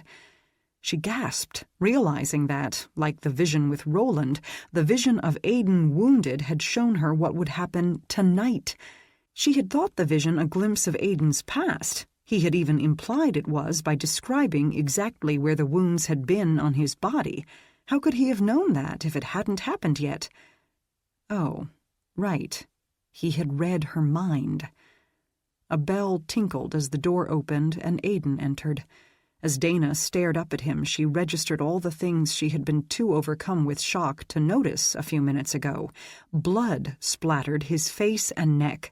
His shirt bore a long tear across his chest, the fabric parting enough for her to see jagged flesh covered with blood. Both his coat sleeves bore similar tears. Aidan wiped the swords clean with his shirt, then tucked them into hidden sheaths sewn into his coat's inner lining. Holy crap, there were a lot of weapons in there. Swords, daggers, throwing stars. Did he always carry around that many weapons? When he let the coat fall back into place, her scattered thoughts refocused on the tears that marred it. Raising his head, he caught her look and froze. Dread crept into his somber expression. "Have you changed your mind? Am I not welcome?" "You're hurt," she blurted.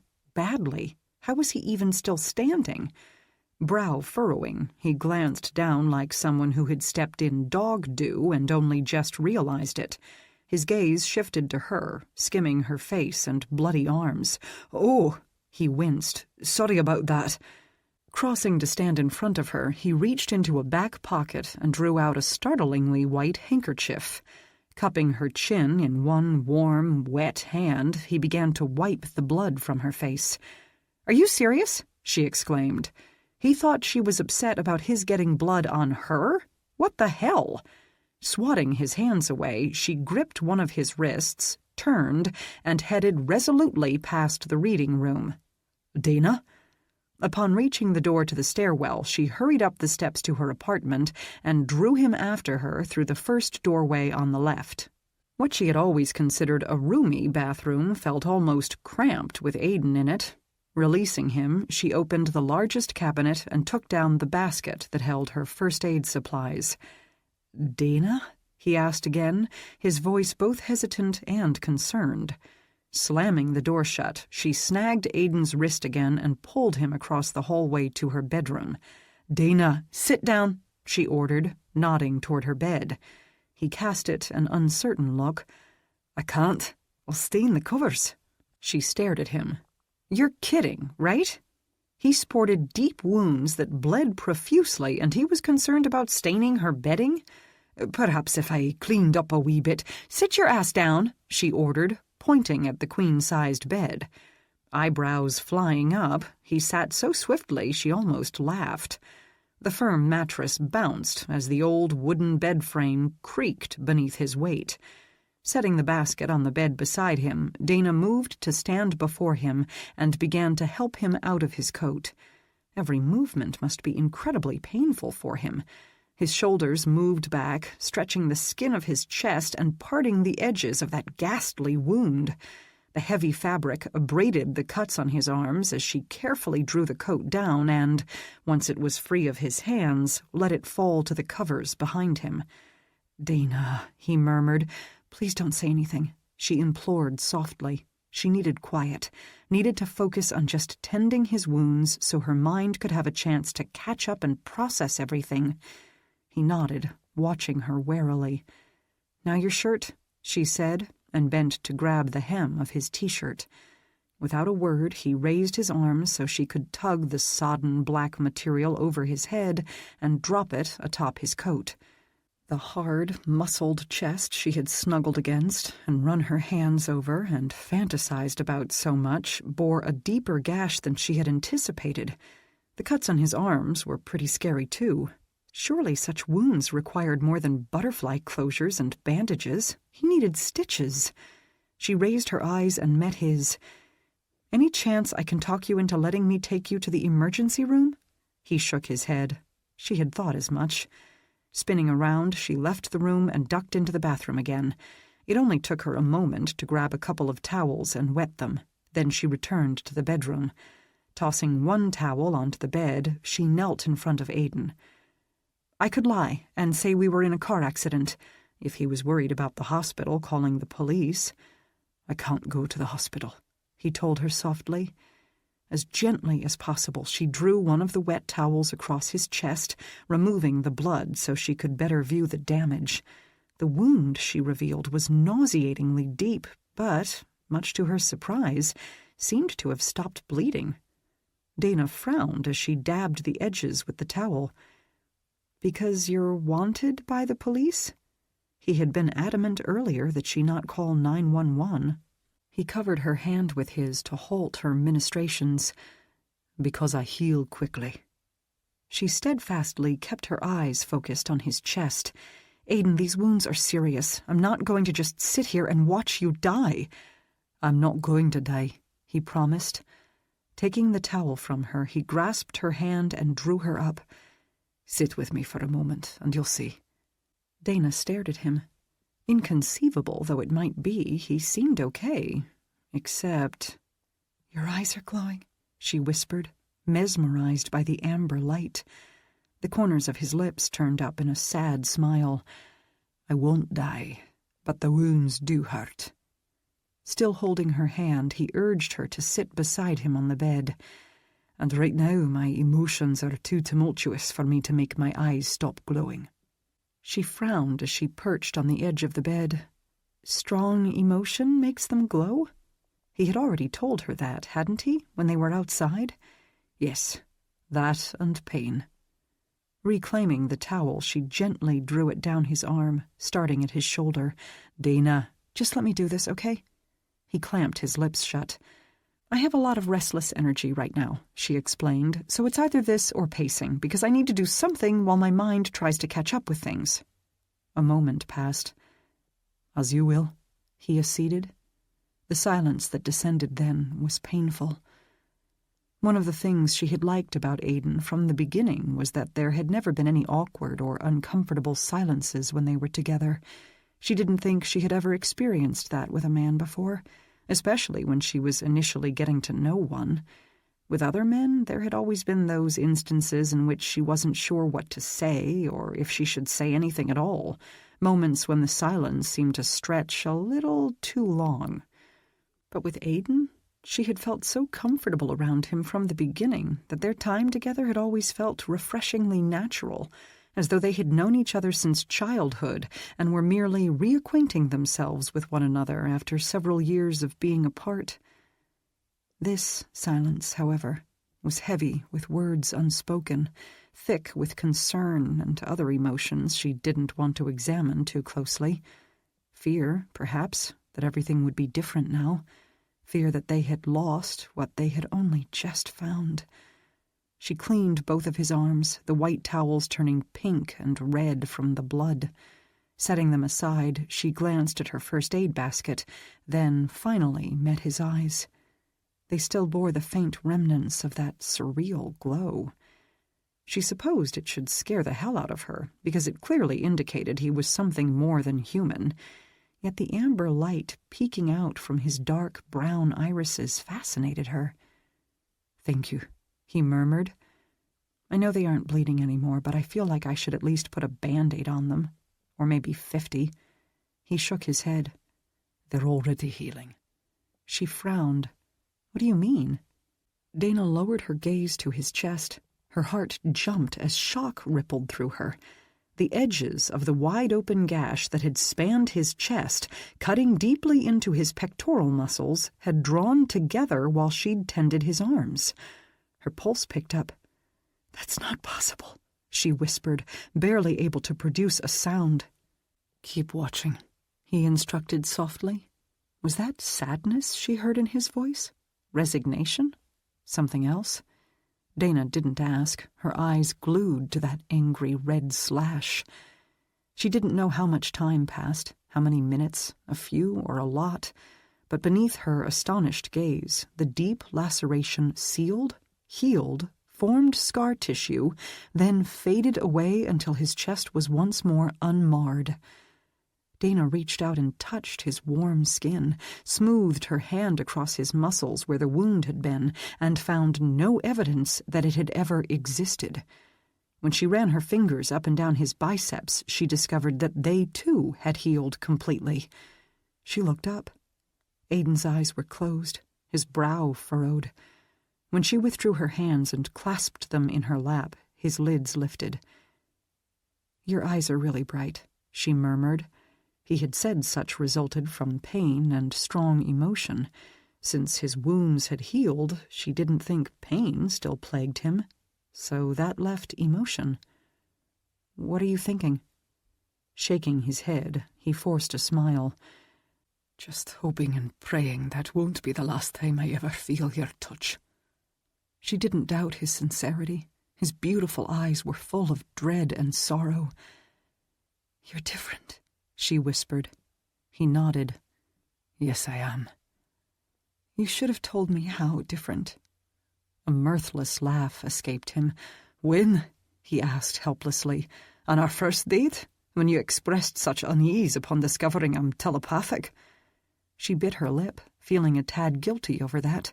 She knew firsthand how hard it was to tell people you were different, the negative reactions that usually resulted, and how crappy it could make you feel. "Or during that first reading you gave me," he continued before she could respond, "when you told me my lifeline was the longest you'd ever seen. Should I have told you it's because I've lived far longer than anyone else you've met?" She stared at him. "How long have you lived?" Reaching up, he rubbed his forehead as though an ache slowly built there. "Please don't make me answer that. Not now. Not yet. It will only make this more difficult." Really? How old was he? He said he'd lived far longer than anyone else she'd met. She assumed that included grandparents. So how long had he lived? 100 years? 150? 200? How was that possible? And how could he look so young and heal at such an astounding rate? "What are you, Aiden?" She forced herself to ask. "Please say human." Sighing, he lowered his hand. "We call ourselves immortals." "Crap."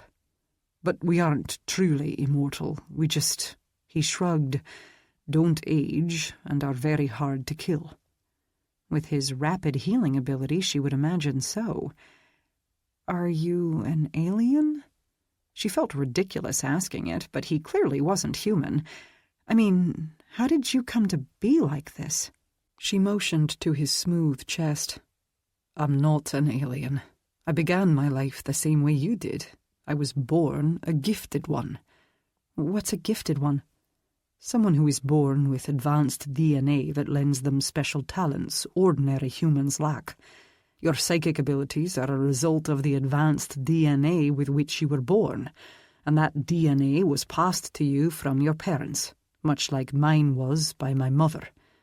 "I don't have advanced DNA." "Yes, you do. All gifted ones have advanced DNA. It's the source of our gifts." "Gifted ones?" she repeated, stressing the S. "Are you saying there are more people out there with special gifts?" "Yes, many more. All my brethren possess them, and there are thousands of others." Every time she thought he couldn't confound her more, he did. "Wait, are you saying Sheldon and Tracy, the couple I met on our first date, have special gifts? Is that why your telepathy was no big deal to them?" He shook his head. "Neither Sheldon nor Tracy are gifted ones, but the men and women they work with are, or were, before they became immortal." "What about the others you introduced me to?" "Martin and Evie are gifted ones. Martin is like you and can see the future. Evie is an empath and can feel others' emotions." "And the rest?" "Etienne, Krista, and Sean are gifted ones who have become immortals." "They've become immortals? How does one become immortal?" "By being infected with a very rare symbiotic virus that behaves like no other on the planet. When one is infected with it on a large enough scale, the virus conquers, then replaces the immune system, giving one the speed, strength, and healing abilities that will enable it, and its host, to survive as long as possible." She grimaced. "It isn't like those snake things in Stargate that live in their host's stomach, is it? Gross." "No, it's nothing like that. It really is a virus. It just behaves unlike any other we've seen." "Why?" "Our doctors and scientists are still trying to puzzle that out." Dana pondered his words. "So Etienne, Krista, and Sean are like you? They heal super fast, can outrun the Flash, and have glowing eyes?" "Yes. Etienne is telepathic. He has fewer scruples than I do and can be a nosy bastard, so whenever you're in the same room with him, you can pretty much count on him reading your thoughts." "You say that as though you think I will be in the same room with him again at some point." "Krista can see auras," he continued, and Dana found the evasion unsettling. "Wait," she frowned. "Auras? You mean those glowy things some people claim surround the body? Those are real?" "Apparently so. And her brother Sean can heal with his hands." "Seriously?" "Yes." "So he can just lay hands on a wound and heal it?" Yes. Okay, that was kind of cool. Aiden's look turned guilty. Or guiltier. What? She asked, already dreading whatever he would say. Now might be a good time for me to tell you that I can heal with my hands too. Again she stared at him. I did tell you, he hastened to add, the night of our first date that I had more than one gift. She thought back to that night. Had he? I'm not pretending. I do have a special gift. More than one, if you're to know the truth of it. Yes, he had. But Tracy and Sheldon had come up then, and Dana had been so surprised by their casual acceptance of his telepathy that she had forgotten. You did, she confirmed. He seemed only slightly relieved to hear it. So you can heal with your hands? She asked. Why, she wondered, did that seem less believable than the other revelations he had made? He nodded. Leaning over, Dana reached behind him and rummaged through his coat. When her hand found the hilt of a dagger, she curled her fingers around it and removed it from its sheath. Aiden eyed her warily when he saw it. What do you plan to do with that? She drew the sharp blade across her palm, cutting a deeper gash than she had intended. "Ow, shit!" she cried, dropping the dagger. "That hurt more than I thought it would." Aiden's eyes flashed bright amber. "Are you mad, woman?" Reaching for her wounded hand, he cupped it in one of his and turned it up so he could examine the damage. Blood spilled out of the deep cut and filled her palm. Swearing, he pressed the palm of his free hand to hers. "Seriously," she gritted, "how the hell could you act like your chest and arms didn't hurt? Your cuts were way deeper than this one, and this hurts like hell." It really did. Aiden's hand heated, becoming as warm as a hot water bottle. The pain in her palm decreased, then vanished altogether. "I'm used to it," he commented absently as he lifted his hand and peered down at her palm. Dana did too, and couldn't believe her eyes. The wound was gone. Grabbing one of the damp towels she had used on Aiden, she wiped her palm clean. No wound, no scar. Nothing. "Holy crap," she whispered and stared at him with no little awe. "You can heal with your hands." He shrugged, his lips turning up in an adorably sheepish smile. "Amongst other things." She groaned. "Aiden," she complained, "you can't do that." "Do what?" he asked, all innocence. "Tell me you can read minds and don't age and heal quickly and can heal me, then, just as I'm beginning to process all of that, imply there's more." He winced. "There is more? Quite a bit, I'm sorry to say." She sighed. "It's times like this I wish I were a heavy drinker." He laughed. "Shall I pop over to the liquor store and fetch you some scotch?" Amazingly, amusement flitted through her. "No, thank you." Then she frowned as she recalled the ultra-tall, scary guy with the long hair appearing out of thin air earlier. "When you say pop over there, you don't mean—" "I can teleport," he announced matter-of-factly. Her mind went blank. "Oh, come on!" she nearly shouted. Aiden laughed, and she had to admit, despite everything, that it was good to see his handsome features lighten and his eyes lose some of their sobriety. "Please tell me you're joking," she begged, "and that teleportation only happens in sci-fi movies." "I'm not, and it doesn't. You saw Seth teleport earlier tonight." "Seth was the giant with the long hair?" He grinned. "Yes, he's our leader or commanding officer." "And he can do magical stuff too?" "There's actually very little Seth can't do." "What about Roland and the woman? They were immortals?" "Yes. Roland can heal with his hands, and his wife Sarah has prophetic dreams." She sighed. "This is a lot to take in." "I know." "Too much for you to mention on a first date," she admitted now that her brain was starting to process everything. "Or a second, or even a third." Such was my thought. Slowly, as though he expected her to jerk away, he reached over and covered one of her hands with his. "It's also a lot for me to trust you with, Dana. These secrets are not solely mine to share. We've worked hard to keep knowledge of our existence, of your existence, of gifted ones, immortals, and our advanced DNA and abilities, a closely guarded secret. Our lives and the lives of many others depend on it, and each time one of us trusts someone with that knowledge, we make our brothers more vulnerable." She could see the truth in that.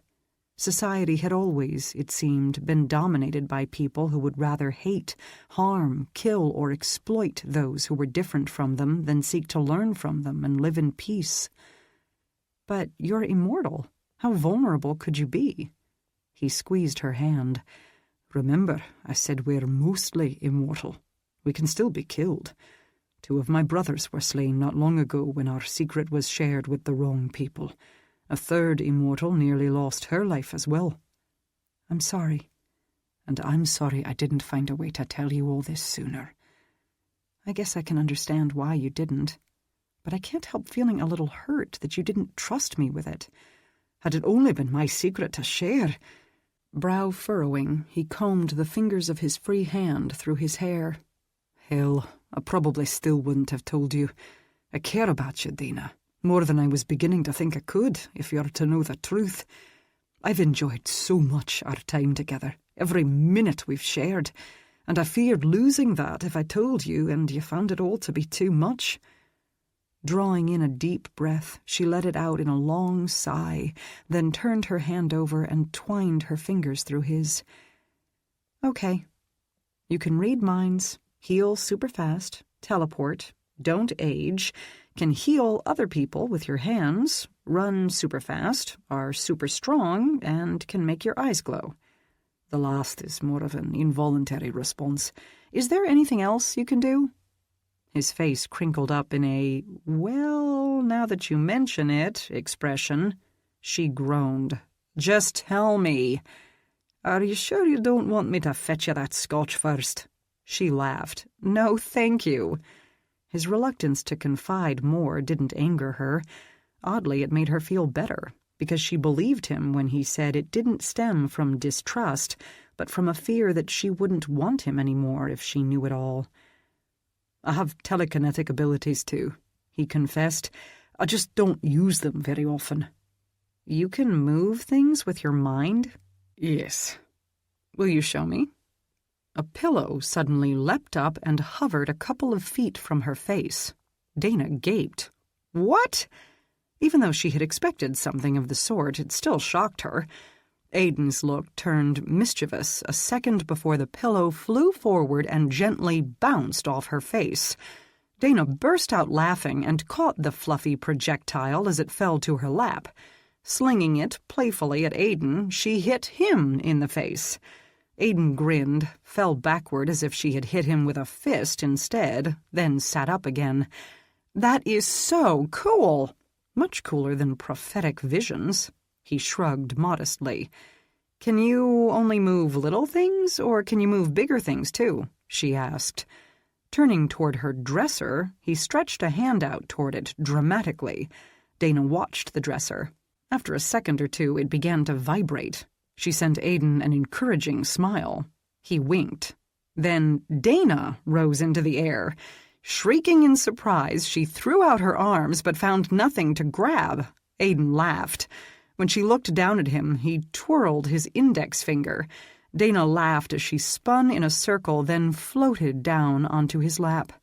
He wrapped his arms around her. Still smiling, she slid her own around his neck. "Still like me?" he asked softly, the glow in his eyes failing to hide the vulnerability that lurked there. She nodded. "You're not afraid of me?" "No." Whatever his abilities, he was still Aiden. Her Aiden. Closing his eyes, he hugged her tight and buried his face in her hair. "Thank you." Chapter 8.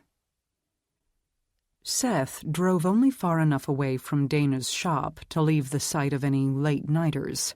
Stopping the car, he closed his eyes and teleported himself and the vehicle to the barn behind David's home, which served as a huge garage. Parking the car in Amy's spot, he cut the engine, got out, and left the keys above the visor. By the sounds of it, the Immortal Guardians and seconds who had assembled at David's home for the meeting remained where he had left them, at the dining-room table. Voices overlapped as everyone speculated over what might be happening with Seth, Roland, and Aidan. Seth strode down the drive and around to the front of the house, taking a couple of minutes to dampen his anger and gather his thoughts. He'd had no idea Aidan was seeing someone. Aidan had said nothing, and, contrary to popular belief, Seth didn't like intruding on his friends' thoughts, seeing all their secrets and private moments, so he didn't do so nearly as often as most assumed he did. Joy crept in. Aidan had found someone. After seemingly endless, lonely centuries, he had found a woman he loved, who was also falling in love with him, or who had been before Roland had mucked it all up. Bitterness invaded. Why did all hell have to break loose whenever an immortal found love? Couldn't one damned courtship go smoothly? Grinding his teeth, Seth opened the front door and closed it behind him with a little more force than he'd intended. All conversation ceased. Entering the dining room, he crossed to the foot of the table and retook his seat. A long minute passed. "Seth?" Amy said tentatively. "Are you okay?" "Yes," he gritted, though anger continued to pummel him. The men and women seated at the table exchanged uncertain looks. "Are you sure?" she asked, "because your eyes are really bright, and I'm pretty sure I just heard thunder." He swore, then muttered, "Give me a minute." But when he closed his eyes, he saw again the dread that had darkened Aidan's features, the fear that he would lose Dana, the dying hope. Thunder rumbled outside, louder this time. Opening his eyes, Seth pointed at Chris. "You need to get your shit together and stop persecuting Aidan. From now on, when you come to this table, you will damned well leave all bias at the door." Chris stiffened and held up a sheaf of papers. "This isn't bias," he insisted. "Bullshit," Seth countered. "You're holding a grudge." "I don't hold grudges." Laughter erupted around the table. Some of his anger easing just a bit, Seth arched a brow. Okay, Chris ground out when the laughter was slow to die down. "I get it. You all think I hold grudges." "Hell yes you do," Bastian uttered. Chris shot him a scowl, then met Seth's irate gaze. "But Seth, when it comes to Aidan, can you really blame me?" He motioned to their audience. "You consider all the immortals and seconds at this table, as well as the immortals and seconds who aren't at this table, members of your family, and you worry about them and protect them accordingly. Well, that's how I feel about the network employees. I think of them as my family. And Aidan erased the memories and damaged the brains of several of them." Eyes widened. "What?" Marcus murmured. "Aidan did that. Why?" Seth shook his head. "I won't go into that right now." Bastian cleared his throat. In his defense, Aidan only erased a minute or two of their memories, so the damage done was negligible. "Only a minute or two?" Sheldon snorted and waved a hand. "Hell, I probably damaged my brain more than that binge drinking with my buds in high school." Etienne eyed him curiously. "Is that why you're the way you are?" Sheldon and Tracy both laughed. Chris clenched his teeth. "Any damage is unacceptable." Seth held up a hand. "I have no problem with your being pissed about that, but I do object to your letting it cloud your judgment." Chris sent him an incredulous look. "How is it clouding my judgment? We know for a fact that Aidan was the last person to see the 6 women who have disappeared. We even now have 3 of those encounters on video." "Yes," Seth said, "but those aren't the only gifted ones who have gone missing. You conveniently left out the fact that 3 men have disappeared as well, and there is no evidence whatsoever that Aidan had any contact with them." Everyone looked at Chris, awaiting his rebuttal. Chris frowned. "I just hadn't gotten to that part yet." David spoke up. "Because you were focusing all your suspicion on Aidan." Seth nodded.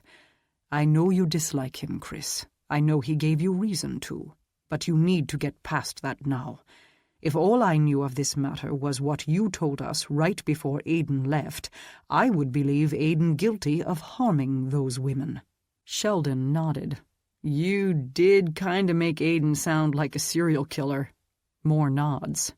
"Had you instead," Seth continued, "begun your presentation by saying that 9 gifted ones have gone missing, 3 males and 6 females, then explained that we have strong reason to believe that someone bearing Aiden's appearance was seen with several of them shortly before they vanished—" "Not someone bearing Aiden's appearance," Chris corrected.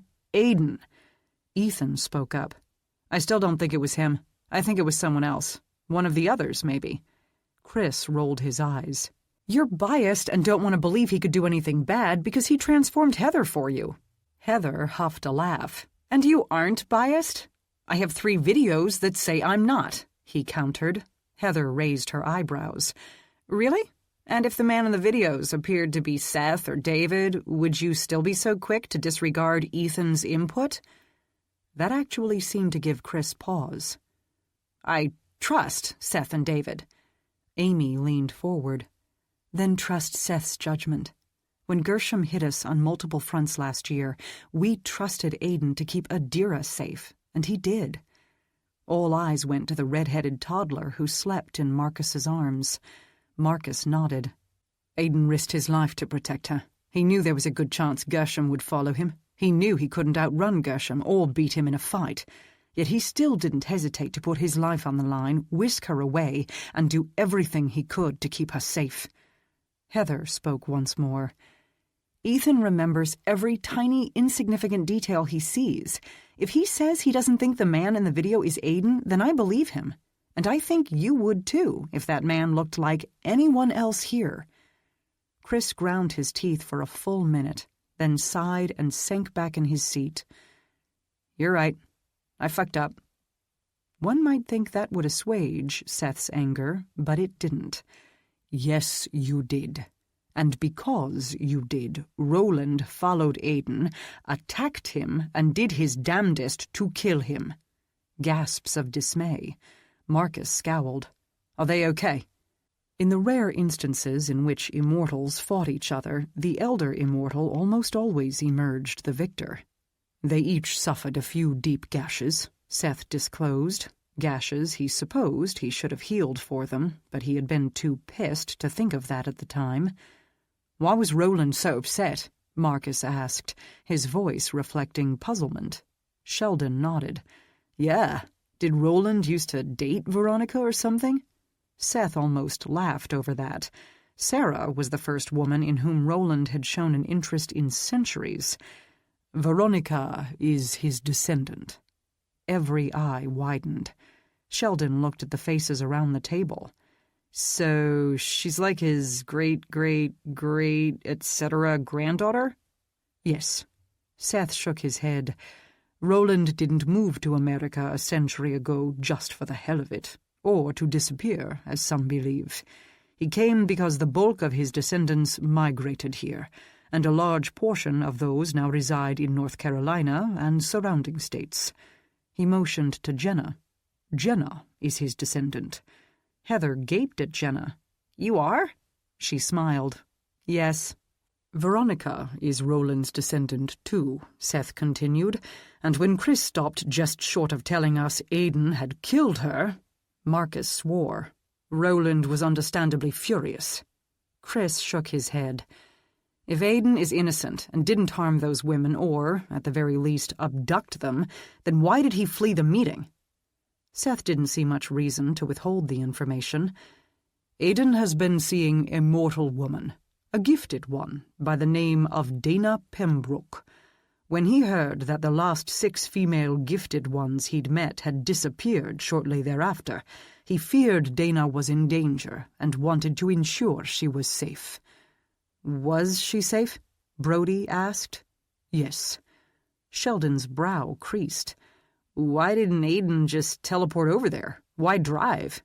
Seth glared at Chris. "Because Dana doesn't know he's immortal and can teleport.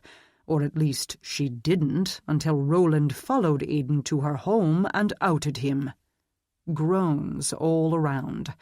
Chris frowned. Aiden didn't circle her name on the list. No, he didn't, because he didn't want you to fuck things up, Seth ground out, which you managed to do quite efficiently anyway. Roland attacked Aiden and was doing his damnedest to kill him, with glowing eyes and at preternatural speeds, when Sarah called me. Brody slammed a fist down on the table. "Damn it, Rawdon!"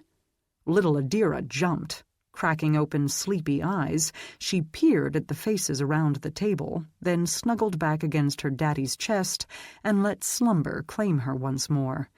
Brody sent Marcus and Amy an apologetic look, then glared at Chris. Aiden has waited 3,000 years to find a woman he loves, a gifted one who might love him enough to transform for him the way Sarah did for Roland. And when he finally finds her, or thinks he has, you go and fuck it all up? The anger and belligerence in Chris's expression gave way to guilt. Amy turned to Seth. "What about Dana? Is she okay?" "Yes, but she tasered Roland." Jaws dropped. "That is awesome," Sheldon declared. Brody grinned. "I knew it. She's a fighter." Seth agreed. It had taken a hell of a lot of guts for her to grab that taser and rush outside when she saw Roland and Aiden zipping around at preternatural speeds trying to slay each other. She's understandably shaken up, though, angry and afraid. He shook his head. "We may have just blown Aiden's shot at finding a woman he can spend the rest of his immortal life with, by robbing him of the opportunity to share the reality of his existence with her and reveal the truth himself in his own time." Bastian swore. 3,000 years alone, and he's going to miss out on love because Chris had his head up his arse? Seth shook his head. "It's not definite yet. He's talking to her now." Chris frowned. "You left him alone with her?" "Yes, Chris," Seth gritted. "I left him alone with her to try to undo the damage you've wrought. And before you object, let me remind you that I've known Aiden for a hell of a long time. I made a colossal mistake 2 years ago when I falsely accused him of working against us, based on video footage you provided, I might add. I won't make the same mistake twice without having more conclusive evidence than you've shown us tonight." Chris dragged both hands down his face. "Okay, you're right, I fucked up."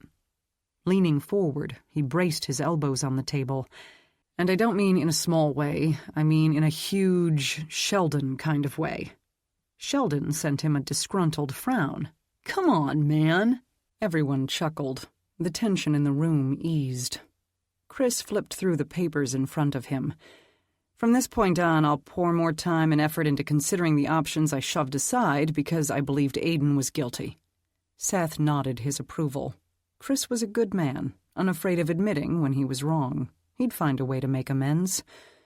Chris folded his hands on top of the papers and addressed them all. "Aiden swears the man in the videos isn't him, and most of you want to believe that, so this won't be a popular supposition. But what if it is him, and he just doesn't remember it? We all know Gershom is fond of mind control. What if Gershom has stepped up his game and, instead of using mortals, is now using Aiden as his puppet?" Seth looked at David. "I think Aiden's mind is too strong for that, don't you?" David nodded. "Yes, his mental barriers are nearly impenetrable. I don't think Gershom could plant commands or tamper with Aiden's memories without him knowing it." Seth looked to Zach. "I agree," Zach said. "I had to constantly enforce a command to sleep the one time I tried to read his mind. His mental barriers are, in fact, so strong that I failed to topple them. His nose and ears bled. And even though he slept through it all, he still knew when he awoke that someone had been in his head." Chris's brow furrowed. If Zach could command him to sleep, couldn't Gershom command him to forget? "Theoretically," Seth admitted. "I'll try to convince Aiden to lower his barriers enough for me to look for signs of such. I believe he wouldn't do so before because he didn't want me to know about Dana. But now that I do..." Melanie bit her lip. Seth, even if Gershom did manipulate Aiden's mind, I don't know that you would find any evidence of it. In humans, you would see scar tissue and other signs of the damage that causes, but immortals have incredible regenerative capabilities. If Gershom planted commands in Aiden's mind to make him abduct the gifted ones, then returned after the fact and erased those commands, along with all of Aiden's memories of the events, the virus could conceivably have healed the scarring that would have resulted and left no traces of tampering in Aiden's brain. David frowned. So we can't clear Aiden simply by reading his mind? I doubt it, she confirmed with regret. Seth shook his head. Then our problems have just multiplied. Ethan frowned. I still don't think that it was Aiden in the video. I think it was Gershom or someone else who can shapeshift. Brody braced his elbows on the table. If it's Gershom, why assume another's appearance at all? I don't see the purpose of it. Plausible deniability, Zach suggested. As long as no one actually sees him do it, he can deny it. Or, Bastian proposed, perhaps he just likes to fuck with us. He's tried once before to turn us against each other. Seth hid his pleasure over Bastian's use of the word us. It had taken the immortal black sheep a long damned time to truly become one of them. David made a sound of agreement. We know Gershom holds a great deal of animosity toward Seth. What better way to strike at him than to make Seth strike at one of his beloved Immortal Guardians, only to discover too late that he was wrong. Which was why Seth was loath to believe Aiden guilty. Bastian shook his head. Vampires appear to be amassing again, too. I think we also need to consider what, if any, role they may be playing in all this. Ethan nodded. Heather and I killed a dozen in just one night, then killed a dozen more a few nights later. Marcus spoke softly so as not to wake the toddler he held. Roland and Sarah have been encountering such numbers as well, killing 9 one night, 11 the next. I took out 7 myself last night. Etienne frowned and leaned forward. Krista and I just took out 10, but I didn't have time to explore their thoughts and look for signs of manipulation. Krista snorted. You would have had plenty of time if you hadn't been killing them as fast as you could, so I wouldn't have to kill as many myself. He looked down at his wife. I don't like your taking on such numbers. She gave his cheek a little pat. I was killing vampires long before I met you and transformed, sweetie. I can take care of myself.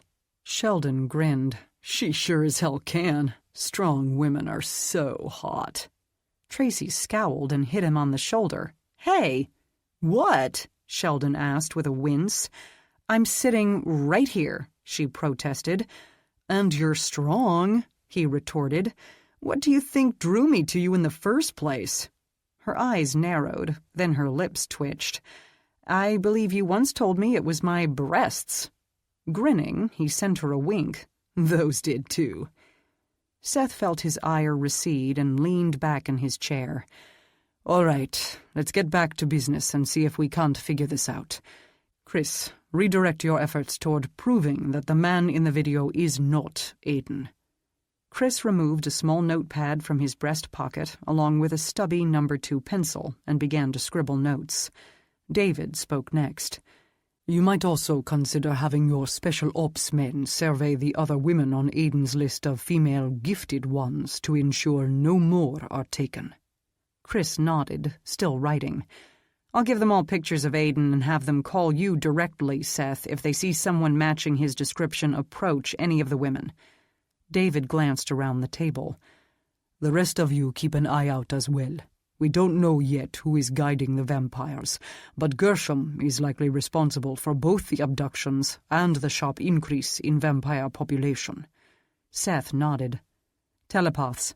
Read the thoughts of as many vampires as you can without endangering yourselves unduly, and search for anything else that may help us identify their leader and learn his goals.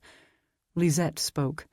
Should we start carrying tranquilizer guns with us and trank those we think may possess useful intel? Yes. Seth consulted his pocket watch. We should end the meeting early. I asked Aiden to bring Dana here after they talked, and I don't want her to have to deal with a house full of powerful immortals on top of everything else." Heather regarded the Immortal Guardians gathered around the table.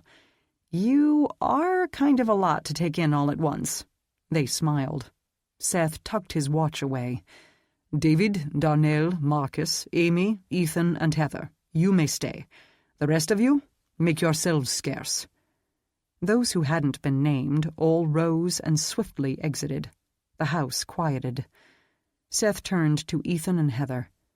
"Ethan, we have already ascertained that you are impervious to mind control, and I believe your gift can be particularly useful to us, so I would like your aid in this." "I'll do everything I can," Ethan said without hesitation. Heather nodded. "Me too." "Good. I'm going to ask Aiden and Dana to stay at your house until we get to the bottom of this. I'd ask them to stay here, but—" Ethan glanced at Amy and Adira. "You're reluctant to put Amy and Adira in danger?" "Yes." Amy was like a daughter to Seth, Adira like a granddaughter. He couldn't bear the thought of anything happening to them. Amy bit her lip. "Seth, I can be just as useful as Ethan when it comes to discerning the difference between Aiden and an imposter. I think they should stay here." Amy had come to them from another world, and though she wasn't immortal and couldn't transform, none of them were sure what the vampiric virus would do to her. Her race was very long-lived, had incredible regenerative abilities, and possessed special gifts of their own. One of Amy's was the ability to feel individual energy signatures. Apparently every living person boasted an energy signature that was as unique as his or her thumbprint. Once Amy was in the presence of someone like Aiden, she would always be able to identify him again, even while blindfolded, just by sensing his energy signature. So if Amy were in the presence of the man in the video, she would be able to tell them with absolute certainty if the man was Aiden, Gershom, or someone else.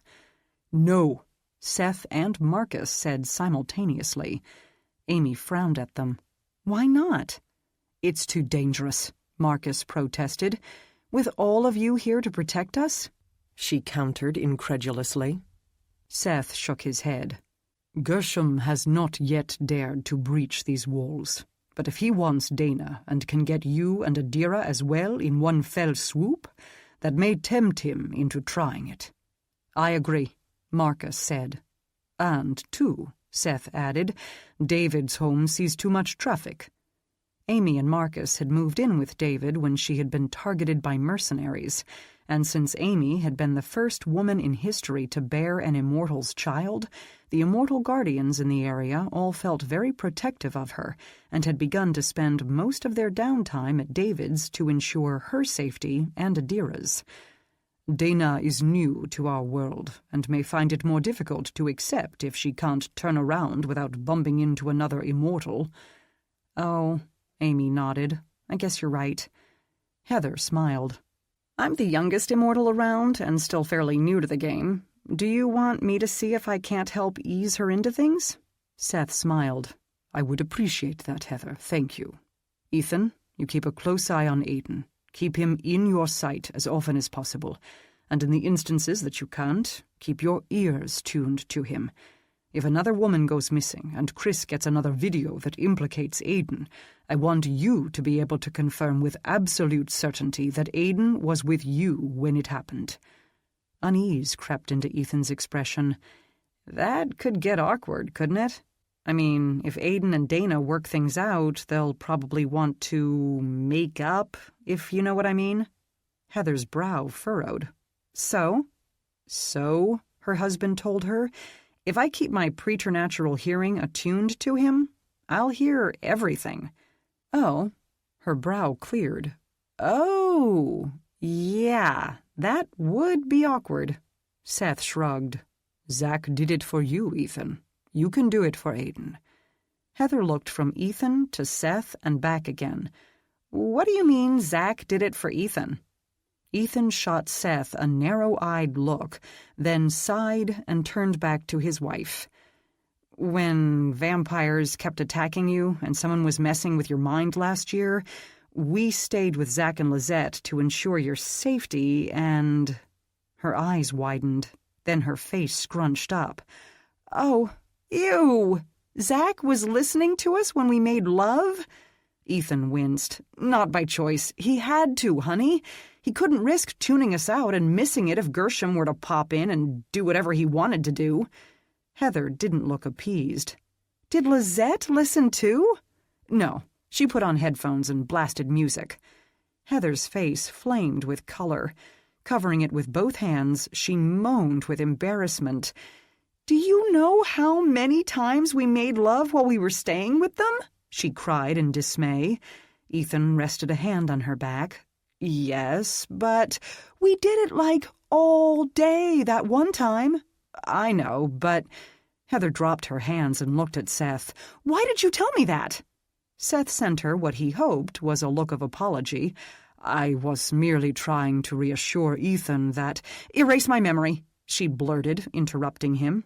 Seth stared at her in surprise. "What?" "Erase that from my memory. Quick, before it does too much damage. I like Zach, and I want to keep being friends with him and Lizette, but I won't be able to if every time I see Zach, I think about him listening to us humping our brains out." Marcus burst into laughter. Amy elbowed him, but looked as though she wanted to laugh too. "Honey," Ethan said, his face full of concern, "erasing that from your memory would cause brain damage." "I'm immortal," Heather said. "I'll heal." "We think you'll heal," Ethan qualified.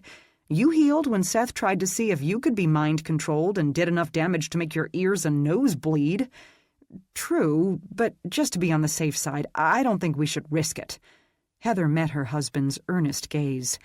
"Ethan, if Seth doesn't get this out of my head, then every time we make love from this point on, instead of thoroughly enjoying it, I'm going to be fixating on all the sounds Zach heard when we made love at their place." Eyes widening, Ethan swung to Seth. "Do it. Erase it. Melanie said she'd recover, right?" Seth laughed. "I can bury it instead. That will cause no lasting damage." Heather smiled with relief. "Thank you." Amy cleared her throat. "Even if you bury the memories, won't Heather figure it out if she hears Aiden and Dana make love?" Heather looked at Ethan. "If I do, just tell me Lizette's basement bedrooms were soundproofed. I was still mortal then, so I won't know it isn't true." Ethan frowned. "I don't want to lie to you." Heather arched a brow. "The vigorous sex life we'll enjoy for the rest of eternity is worth one lie, don't you think?" He grinned. "Well, when you put it like that." Heather looked at Seth expectantly. Seth delved into her thoughts, found her memories of the past few minutes, and buried them. He looked at Ethan. "It's done." "What is?" Heather asked. Seth smiled at her. "Heather, I'm going to ask Aiden and Dana to stay with you and Ethan until we can get to the bottom of this." She smiled. "Oh, okay. I'm the youngest immortal around and still fairly new to the game. Maybe I can help ease her into things." The others all shared a glance. "Thank you. I would appreciate that." Seth looked at Ethan, who watched his wife from the corner of his eye, and repeated his instructions for Heather's benefit. As he wrapped up the meeting, Seth fervently hoped such precautions would prove unnecessary, but none of them knew if or when another gifted one might go missing. Chapter 9. Dana wasn't sure how long Aiden held her, his arms tight enough to make her wonder if he feared she would run away if he loosened his grip. But it helped. It really did. He still felt like Aiden to her, still smelled like Aiden, still made her laugh like Aiden. He was just so much more than she had realized. Snuggling against him, as she had each time they'd parked their butts on her sofa and watched a movie, helped quiet her tumultuous thoughts.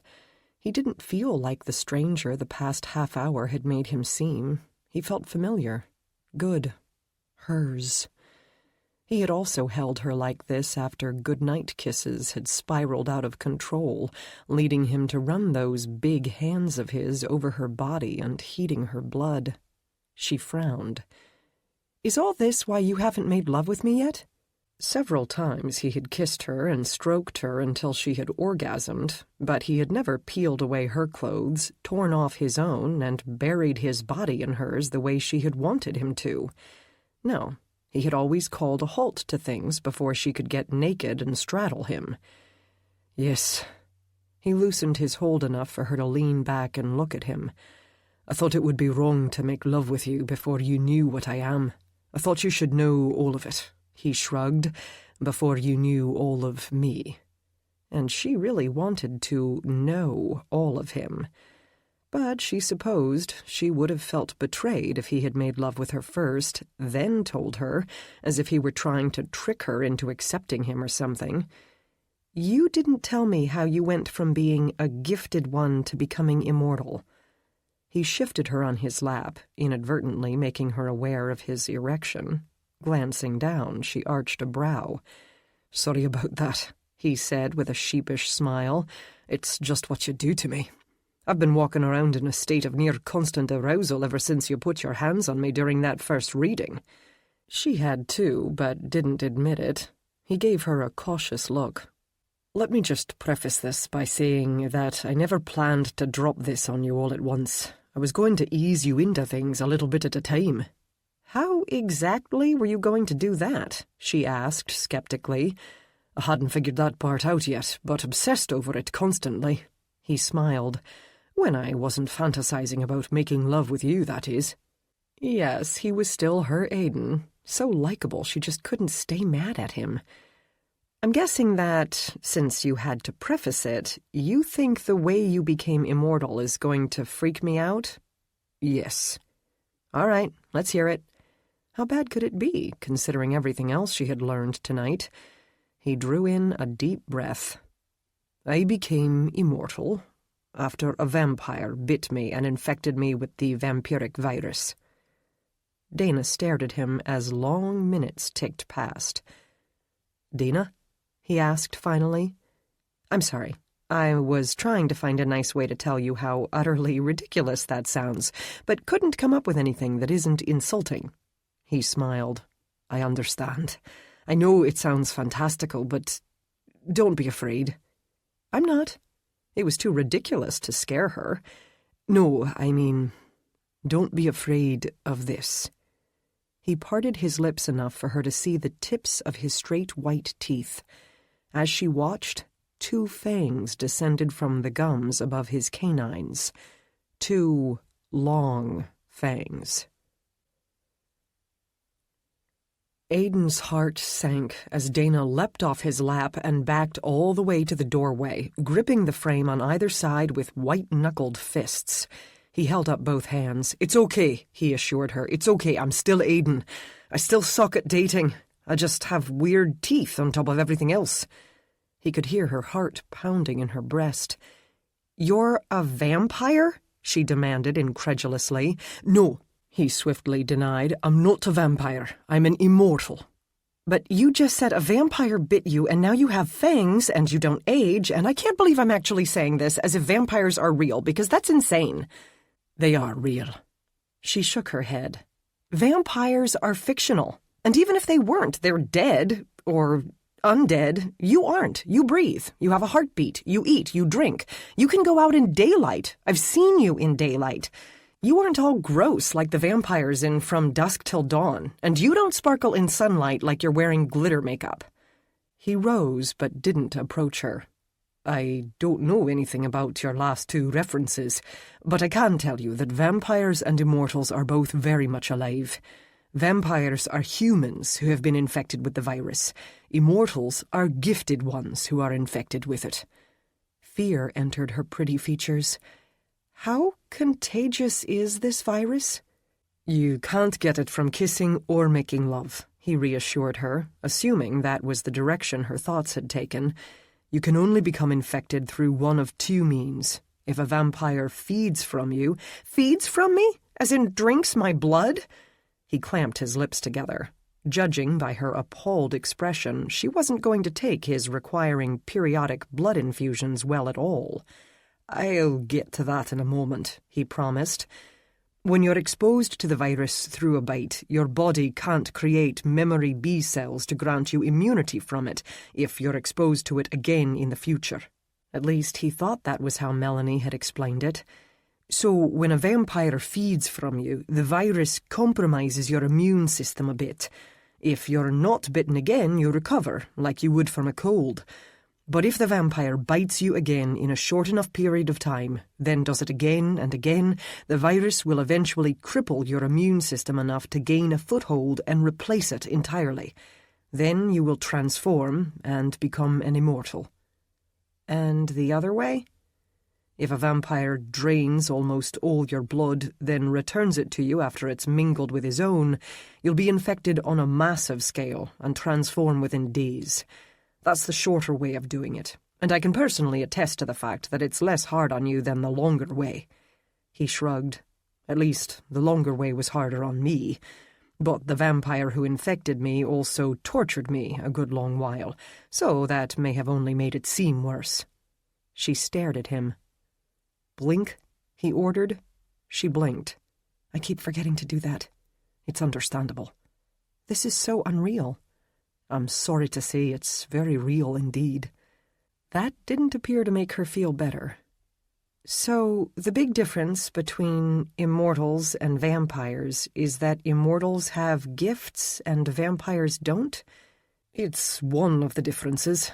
The other big one is that the virus causes progressive brain damage in humans who transform, so they rapidly descend into madness and prey upon innocence. But the advanced DNA in gifted ones shields us from the more corrosive aspects of the virus, so immortals don't." Her grip on the doorframe didn't loosen. "You aren't in the private security business, are you?" "No. I and my brethren hunt and slay vampires for a living. We call ourselves Immortal Guardians." She offered no reply, just kept staring at him. And his teeth. He shifted, uncomfortable beneath her regard. "I didn't think it a lie, since we do ensure the safety of humans by slaying the vampires who would otherwise prey upon them, so it's a kind of private security business." Again she said nothing. "Dana?" he asked, wishing he could read her thoughts, but he didn't want to make things even worse by abusing her trust. "Don't you think everyone would know if vampires really existed?" she asked him. "Wouldn't the vampires' victims, the ones who weren't killed, come forward?" He shook his head. "When vampires and immortals transform, glands form above our fangs that release a chemical similar to GHB under the pressure of a bite, so those who are bitten retain no memory of it." She frowned. "Even so, this is the information age. With the internet and cell phones that can record video and upload it instantly, don't you think everyone would know? I mean, someone had to have seen something by now and caught it on camera." He didn't begrudge her the doubt. He hadn't wanted to believe it in the beginning either. "We've worked hard to ensure knowledge of vampires' existence, as well as knowledge of our own, never reaches the public." "Why? I mean, if vampires are real, don't you think people should know? Forewarned is forearmed and all that." He shook his head. "Do you remember my telling you that I lost 2 brothers not long ago because knowledge of us was leaked to the wrong ears?" "Yes." "Well, they were slain when a mercenary group learned of the virus and decided they'd use it to create an army of super soldiers they could hire out to the highest bidder." "Oh, crap," she whispered. "That's just what they do, isn't it?"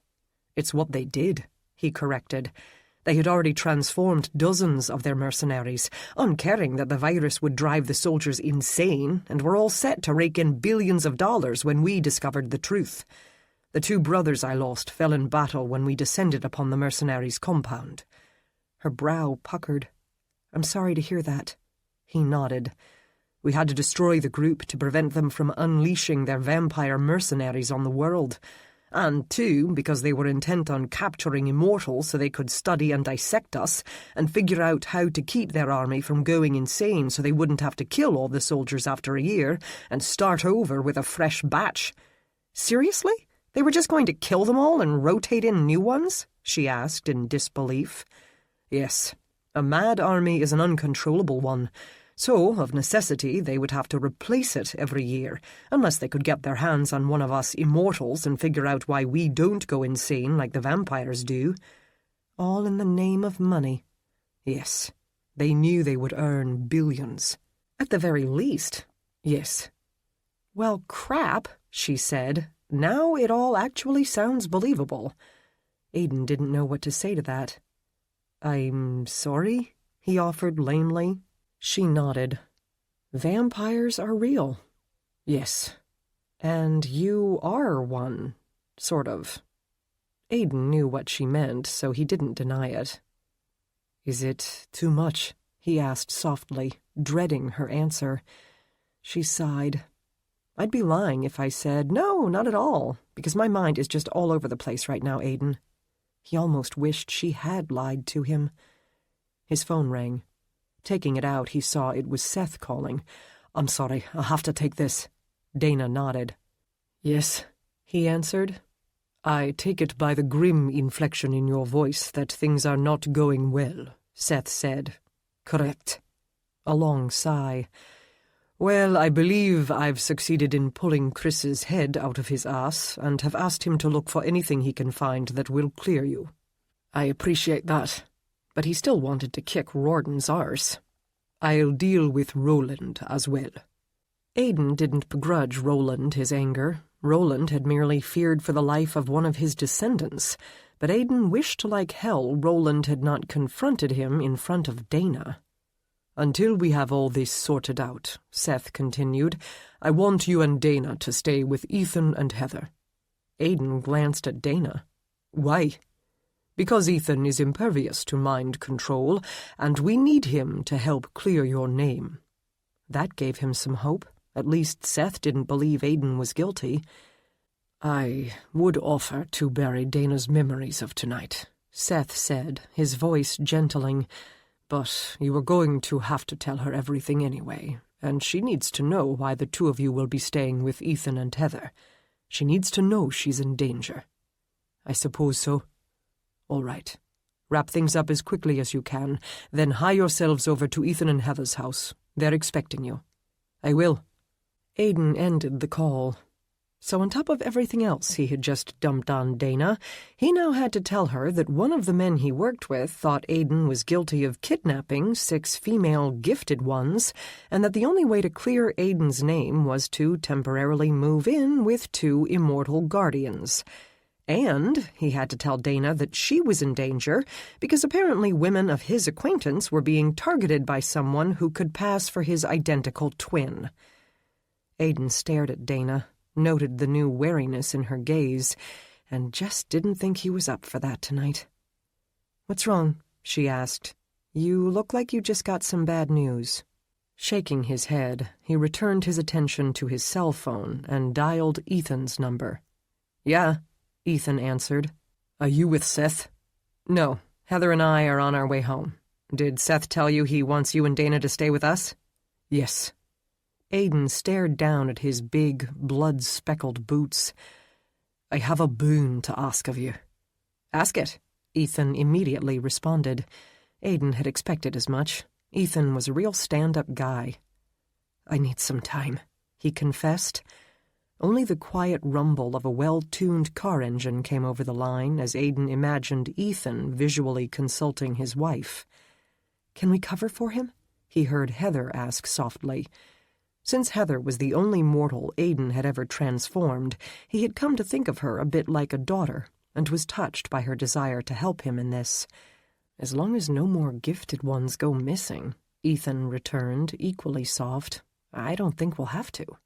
That was Aiden's hope. You know the risks. If you aren't comfortable with it, take what time you need, Ethan interrupted, his voice firm. Chris may still have his doubts, but I don't. I know that wasn't you in the videos. So take your time, Aiden. We'll be here if you need us. Thank you. Aiden ended the call. Weariness assailed him. He had lost quite a bit of blood, thanks to Roland. Dana lowered her arms and leaned against the doorframe. You look tired. Was that concern he heard in her voice? He rubbed his eyes. I am. Do you need blood? She asked tentatively. It looked like you lost a lot earlier."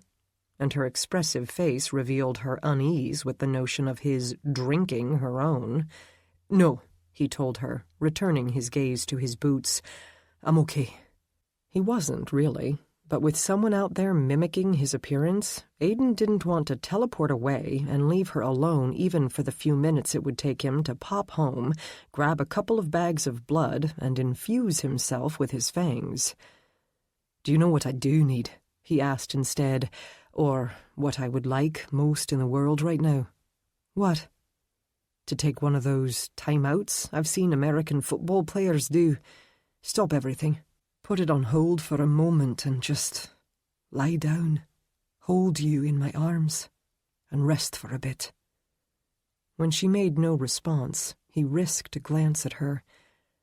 "I'd like that too," she said, surprising him. "I could use the time to assimilate all this." Relief filled him as he rose. "I need to clean up first." Her lips turned up in a smile that didn't reach her eyes. "Still worried about staining the bedding?" He nodded. "I have a change of clothes in my car." Stepping back, she let him pass into the hallway. "While you do that, I'm going to take a quick shower." She was smeared and stained with a healthy amount of his blood. That she didn't invite him to shower with her neither surprised nor upset him. "As you will." While she ducked into the bathroom and turned on the shower, Aiden headed downstairs. The scent of his and Roland's blood still tainted the air outside, thanks to the lack of a breeze. Aiden kept his ears tuned to Dana as he opened his car's trunk and retrieved the duffel bag Brody kept there for him. He didn't think he had ever used it before. Since he could teleport, a shower and clean clothes were always just a heartbeat away, but his second insisted he keep it in the car just in case. Closing the trunk, he headed back inside and locked the door behind him. Dana's shower didn't last long. Aiden waited in the hallway, so concerned about her that he didn't even ponder how alluring she must look, smoothing soap suds all over her delectable body. The bathroom door opened. Balmy, humid air wafted out and embraced him. Dana stopped short when she saw him. Dark, wet hair bracketed a pretty face free of makeup. Her smooth, pale skin glistened with a hint of moisture, much of it exposed by the fluffy white towel she had wrapped around herself sarong style. The end was tucked between her breasts, drawing his gaze to her tempting cleavage. Most of her shapely legs were left bare by the towel, which barely covered her bottom. Even as tired and anxious as he was, Aiden felt his body harden, which meant... "Your eyes are glowing," she mentioned, voice hushed. "Damn it." Bending, he grabbed the handles of his duffel bag. "I'll only be a minute." Nodding, she stepped aside. Aiden felt her gaze as he entered the bathroom, but didn't look at her again before he closed the door. Disrobing at preternatural speeds, he showered equally fast, then donned the black t-shirt, boxers, and cargo pants he found in the duffel bag. His feet he opted to leave bare for now. After taking a moment to drag his hands through his wet hair, he tucked all his blood-stained clothes in the duffel, zipped it, grabbed his boots, and opened the bathroom door. Dana swore softly, out of sight. A rustle of clothing ensued. When Aiden entered the bedroom, Dana stood with her back to him, naked save for a pair of lavender and black plaid shorts. Aiden's hand clenched around the duffel bag's handles as he stared at her back. Smooth and soft, he knew, from the times he had slipped his hands beneath her shirt. It tapered down from her shoulders to a narrow waist, the sides of her full breasts visible when she raised her arms and hastily tugged a lavender tank top over her head. Pulling the hem down to meet the shorts, she turned to face him.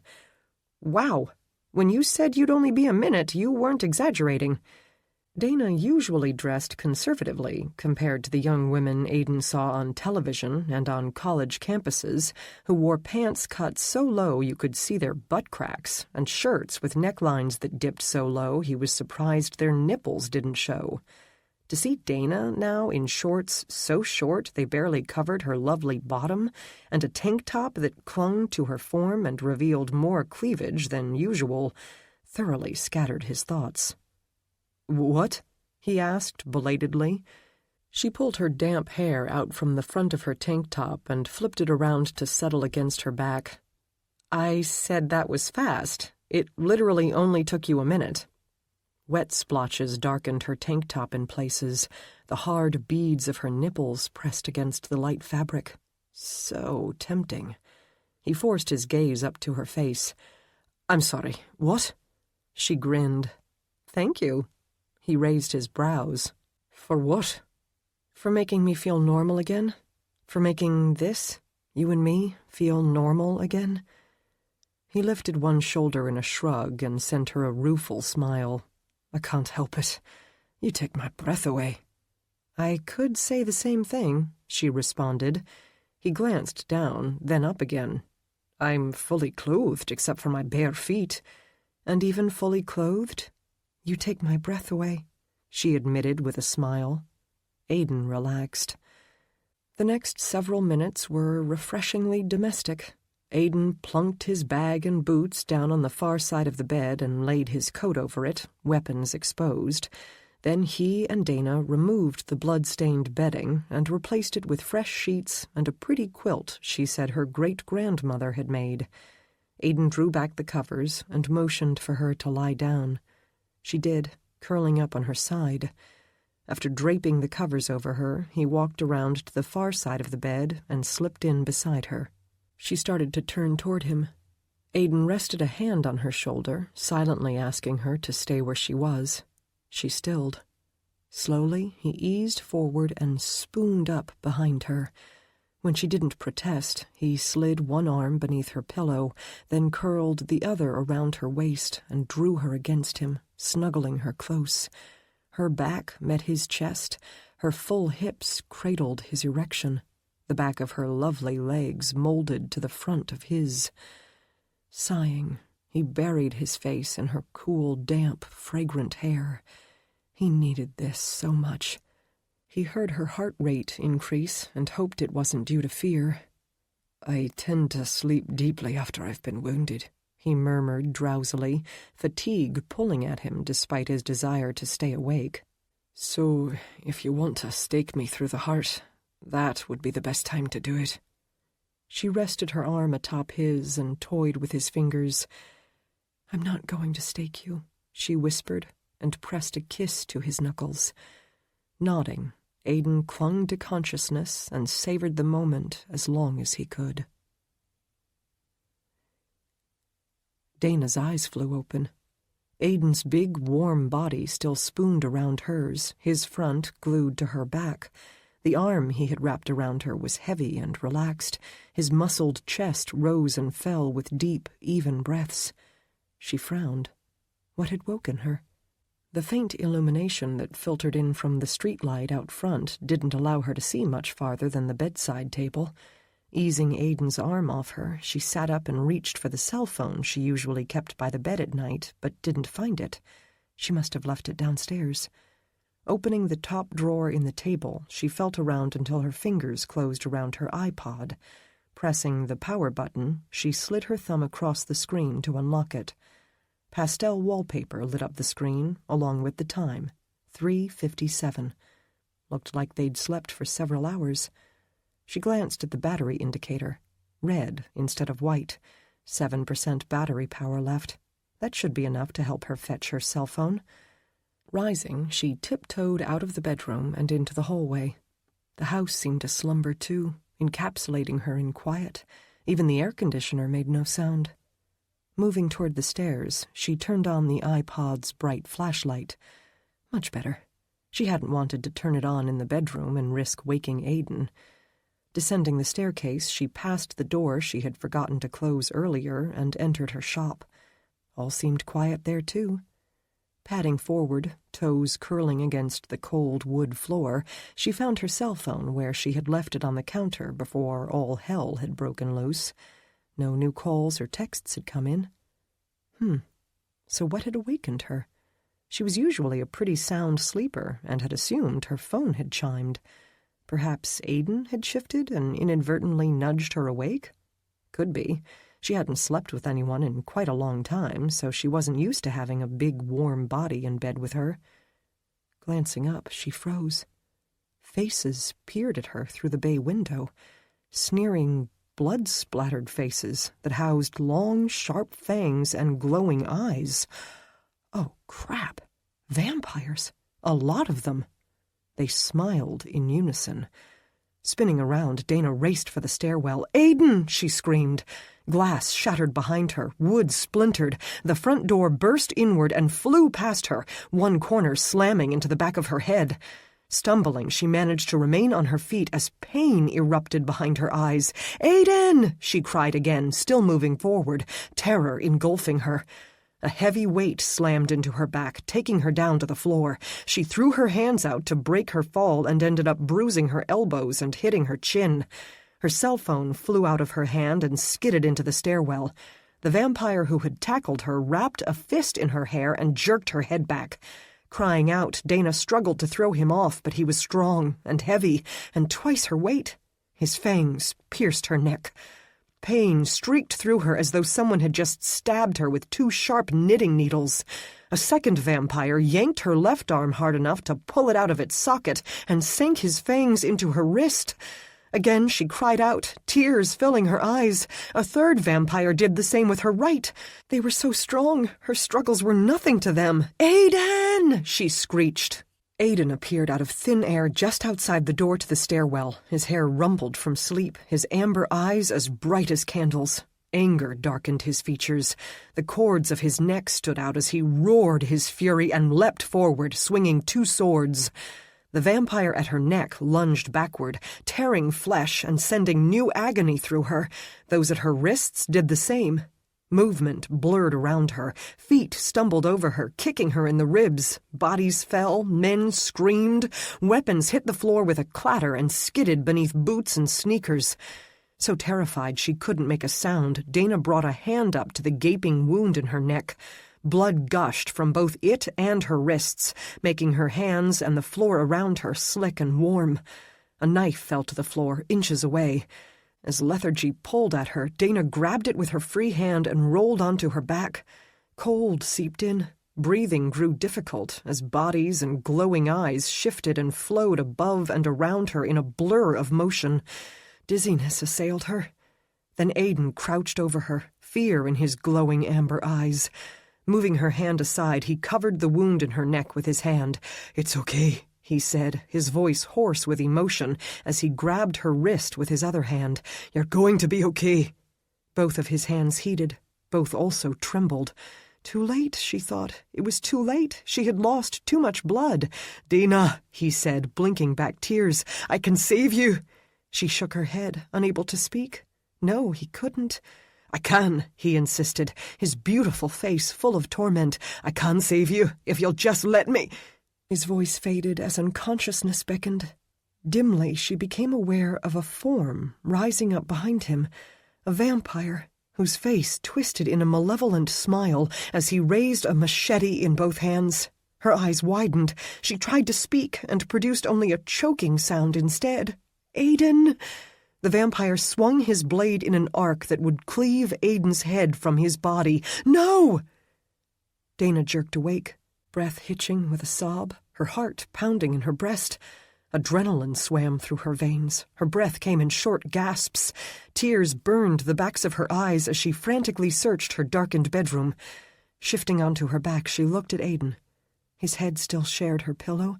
His eyes were closed, his face peaceful in slumber.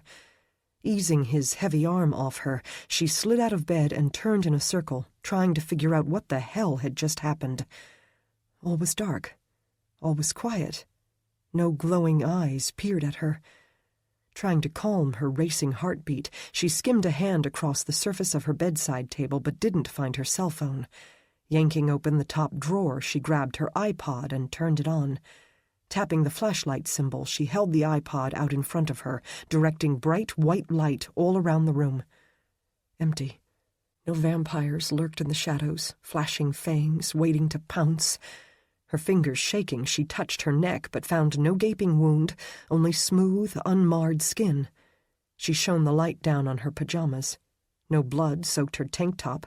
The flesh of her wrists wasn't torn open. Had it really been a dream? She remained motionless for several seconds, trying to calm her jagged breathing. Lowering the iPod, she glanced at the screen. 7% battery life. She checked the time. 3:57. Oh, crap. It hadn't been a dream. It had been a vision. Chapter 10. Scrambling back onto the bed, she knelt beside Aidan and shook him. "Aidan!" He slumbered on. Hadn't he said something about sleeping deeply after he'd been wounded? She shook him harder, damned near shoving him off the bed. "Aidan!" Eyes flying open, he jackknifed into an upright position and raised a sword. "What?"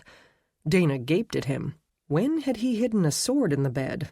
He looked at her and blinked in confusion. "Dana, what is it?" She shook her head, tears rising as fear pummeled her. "I just had a vision. Vampires attacked, a lot of them. They ripped my throat out and—" Eyes flashing amber, he dropped the sword and drew her into a tight hug. It's okay. Where will they attack?" "Here." Swearing, he released her, threw back the covers, and rose. "When?" 2 minutes, maybe 3. Backing off the bed, she watched him yank on his weapons-filled coat. "In the vision, I went downstairs to get my cell phone, and they burst through the windows, knocked down the door, and attacked me. They bit me on the neck and my wrists, and I couldn't get to you, so I yelled, and—" "That isn't going to happen," he declared grimly. "I'm going to teleport you to Ethan and Heather's house. They'll keep you safe while I come back and fight the vampires." "They're immortal?" "Yes." "Oh, hell no," she blurted, her voice a bit strident. "After what I just saw in that vision, the only person with fangs I trust is you. I'm staying here." Just the idea of being alone with someone else who had fangs terrified her. She'd much rather stay here and take her chances with Aidan. He was the only one she trusted not to kill her. Or better yet, why don't we just get the hell out of here? He shook his head. "They'll move on to your neighbors down the street and kill them if I don't stop them." Damn it. She couldn't let them kill Mr. and Mrs. Crimshaw. Both were in their 80s and had never once complained about Dana running a business out of her home or looked down their noses at her because she claimed to be psychic. Turning back to her bedside table, Dana yanked open the second drawer and drew out a 9mm and spare magazine. Aidan cursed. He must have read her thoughts and fears, though, because he didn't try to change her mind. Reaching into his coat, he drew out a gun. "Take this." She did, then frowned down at it. "What is it?"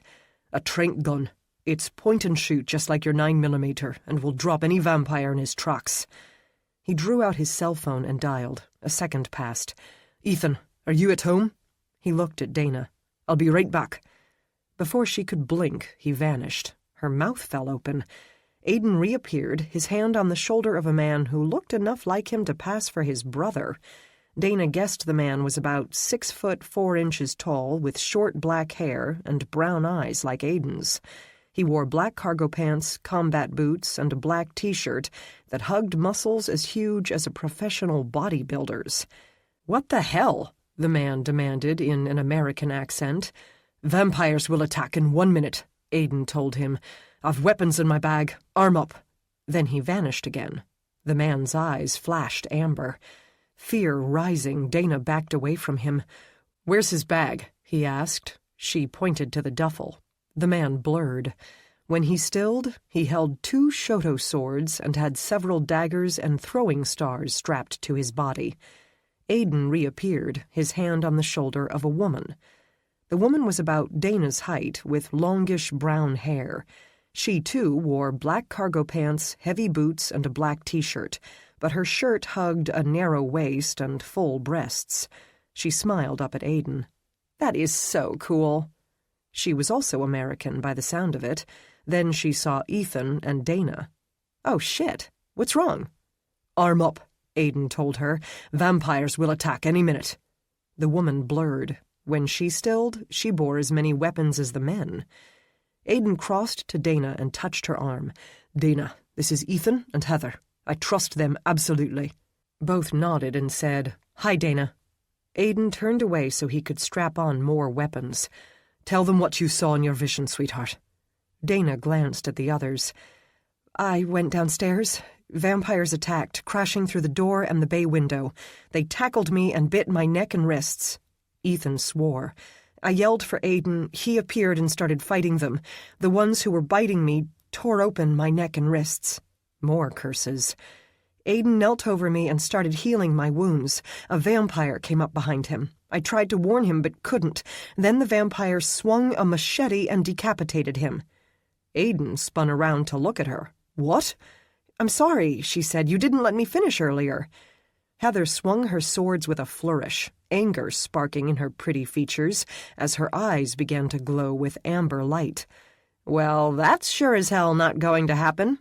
"You're damned right it isn't," Ethan seconded. "No, it isn't," Aiden added, and headed for the hallway. "Heather, you stay with Dana and keep her safe. Ethan, you're with me." Dana stared at him. "What?" Heather turned to Ethan. Rising onto her toes, she wrapped her arms around his neck, her hands still clutching weapons, and pressed her lips to his. Ethan closed his arms around her and deepened the kiss.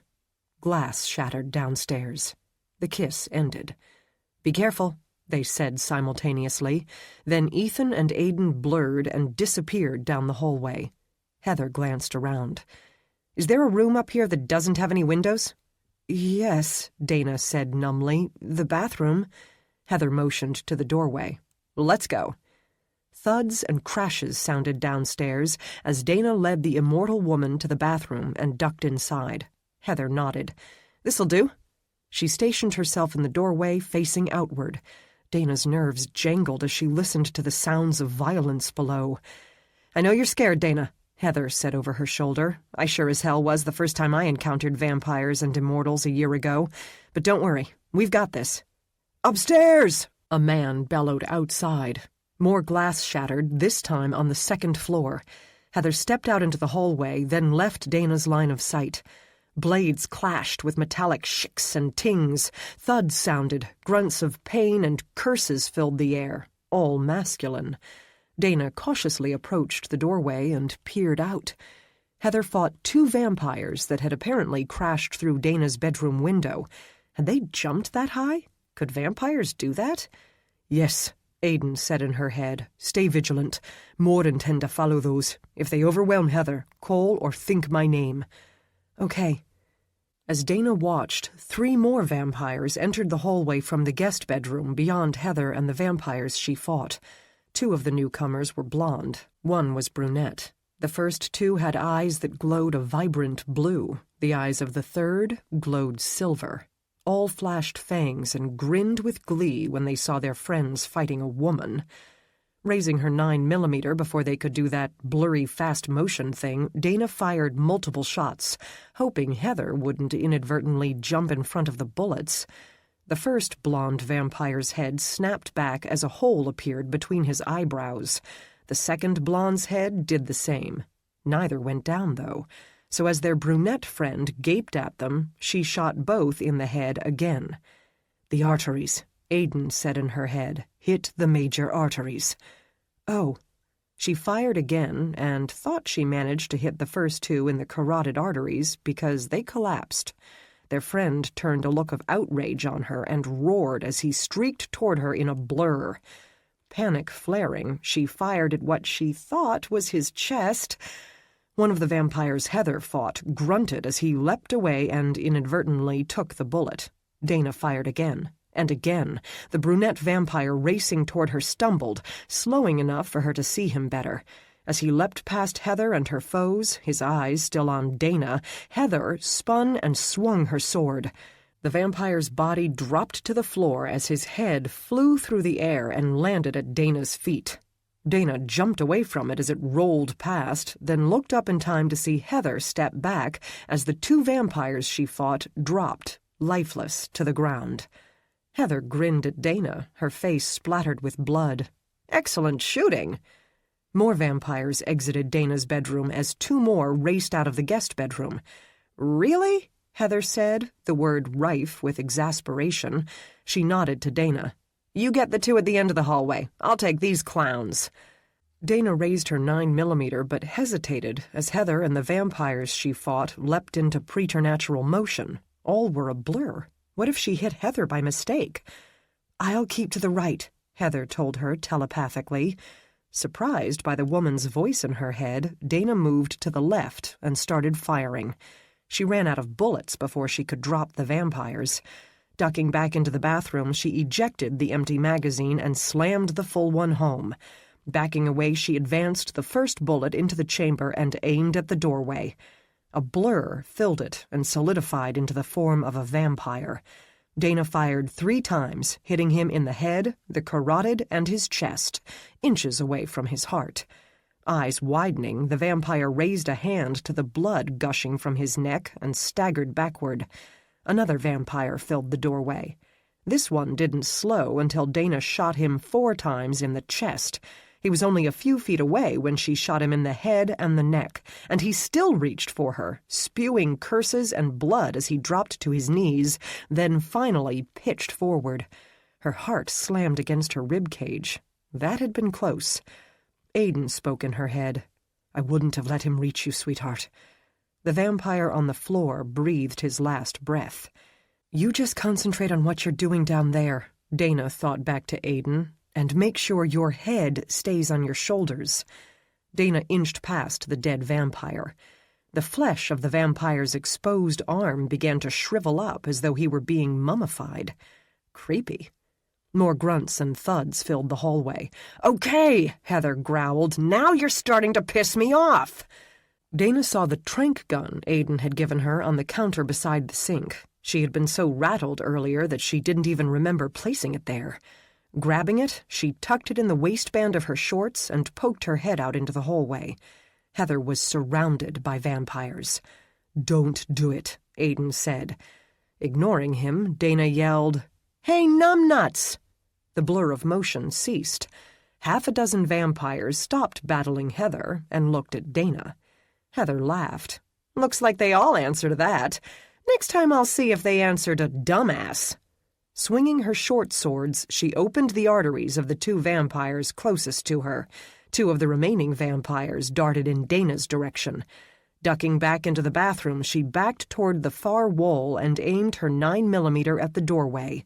As soon as it darkened, she fired 3 bullets. The first vampire stopped, grimacing in pain as he pressed a hand to the holes in his chest. Dana fired again and ended up hitting the vampire behind him as the first dodged to the side. Both snarled in anger. Dana fired multiple times until a click warned her she'd emptied her last magazine, but she'd hit enough arteries for the first vampire to drop. The second vampire kept coming, stumbling over the bodies of his friends. Oh, crap! Aiden appeared behind the vampire, yanked the man's head back, and slit his throat. "Call me if you need me, damn it," he grumbled, then vanished again. Dana pulled the trank gun. She didn't even bother to leave the bathroom this time. When Heather's grunts and curses reached her ears, Dana just yelled, "Hey, dumbass, in here!" Sure enough, a vampire filled the doorway. "You're the human," he sneered. "This is gonna be fun." Dana fired the trank gun. The vamp looked down at the dart sticking out of his chest and started to smile. Then his knees buckled. A look of surprise crossed his face as his eyes rolled back in his head and he collapsed to the floor atop his friends. A blurred form appeared in the doorway. Dana fired again. Heather ducked the dart, then stilled and held up her weapons. "It's okay. It's just me." Remaining in the doorway, she looked this way and that. "I think that's all of them up here." By the sound of things, Aiden and Ethan had nearly defeated the vampires below. At least Dana hoped that was what the dwindling noise indicated. Heather casually leaned one shoulder against the doorframe. Her clothing was torn in several places, revealing jagged wounds. She had a nasty gash on one arm. Her face, neck, and pale arms were splotched and smeared with blood. "So," she said, giving Dana a friendly smile, "you like Aiden?" Dana stared at her. "Really? There are 3 dead vampires shriveling up at my feet. A 4th is passed out on top of them. A dozen or so more are lying dead in the hallway. I'm still breathing hard and trying to get my hands to stop shaking. And she wants to engage in a little girl talk?" Aiden appeared in the hallway just behind Heather and frowned down at the female immortal. Don't be impertinent." Grinning unrepentantly, she looked beyond him as Ethan appeared. "All done?" Ethan nodded. "You okay? Any wounds?" Heather wrinkled her nose. "A few. They hurt like hell, but I'm trying to be tough like you guys and not let it show." Ethan frowned. "It isn't that we're tough, honey. We've just had more time to get used to it." Aiden raked his gaze over Dana. "Are you okay?" "Yes." He looked as though he would have hugged her if his clothes weren't saturated with blood. "Are you okay?" she countered. He nodded and turned to Heather. "Where are you injured?" Setting her weapons on the counter beside the sink, she pulled her right sleeve up over her shoulder to expose the deep gash in her arm. Aiden added his slick weapons to the countertop, then curled his hands around Heather's biceps. As Dana watched, the wound on Heather's arm closed and healed. Aiden did the same with additional wounds on her side, then on the back of her thigh. "Ethan," he said when he was finished. Ethan shook his head. "I'm good. You're favoring your right side and your breath is short. It's just some broken ribs. I'll be fine." "No," Aiden said. "I owe you." Grabbing Ethan by the left shoulder, he held him still and rested a hand on Ethan's right side. After a minute, Ethan drew in a deep breath. The tension in his face eased. "Thank you." Aiden nodded, then healed a deep slash in Ethan's back, another on his arm. Dana watched it all in awe as her hands finally stopped shaking. Aiden frowned and nudged Ethan's chin up. Yet another slash scored his jawline. "What did he do? Try to decapitate you and miss?" Ethan laughed. "I think so." Shaking his head, Aiden covered Ethan's jaw with one hand. Seconds later, a deep cut opened along Aiden's jawline. Dana gasped and took a step forward. Ethan swore and slapped Aiden's hand away. "You didn't tell me you were low on—" Aiden shot Ethan a quelling look. "Energy," Ethan finished with a glance at Dana. "You didn't tell me you were low on energy." But Dana was pretty sure he had intended to say blood. "Aiden?" she asked, picking her way over the vampires' bodies. "Are you okay?" "I'm fine," he said with a faint smile. Clearly he wasn't fine, but she forgave him the lie. He was trying to ease her fears. Heather offered Dana a hand to steady her as she stepped over the splayed legs of the vampires. Immortals like Aiden heal others by taking the wounds into their own bodies, which heal at an amazingly accelerated rate. When Aiden is at full strength and does that, he heals so swiftly that the wounds don't have time to afflict him. But when he pushes himself and his gift too far, whatever wound he's attempting to heal on the other person will open on his own body. Dana stared up at him. Aiden had healed her hand earlier by taking the wound into himself. She had caused him physical pain? Aiden glared at Heather. "Why did you tell her that? Now she won't want me to heal her if she's injured." Heather shrugged. "Well, that's kind of a good thing, right? I mean, if she cares about you enough that she doesn't want to cause you pain, then maybe she'll be able to get past all of this." She motioned to the corpses and the blood-splattered walls and floor. Aiden sighed. Ethan sent him a look of sympathy. "Been a hell of a night, hasn't it?" He nodded. Heather squeezed Dana's hand. "Why don't we go sit in your bedroom for a bit and catch our breath while the boys clean up this mess?" Dana nodded, but pulled her hand from Heather's as they came abreast of Aiden. Wrapping her arms around him, she hugged him tight. "Dana," he protested, holding his arms away from her. "I don't care about the blood," she mumbled into his cold, damp shirt, fighting tears all of a sudden. Her visions had always come true before, and Aiden had been decapitated in the last one. Seeing that cut open along his jawline had reminded her that he could have died tonight, that he would have died if— "It's okay." Aiden closed his arms around her and rested his chin on her hair. "I'm okay, Dana. We both are." She nodded, probably smearing blood all over her face, but she didn't care. She had come very close to losing him tonight. "And I you," he murmured, his voice hoarse. Aiden gave Dana a last squeeze, then gently set her away from him. Her hazel eyes held tears when she raised them to meet his. How he loved her. He had been reading her thoughts ever since the battle had begun, and when she had recalled her vision just now, she hadn't been relieved upon realizing she had survived the battle herself. She had been relieved that he had survived, that he had not been decapitated, that he had not been taken from her. He looked to Heather. He didn't know what Heather saw in his face, but she nodded. Moving forward, she wrapped an arm around Dana's shoulders. "Did I mention that the vampires all responded to dumbass, too?" she asked conversationally. "No, every single one of them," Heather told her as she guided her out of the bathroom. "Next time I'll have to try Knucklehead," Dana joked wearily. Heather gave her shoulders a squeeze and lowered her voice. "I know this is a lot to take in, Dana. I just learned about all this myself last year and totally freaked when I found out." "You did?" Dana asked. Heather nodded. "But immortals are good guys, and Aiden is one of the best. He wouldn't hesitate to give his life to protect his brethren, and he wouldn't hesitate to give his life to protect you." Dana motioned to the carnage marring her hallway. "Is that a possibility? I mean, does this sort of thing happen often?" "No, of course not," Heather countered, then winced. "Well, okay, I don't want to lie to you. It's been happening more than usual in recent years. There's kind of been a lot going on in the Immortal Guardians world lately. Mercenaries trying to create a race of super soldiers, Gersham's evil ass sending vampires to attack military bases, and—" "Heather," Ethan interrupted his wife. "I don't think you're helping, honey." She grimaced. "Well, I'm trying. I love Aiden. He's been good to us, and I like Dana." "You just met me," Dana pointed out. "Yes, but you're smart."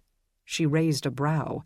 "And you know that because—" Heather grinned. "Because you care about Aiden. And you're brave, too. When all hell broke loose, you didn't scream and pee your pants or curl up in a ball and whimper." Dana's lips twitched. "Or run 2 steps, then trip and fall down like women do in horror movies?" Heather laughed. "Exactly. Instead, you kicked ass and took names."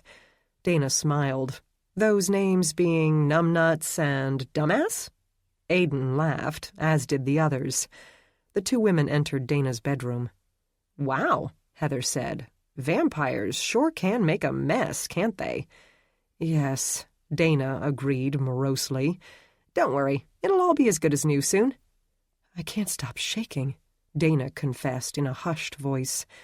"That's normal," Heather assured her. "I used to shake after every battle when I first started hunting vampires, but I eventually got used to it. When I saw how close a vamp had come to cutting Ethan's throat, though—" "Wow, you're shaking as badly as I am." "Yeah. Don't tell Ethan." "Can't he pretty much hear everything we're saying?" "Yes, but he loves me, so he's going to pretend he can't. Right, sweetie?" "Right," Ethan said with a smile as he examined the bodies shriveling up in the bathroom and out in the hallway. "Should I call Chris?" Aiden sighed. "Yes, only he can clean up a mess this big, and I want Dana's home and business to be exactly the way they were before the vampires attacked." "What about her neighbors?" Aiden took a moment to listen. "The woman next door is out of town, and the elderly couple down the street fell asleep with their TV blaring and didn't hear a thing." Ethan took out his cell phone and dialed network headquarters. "Rorden," Aiden heard Chris answer. "It's Ethan. We need you to send a cleanup crew over to Dana's home." As Ethan gave Chris an abbreviated breakdown of the battle they had just fought, Aiden crouched down beside the sedated vamp and touched his temple. The vamp's thoughts and memories were cloudy from the drug and jumbled by madness. It took Aiden several minutes to sort through it all and find the information he sought. When he did, he swore. Ethan ended the call and pocketed his phone. "What?" "We have a problem," Aiden told Ethan telepathically so Heather wouldn't hear him. Ethan's glance went to the doorway, then returned to Aiden. He raised his eyebrows in a "what's up" expression. Ethan's mind was wired differently than that of humans and other immortals, leaving it mostly inaccessible to telepaths. Seth, Zach, and David could all read Ethan's mind if they forced it, but all Aiden and younger telepaths could do was send thoughts his way. They couldn't read any he sent back. "I read the vampire's mind and scoured his memories," Aiden told him, trying to ferret out who sicked him and the others on Dana. Ethan nodded. "According to his memories, which appear to be real and not planted," Aiden told him, "the vampires met with me 2 hours ago, at which time I instructed them to attack. Contrary to Dana's vision, they were supposed to only scare the bejesus out of her until I gallantly showed up to rescue her." Taking out his cell phone again, Ethan typed something on it with his thumbs and turned the screen so Aiden could read it. Aiden smiled at the foul epithet that stood out in bold type. "That's how I feel about it too." Again Ethan typed, then showed Aiden the screen. "That makes you look guilty as hell." "Yes, it does. It makes it look as though I've upped my game, as Chris accused, to try to get a female gifted one to fall for me." Ethan typed some more, then showed Aiden the screen. "Especially after what happened with Veronica. Yes, and since I wasn't where I was supposed to be tonight, with you and Heather, you can't confirm it wasn't me. Chris will say I could have met with the vampires as soon as Dana fell asleep." Frustration darkened Ethan's features. Pacing away a couple of steps, he rubbed his stubbled jaw, then stared down at the unconscious vampire. After a moment, Ethan picked up the discarded tranq gun and opened the cartridge. Most tranquilizer guns only held 1 dart, but when Melanie had begun reproducing the sedative for use against vampires, Chris's weapons experts had created tranq guns that could hold and fire multiple darts that were also smaller than the norm. Removing a dart, Ethan closed the cartridge and set the tranq gun back on the counter. "What are you doing?" Aiden asked. Ethan typed his response, then showed it to him. "Buying us time to prove you're innocent." Kneeling, he jammed the dart into the unconscious vampire an inch from the other one. Aiden stared. On top of the other wounds the vamp had suffered, the dose delivered by the second dart would prove lethal. As if to confirm his thought, the vampire began to shrivel up as the virus inside him devoured him from the inside out. Ethan rose and typed some more. "If Dana says she only tranked him once, Chris and the others will assume she was rattled by the battle and just isn't remembering it correctly, and Seth won't see the damning memory of you and think you're guilty." Which explained why Ethan was typing his responses instead of speaking them aloud, so Heather wouldn't hear them and be forced to either lie for Aiden, something Seth would see if he read her thoughts, or tell the truth and condemn him. "Why would you do this for me?" Aiden asked, astonished that Ethan would risk Seth's wrath for him like this. Ethan typed again, then showed Aiden the screen. "You gave me Heather." "Thank you," Aiden said, touched that the younger immortal would risk so much for him. Smiling, Ethan nodded. A ripple of power made the hair on the back of Aiden's neck stand up. "Up here, Seth." He directed the Immortal Guardians leader, who was down on the first floor. Ethan blinked the screen of his phone and tucked it back in his pocket. Seth's heavy boots sounded on the stairs and heralded his appearance in the hallway outside the bathroom. "Well," he said, looking all around, "this is going to throw a wrench into the works. Is Dana all right?" "Yes." Aiden, Ethan, and Heather all chorused. "That isn't the giant with the really long hair, is it?" Dana whispered. "If you mean Seth," Heather answered, amusement entering her voice, "the leader of the Immortal Guardians, then yes." "Crap." Seth smiled. "I suppose I did make a rather bad impression earlier." He looked to Aiden. "I'm guessing you ignored my orders and remained here alone with her?" "Yes. While Dana and I were sleeping, she had a vision that vampires were about to attack. I didn't want the vampires to prey upon her neighbors, so I teleported to Ethan's and brought him and Heather here to help us defeat them." Seth looked toward the bedroom for a long moment, long enough for Aiden to guess he was reading the minds of both Dana and Heather. Seth's eyes flashed golden. Had Ethan and Heather not joined you, the vamps would have taken your head. Apparently. Seth nodded to the vampire shriveling up on the floor. That's the vamp she tranked? Aiden nodded. Seth sighed. It would have been nice to have read his thoughts and found out who is behind all this. Not so much in this instance, since those thoughts would have implicated Aiden. Did you read the thoughts of the other vampires? Seth asked. Aiden shook his head. My attention was already divided between killing as many vampires as I could and reading Dana's mind, so I'd know if she needed my help up here. Heather, did you read any of the vampires' minds? He asked, looking toward the bedroom. No, I was too busy fighting them.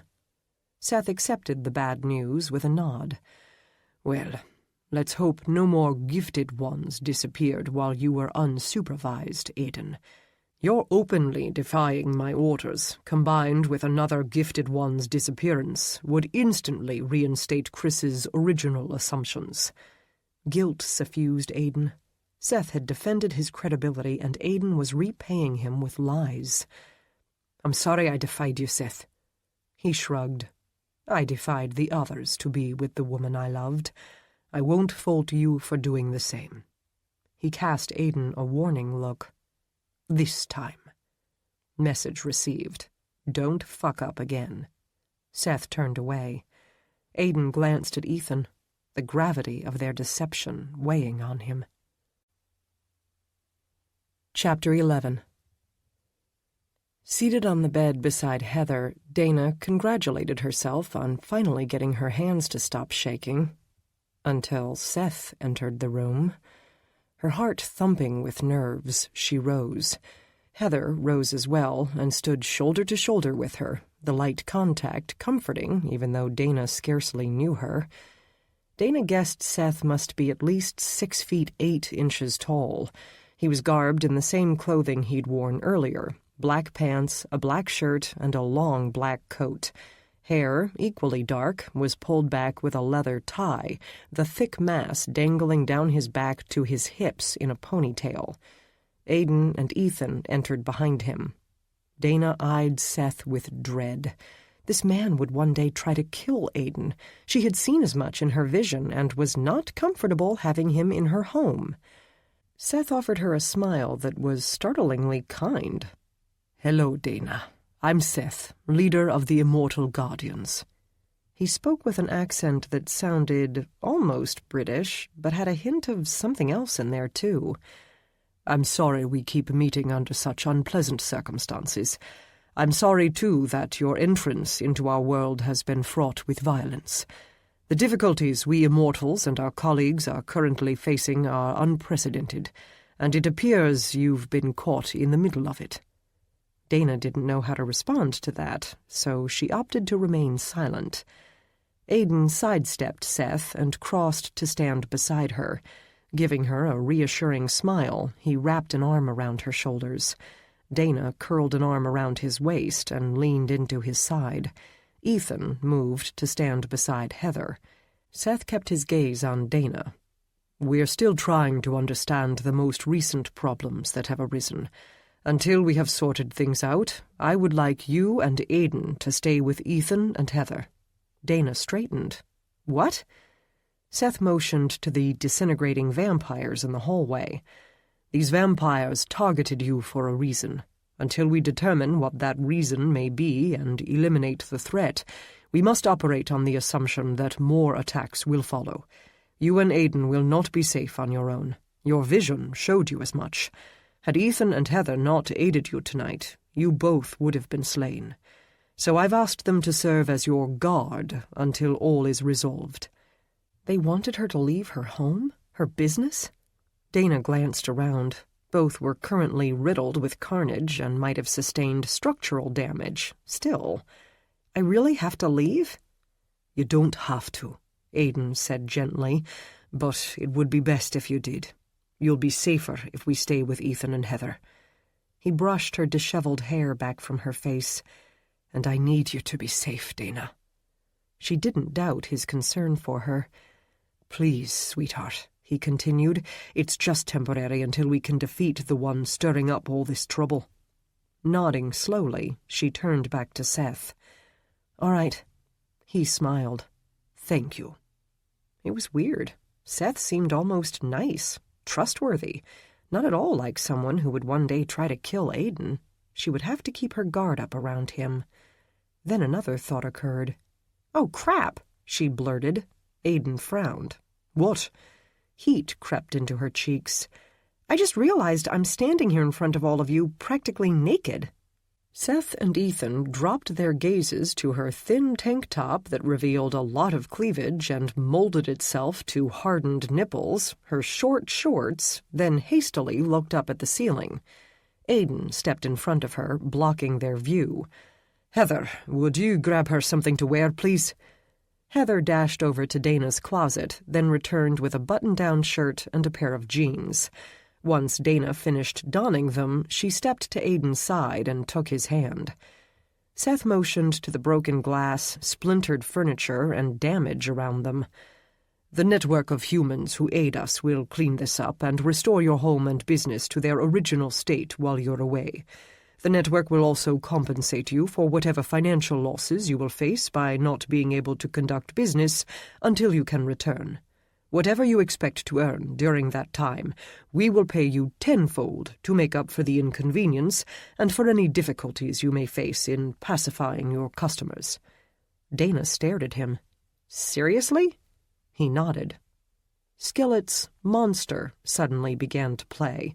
Seth dug a cell phone out of his pocket and raised it to his ear. Dana didn't recognize the language he spoke before he tucked the phone away again. "I have to go," he said, striding forward. "I'm needed in Zimbabwe." Dana tightened her hold on Aiden's hand, still not trusting Seth. "You'll have to release him for a moment," Seth informed her gently. When Aiden nodded for her to let him go, she did so with great reluctance. Seth rested a hand on Aiden's chest. Aiden hissed in a breath. Dana frowned as the moment stretched. Then Seth withdrew his touch and stepped back. "Thank you," Aiden said. Seth nodded with a faint smile. "Don't drive to Ethan and Heather's place. Teleport, and do so as soon as Dana finishes packing a bag. We will." Seth vanished. Dana gasped. "I so wish I could do that," Heather proclaimed with a broad grin. Ethan smiled. "Me too." Dana turned to Aiden. "What did he do to you when he put his hand on you?"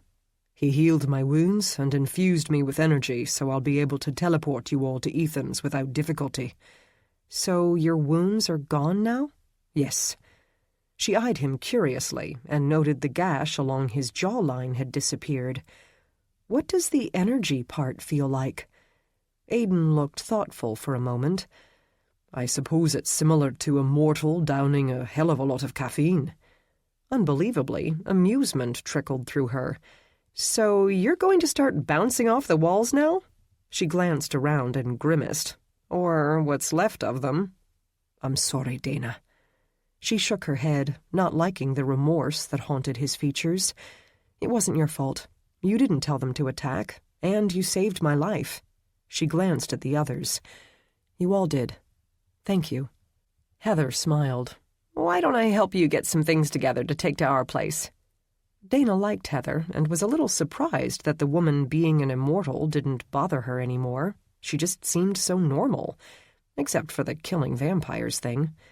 "Thank you, I'd appreciate that. My mind is all over the place right now, so I'd probably forget something if I pack alone." Aiden touched her arm. "Don't forget your computer or whatever you store your client information and schedule on. You'll have to cancel all your upcoming appointments and reschedule them later." "Great. I should call Marietta, too." "Your neighbor?" "Yes. She's going to freak out when she gets back and sees the damage done over here. I was actually supposed to be watching her place." Eyes widening, she looked up at Aiden. "Oh, crap! Did the vampires trash her place, too?" "No, just yours. But don't worry. Everything will be repaired by week's end, and I'll have the network guards watch both places for you." "Thank you." It didn't take long for Dana and Heather to pack a bag. The Immortals seemed to harbor some doubt that all this would be resolved swiftly, so Dana packed a week's worth of clothes, her laptop, cell phone, iPad, iPod, toothbrush, hairbrush, and comb. "I don't know what else to take," she admitted. "I'm not sure what I'll be doing there." Heather smiled and motioned to the bag. "This is fine. If you need anything we don't have at our place, Ed can get it for you." She turned to Aiden. "Will Brody be joining us?" "Most likely," Aiden replied. Dana zipped the bag closed. "Who are Ed and Brody?" "Our seconds," Aiden explained. "Seth assigns every Immortal Guardian a second, or human guard, to protect him or her during the day and lend some semblance of normalcy so nosy neighbors won't ask too many questions when they only see us at night." Dana studied him. "So seconds are like Dracula's Renfield or Blade's Whistler?" He smiled. "Yes." Heather grimaced. "Only they don't eat bugs." Aiden regarded her with surprise. "What?" Heather shrugged. "In some of the Dracula movies I've seen, the Renfields were rancid guys who ate bugs." Aiden looked at Dana with something akin to alarm. "Brody isn't like that," he insisted, as though he feared she'd think the worst. "Ed isn't either. They're like Sheldon." Ethan laughed. "Only older, wiser, and much more competent." Heather grinned. "In other words, they're like Tracy." The Immortals all laughed. Dana smiled. "Well, I guess I'm ready then." Aiden gripped the handle of her bag, then wrapped his arm around her and drew her up against his side. Ethan did the same with Heather. Then Aiden rested his free hand on Ethan's shoulder. Dana looked up at him, a little nervous about the whole teleportation thing. What exactly did that entail? Disassembling all their molecules, then reassembling them somewhere else? That sounded pretty terrifying. Aiden dipped his head and pressed a kiss to her forehead. "Teleportation is fun. Once you get used to it, I think you'll like it." "If you say so," she responded and forced a smile. His eyes crinkled at the corners. Darkness abruptly swallowed her. The floor seemed to fall away beneath her feet as an odd feeling of weightlessness struck, much like that she sometimes experienced in an elevator. A second later, she found herself standing in a large, brightly lit, tastefully decorated living room. Gaping at her new surroundings, she tightened her hold on Aiden. Excitement filled her. Elation, too. Tilting her head back, she grinned up at him. "That is so cool!" His face brightened with a grin. "I'm glad you like it." "Can we do it again?" she asked, as eager as a child wanting another piggyback ride. He chuckled. "Maybe later, when I'm at full strength." A man entered the room from the adjoining kitchen. "Glad to see you all survived the battle." He glared at Aiden. "Next time you can damned well take me, too. My job is to protect Ethan and Heather. I can't do that if you leave my ass behind." Aiden nodded. "My apologies, Ed. Time was short, and I was low on energy." He nodded. "I'm guessing that wasn't all you were low on." Dana dropped her gaze to the dark bags he carried. The excitement tingling in her belly sank like a stone. "Is that blood?" Ed glanced over at her, seeming to notice her for the first time. Dismay flashed across his handsome features. "Oh, shit." He tucked the blood bags behind his back. His gaze flew to Aiden. "I was so worried about Ethan and Heather that I forgot—" Beside her, Aiden loosed a long sigh. She glanced up at him.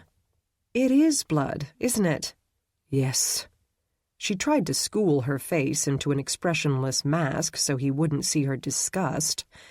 "And you drink it? Gross. Immortals drink blood like vampires?" "No, we don't drink it," he corrected. "Our fangs behave like needles and siphon the blood directly into our veins." "Oh, that was less gross. I thought you said you didn't need blood." She had asked him as much before they fell asleep earlier. "I lied," he admitted. "Because you didn't want to scare me?" she guessed. "And because you were the only source available to me at the time." Dana opted to forgive him the lie. She didn't know what she would have done if he had told her yes, he needed blood and would like to partake of some of hers. Does blood loss weaken you? Yes. From the corner of her eye, she saw the others share an uneasy look and understood better why he had not revealed all this sooner. By answering her honestly, he had just revealed a vulnerability that could be used against every immortal in this room, not just himself. But if blood loss left him weaker, she frowned. You weren't at full strength when you fought the vampires? I was strong enough. But you weren't at full strength, she pressed. A muscle jumped in his jaw. No. The knowledge chilled her. He could have lost his life simply because he hadn't wanted to frighten her by taking her blood. She motioned to Ed. Give him the blood. She looked up at Aiden. And you do whatever you have to do to restore your strength. And stay alive. She didn't want to lose him. He shook his head. I'll do it later. Do it now, she insisted. You want me to know everything, don't you? You want me to see it all? Clamping his teeth together, he nodded. Then show me. Without another word, Aiden set her bag down and crossed to Ed. Ed brought his hands out from behind his back and offered Aiden one of the blood bags. Sorry, man, I wasn't thinking. No worries, Aiden murmured. While Dana watched, Aiden parted his lips. Just as they had at her place, 2 long fangs descended. His eyes on hers, Aiden raised the bag and pressed his fangs into the plastic. Almost immediately, the bag began to lose its fullness, sinking in on itself as the blood it contained found its way into Aiden's veins. When the bag was empty, he handed it to Ed. Ed gave him a second bag. Dana looked at Ethan and Heather, both of whom watched her warily. You two? The couple joined Aiden and sank their teeth into bags of blood Ed handed them. After 2 battles, the first with Roland, then the second with vampires, Aiden must have been dangerously low on blood because he consumed more bags than the others. No, not consumed. Infused himself with? Dana wasn't sure. But the unease that painted every expression save her own gradually began to amuse her. You all look like you're waiting for me to faint or something. Aiden handed Ed an empty bag. You tasered Roland. You're not the fainting type. Ed laughed. Everyone is going to love you for that one. Why? She asked. Is Roland a bad guy? Nah, Ed chuckled. He's not a bad guy. He's just not a very likable guy. I sure as hell don't like him, she muttered. The man had tried to kill Aiden. Aiden laughed, his fangs retreating and leaving straight white teeth that bore no bloodstains. Let's go ahead and get settled, shall we? He suggested, picking up her bag. Ed, did you call Brody? He nodded. He'll be here any minute. Good. Heather started down a hallway. You can stay in one of our guest rooms. She stopped beside an open door. This one is the largest. Dana peered inside. She had feared they would end up sleeping in a cold, dark basement like the vampires in movies did. But this bedroom was on the ground floor and large enough to encompass most of the first floor of Dana's duplex. Beautifully decorated, it reminded her of something she might find in a high-end hotel and had windows with curtains and everything. Is this okay? Heather asked them. We have another one if you'd prefer it. This is fine, Aiden assured her, following Dana inside. Heather smiled. Good. Just let us know if you need anything. Thank you, Heather. We will. Aiden closed the door. Dana looked at the king-sized bed, the bedside tables, the plush chairs and large screen television, and realized this was where her vision had shown her they would make love. Warmth unexpectedly unfurled inside her as she recalled the feel of Aiden's mouth on her breast. Turning, she found him studying her. He tilted his head to one side. Tonight? Or ever? She raised her eyebrows. What? His lips turned up in a faint smile. I thought you were going to tell me you're not having sex with me, like you did on our first date. Smiling, she motioned to the bed. You recognize this place? He nodded, his eyes acquiring an amber glow. This is where we made love in your vision. Her pulse picked up. So it is. What the hell was wrong with her? She had just had the scare of a lifetime. 2, actually, but suddenly could think of nothing but the feel of Aiden's hands on her, tugging her shirt over her head so he could touch bare skin, teasing her nipples and tantalizing her with his tongue. Heat flashed through her. "Shall I tell Heather we'd like another room?" he asked. Dana shook her head. He took a step toward her. "Do you want me to sleep on the floor?" Again she wagged her head from side to side, staggered by the desire that suddenly coursed through her. Aiden slowly approached her. "What do you want?" he asked softly. "Honestly?" "Honestly." "I want you," she stated boldly. "Naked. I want to feel your bare body against mine." His eyes brightened with amber light. "Dana," he whispered, his voice deepening as he drew close enough to touch. "I think," she said breathlessly as she tilted her head back to look up at him, "that I'm doing that thing where, after narrowly escaping death, you feel a sudden, driving need to reaffirm life." He settled his hands on her hips and squeezed as though he wanted desperately to let those hands go exploring and was barely keeping them in check. "Don't tempt me, sweetheart." Easing forward, she leaned her body into his. "I'll tempt you, and more," she promised, sucking in a breath when he slid his large hands around and down to cup her ass. Both moaned when she rose onto her toes and arched against the hard length behind his fly. "I don't want you to do anything you'll regret tomorrow," he said, though his body was clearly more than eager to play with hers. "I don't care about tomorrow." Reaching up, she cradled his face in her hands. "I thought you were going to die tonight, Aiden. Twice I thought you were going to die, and we both died in my vision. Dana, I don't care about our differences. I don't care that you're immortal and I'm mortal. I care about you. When I awoke from that vision, the grief I felt in the seconds before I realized you hadn't died, that you were still sleeping beside me, made that abundantly clear to me." She drew her thumbs across his beard stubble, enjoying the prickly feel of it. "I care about you," she whispered, pressing a kiss to his lips. "I'm falling in love with you." She tasted his warm, soft lips again. "I want you." Groaning, he lowered his head and claimed her lips in a long, deep, pulse-spiking kiss. Heat seared her as his tongue slid inside to dance with her own. Every tantalizing stroke made her body burn. She moved her hips. He was so hard for her, and it felt so good to rub against him while he did such wicked things with his tongue. Never had a kiss aroused her so thoroughly. Still cupping her ass with one hand, he slipped the other beneath the hem of her button-down shirt and smoothed it up her side to palm her breast. Her breath caught as he drew a thumb across the taut peak. She hadn't taken the time to don a bra earlier, so only the soft, thin material of her tank top separated them as he teased her, toyed with her, then delivered a sharp pinch. Lightning shot through her. Dana buried her fingers in his hair. Sliding one leg up his, she hooked her knee over his hip and opened herself to him. A low growl of approval rumbled in his chest as he ground his erection against her core. So good. She wanted more.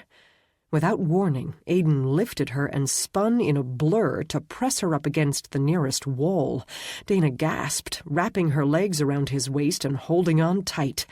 His lips left hers, trailing a fiery path down her neck. "I'm sorry," he whispered. "Did I scare you?" He had moved preternaturally fast, but... "No," she moaned as he began to rock against her. "Don't stop."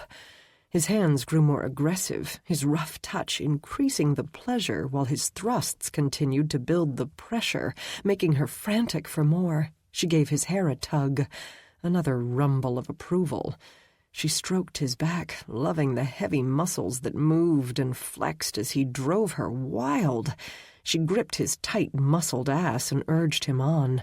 "Why aren't we naked?" she complained on another moan. If they were naked, he would already be inside her, driving into her with deep, powerful thrusts and assuaging this burning need. A sound of protest escaped her when he released her breast. He fumbled with the tiny buttons on the front of her shirt. "Why did you have to go and put more clothes on?" he grumbled, his voice raspy with arousal. She laughed. He sent her a boyish smile, holding her up with his hips while he worked the buttons with his fingers. When he looked down again, he froze. "Shite, I forgot." "Forgot what?" she asked, squirming against him and delighting in every dart of pleasure it inspired. Aiden abandoned her buttons. Wrapping his arms around her, he stepped back. "Let go for a moment," he murmured. Frowning, she lowered her feet to the floor. Cool air rushed between them when he released her and moved away, but it didn't dim her desire in the least. Dana looked up at him in confusion. "Aiden?" He held up an index finger as he backed away. "Hold that thought." A breeze whipped her as he darted into the bathroom at preternatural speeds. Swaying drunkenly, she stared after him as he closed the door behind him. Her thoughts scattered, her body hummed with desire. A thunk sounded, followed by a squeak. Water splashed. What was he doing in there? The bathroom door opened. Dana's eyes widened. Her already pounding heart went into overtime, slamming against her ribs as Aiden strode out, naked save for a white towel wrapped around his hips. "Holy crap," she whispered. He was beautiful. His body rippled with muscle as he prowled toward her as smoothly as a lion. His eyes still glowed. A sensual smile tilted his lips. "I'm sorry," he said as he stopped before her. "I forgot I was covered in blood." Blinking, Dana glanced down. Red splotches marred her shirt where the blood that hadn't dried on his clothes had rubbed off on hers. "Oh." Taking her chin in one hand, he produced a damp white washcloth and gently drew it across her cheek and down her neck. "I didn't mean to sully you." Dana ogled his bare shoulders and chest, wanting badly to tell him to just drop the towel and take her. "Do you, what were they talking about? Do you want me to shower?" If he did, she was damned well going to drag him in there with her, because she couldn't wait that long for him to touch her again. He shook his head. "The rest is just on your shirt." Tossing the cloth into the bathroom, he eyed her speculatively. "How angry would you be if I tore your clothes in my haste to remove them?" She nodded to the plush white cloth wrapped around his hips. "Depends on how fast you ditch the towel." Grinning, he dropped the towel. Dana sucked in a breath. Aiden was perfect. Broad, muscled shoulders, well-developed pecs, washboard abs. She had never been with a man who had such a superbly sculpted body. Her gaze dropped to the erection jutting toward her. And all of him was perfect. She felt a tug on her shirt. Something clickety-clacked on the floor like a string of pearls falling. Glancing down, she gaped. In less than a heartbeat, without even moving her, Aiden had stripped her bare except for her shoes. Looking up, she met his brilliant amber eyes and breathed one word. "Finally." As quickly as she could, she towed off her shoes, then bent to remove her socks. Aiden backed away toward the bed, his hands curling into fists. "You're beautiful," he said, his voice rough with need as his heated gaze roved her like a pair of hands. How did he do that? How could he sharpen her arousal with just a look? "You're beautiful," she said, closing the distance between them. At the last minute, she veered around him and knelt on the mattress. Turning to face him, she moved back in invitation. The mattress dipped beneath his weight as Aiden knelt before her on the bed. She stilled, her pulse fluttering wildly at the heat in those glowing eyes. Cupping her shoulder, he slid his hand down to clasp her breast. Her breath caught as he teased the tight peak with thumb and fingers, tweaking the sensitive bud. Her body went liquid. Aiden curled his arm around her and drew her up against him, trapping his erection between them. He lowered his lips to her other breast, drew the hard pink nipple into his mouth, and stroked it with his tongue. Burying her fingers in his hair, she moaned, "That feels so good."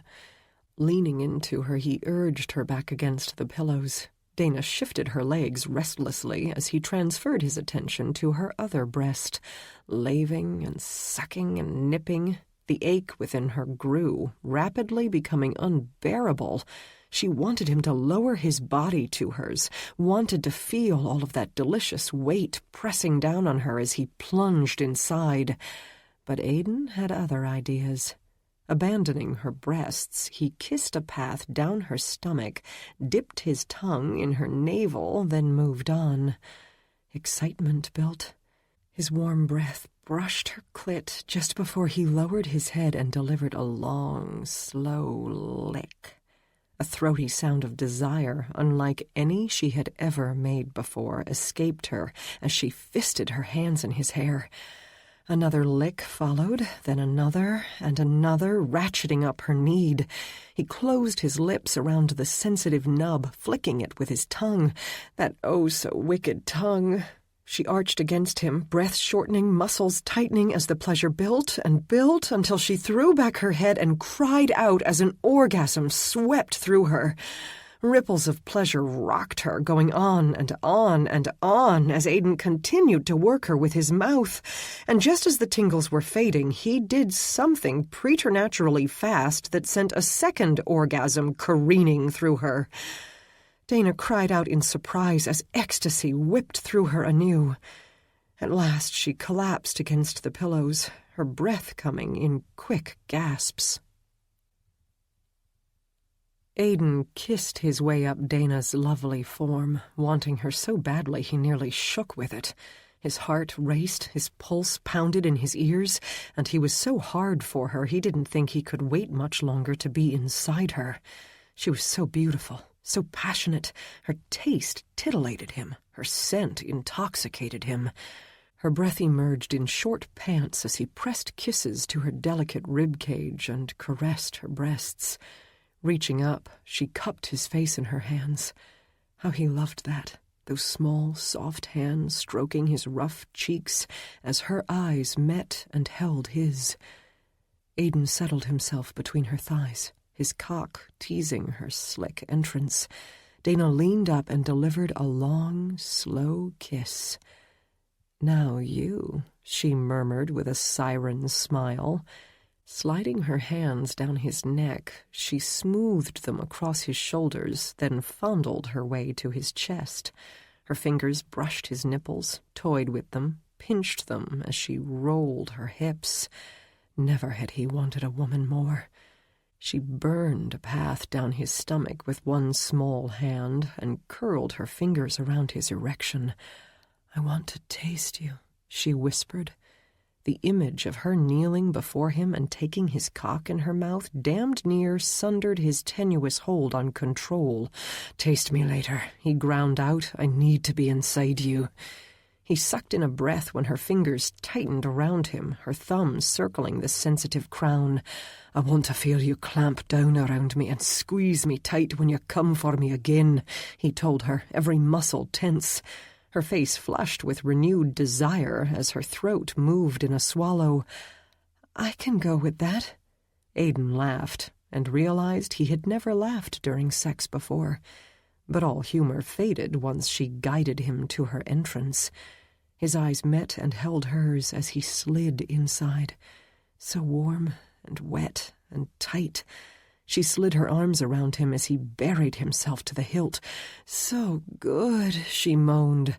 Drawing back, he plunged inside again and again, driving into her with deep, hard, powerful strokes, angling his body to bring her the most pleasure. Dana lowered her hands to his ass, her nails digging in as she urged him on, her breath coming in gasps as she arched up to meet him, thrust for thrust. "Harder," she begged. "Hell yeah." The headboard of the bed began to strike the wall with rhythmic thumps, but Aiden didn't care. He found her breast with his hand, tried not to be too rough, but the pressure was mounting, and the little cries emerging from her lips as her muscles tightened around him drove him wild. Flinging her head back, she called his name as she came. Her inner walls clamped down around him, pulsing and squeezing him tight. Aiden shouted with his own release as an orgasm rocked him, pleasure streaking through him and turning his blood to fire. Breathing hard, he wrapped his arms around her and held her tight. When he rolled them to their sides, Dana slid one leg up his and draped her knee across his hip, holding him inside her body. Damp tendrils of hair clung to the sides of her pretty, flushed face. Her lovely hazel eyes held so much emotion as they met his. Aiden smoothed her hair back from her face and felt such love for her.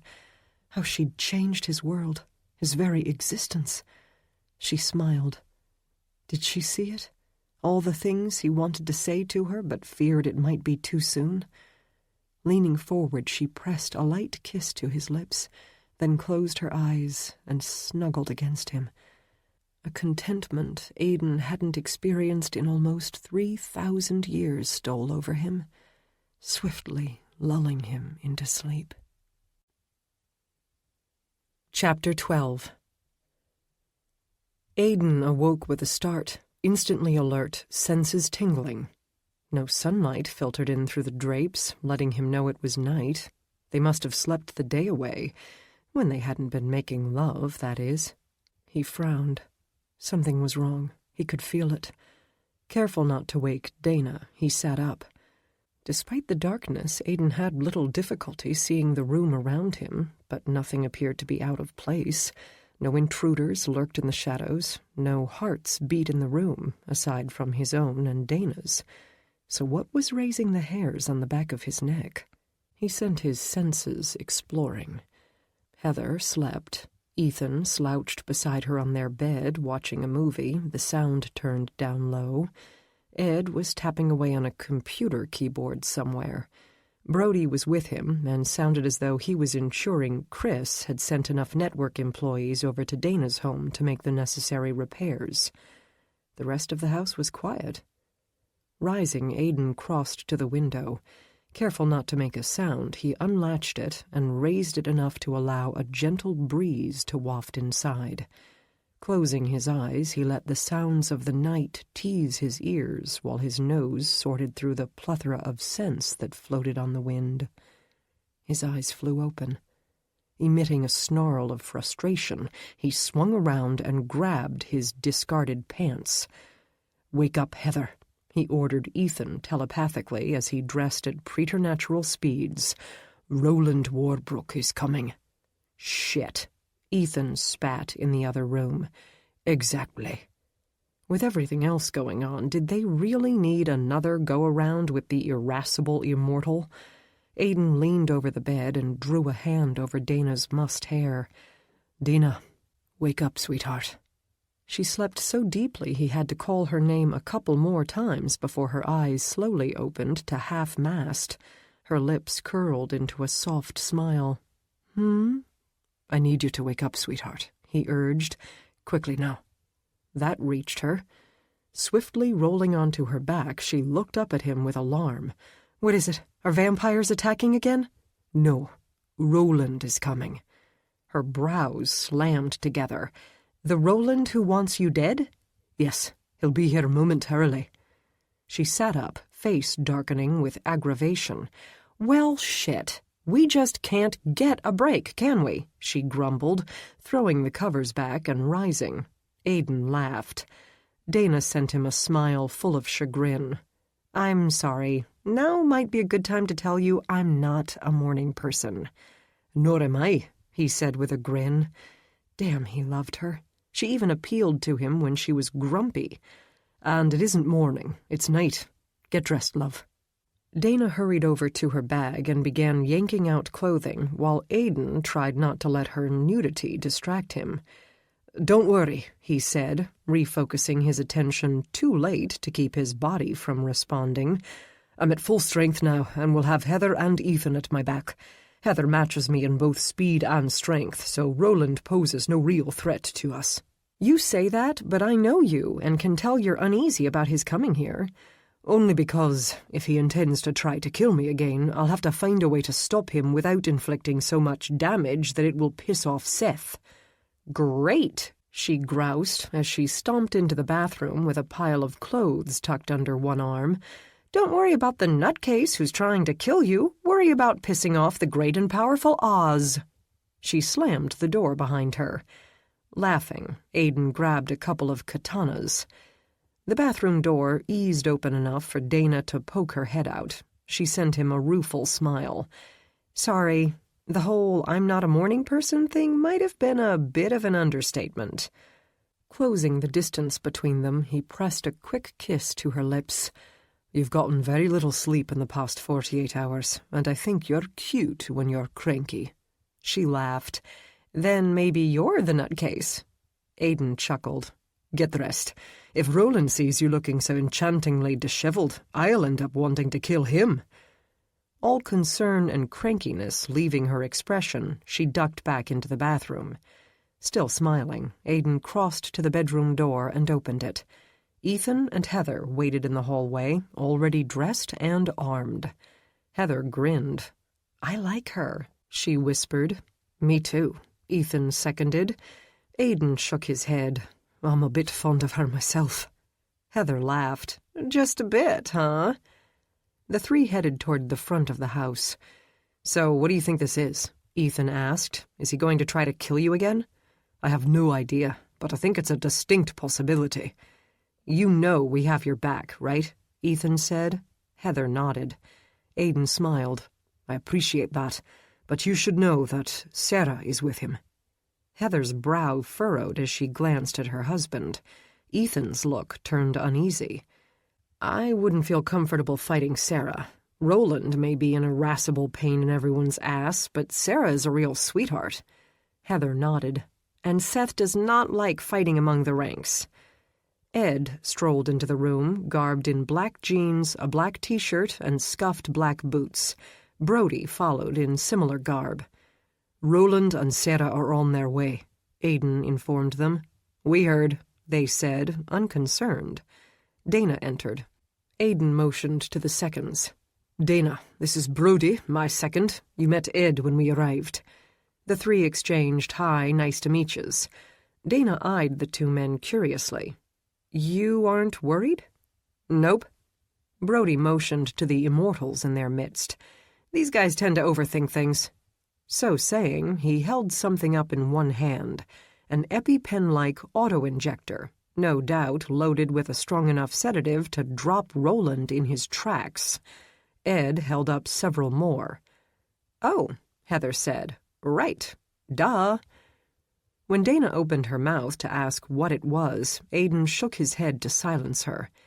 "It's a sedative," he explained telepathically. "The only one on the planet that affects us. Don't say anything aloud so Roland won't be forewarned." Ed gave each immortal 2 auto-injectors, one for Roland and one for Sarah. Aidan hoped they wouldn't need them. Like the others, he didn't feel comfortable fighting or tranking Sarah. The immortals pocketed the auto-injectors. Ed turned to Dana. Reaching behind him, he produced a trank gun. Pressing a finger to his lips to indicate a desire for silence, he moved to stand behind her and tucked the gun in the back waist of her jeans. She looked up at Aidan and raised her brows. Aidan ground his teeth and fought back, what, jealousy? He did not like seeing another man touch her, but supposed he would have to get used to it.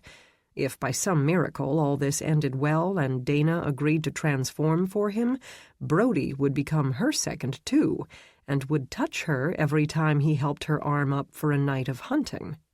The doorbell rang. All regarded each other with surprise. "Interesting approach," Ethan mumbled, then opened the door. Roland and Sarah stood on the front porch. Roland looked grim as usual. Sarah held his hand and looked anxious. "Hi, guys," Ethan greeted them cautiously. "What can I do for you?" "I'm here to speak with Aiden," Roland announced, his tone revealing nothing. Ethan glanced over his shoulder at Aiden, then looked around the room. "Yeah, why don't we take this outside?" Probably hoping to save the furniture. Roland and Sarah backed away, down the front steps and onto the neatly mown lawn, allowing Ethan, Heather, and Ed to exit. Aiden turned to Dana. "Wait here." "I don't think so," she said, with a definite hell no inflection. Sighing, he exited with her, his second following. "Brody?" Brody nodded, needing no further words, and moved to stand beside Dana. Aiden walked several yards away to draw Roland away from the mortals. Ethan and Heather moved to stand on either side of him, and damned if that didn't make him feel all warm and fuzzy inside. "So?" Aiden asked, no aggression in his tone. He had no beef with Roland and would prefer to keep the peace. "Seth doesn't believe you had anything to do with Veronica's disappearance," Roland pronounced. "Because I didn't. Rawdon believes otherwise," Roland continued, "and has video evidence to back up his suspicions." "But—" He looked down at his wife, who nodded her support. Roland met Aiden's gaze. "I trust Seth's judgment, so I'm here to apologize and see if I can make amends." Aiden could not have been more shocked, nor could Ethan, Heather, Ed, and Brody, whose jaws dropped in astonishment. Dana continued to eye Roland with distrust.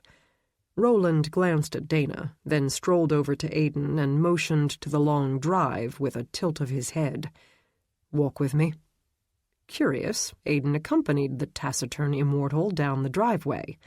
"Stay within my sight," Ethan ordered behind them. Roland sent Aiden a look of inquiry. "Because he thinks I'll try to kill you?" Aiden shook his head. "Ethan is impervious to mind control and remembers every detail he sees, hears, smells, etc. So Seth has assigned him to be my babysitter. If I'm always within Ethan's sight or hearing, then he can prove absolutely that it wasn't me if another gifted one goes missing." Roland nodded, his brow furrowed. Minutes passed as the two continued their slow stroll down the gravel driveway until they were out of earshot of Dana, Brody, and Ed. "I didn't know you were seeing someone," Roland said, his voice low from either a reluctance to speak or a reluctance to be overheard, Aiden guessed. "Very few did." Roland studied the landscape around them, nothing but field and trees as far as the eye could see. "I lived alone for 900 years before I met Sarah." Aiden nodded. He'd heard as much.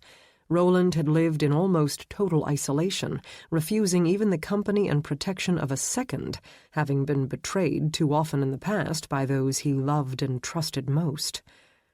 "I know how wretched it can be to live that long without love and affection," he continued, "and from what I understand, you've lived without it far longer." Again, Aiden nodded.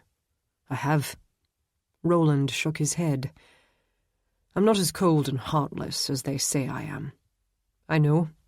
Aiden had seen how the dour immortal had opened his heart to Sarah and Adira, and had witnessed his fierce determination to protect Sarah, Adira, Marcus, and Amy at all costs.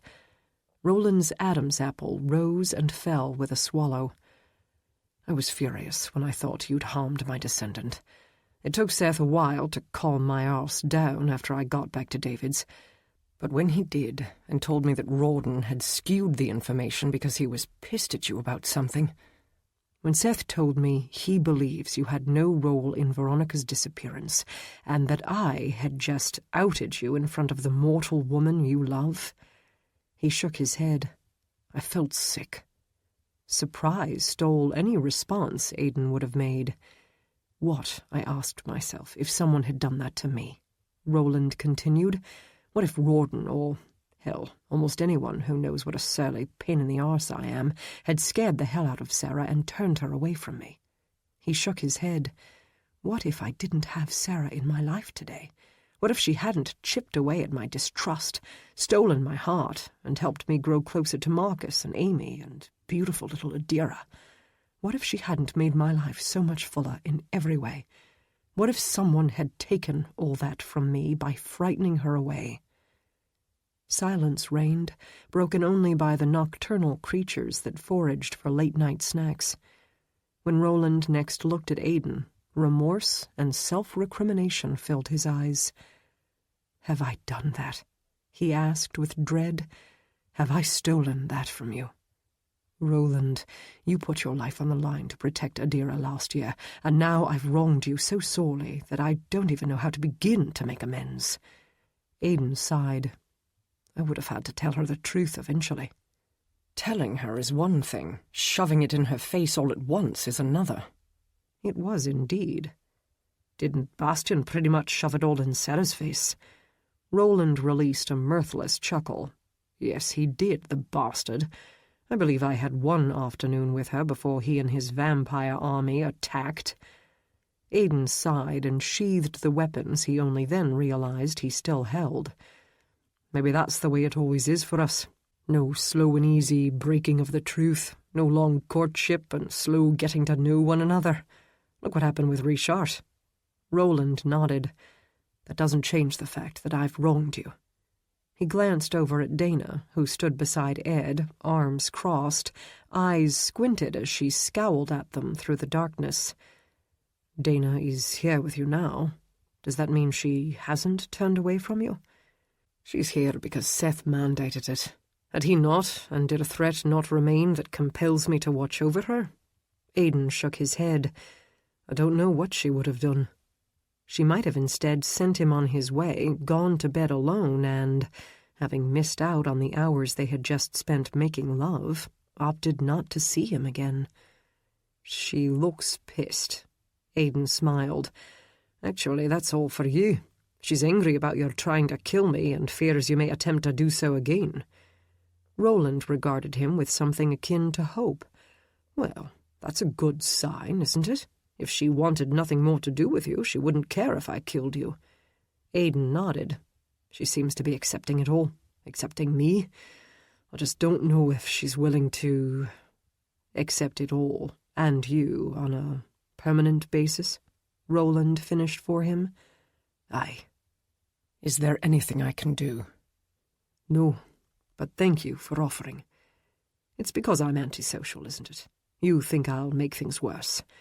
No, I don't think things can get much worse than they are now. At this point, I just have to wait and see and hope that it won't all prove to be too much for her." "Then at least let Sarah and me remain here and help guard her," Roland insisted. He really did seem to want to make amends. The other immortals would be shocked. "As you will," Aidan agreed.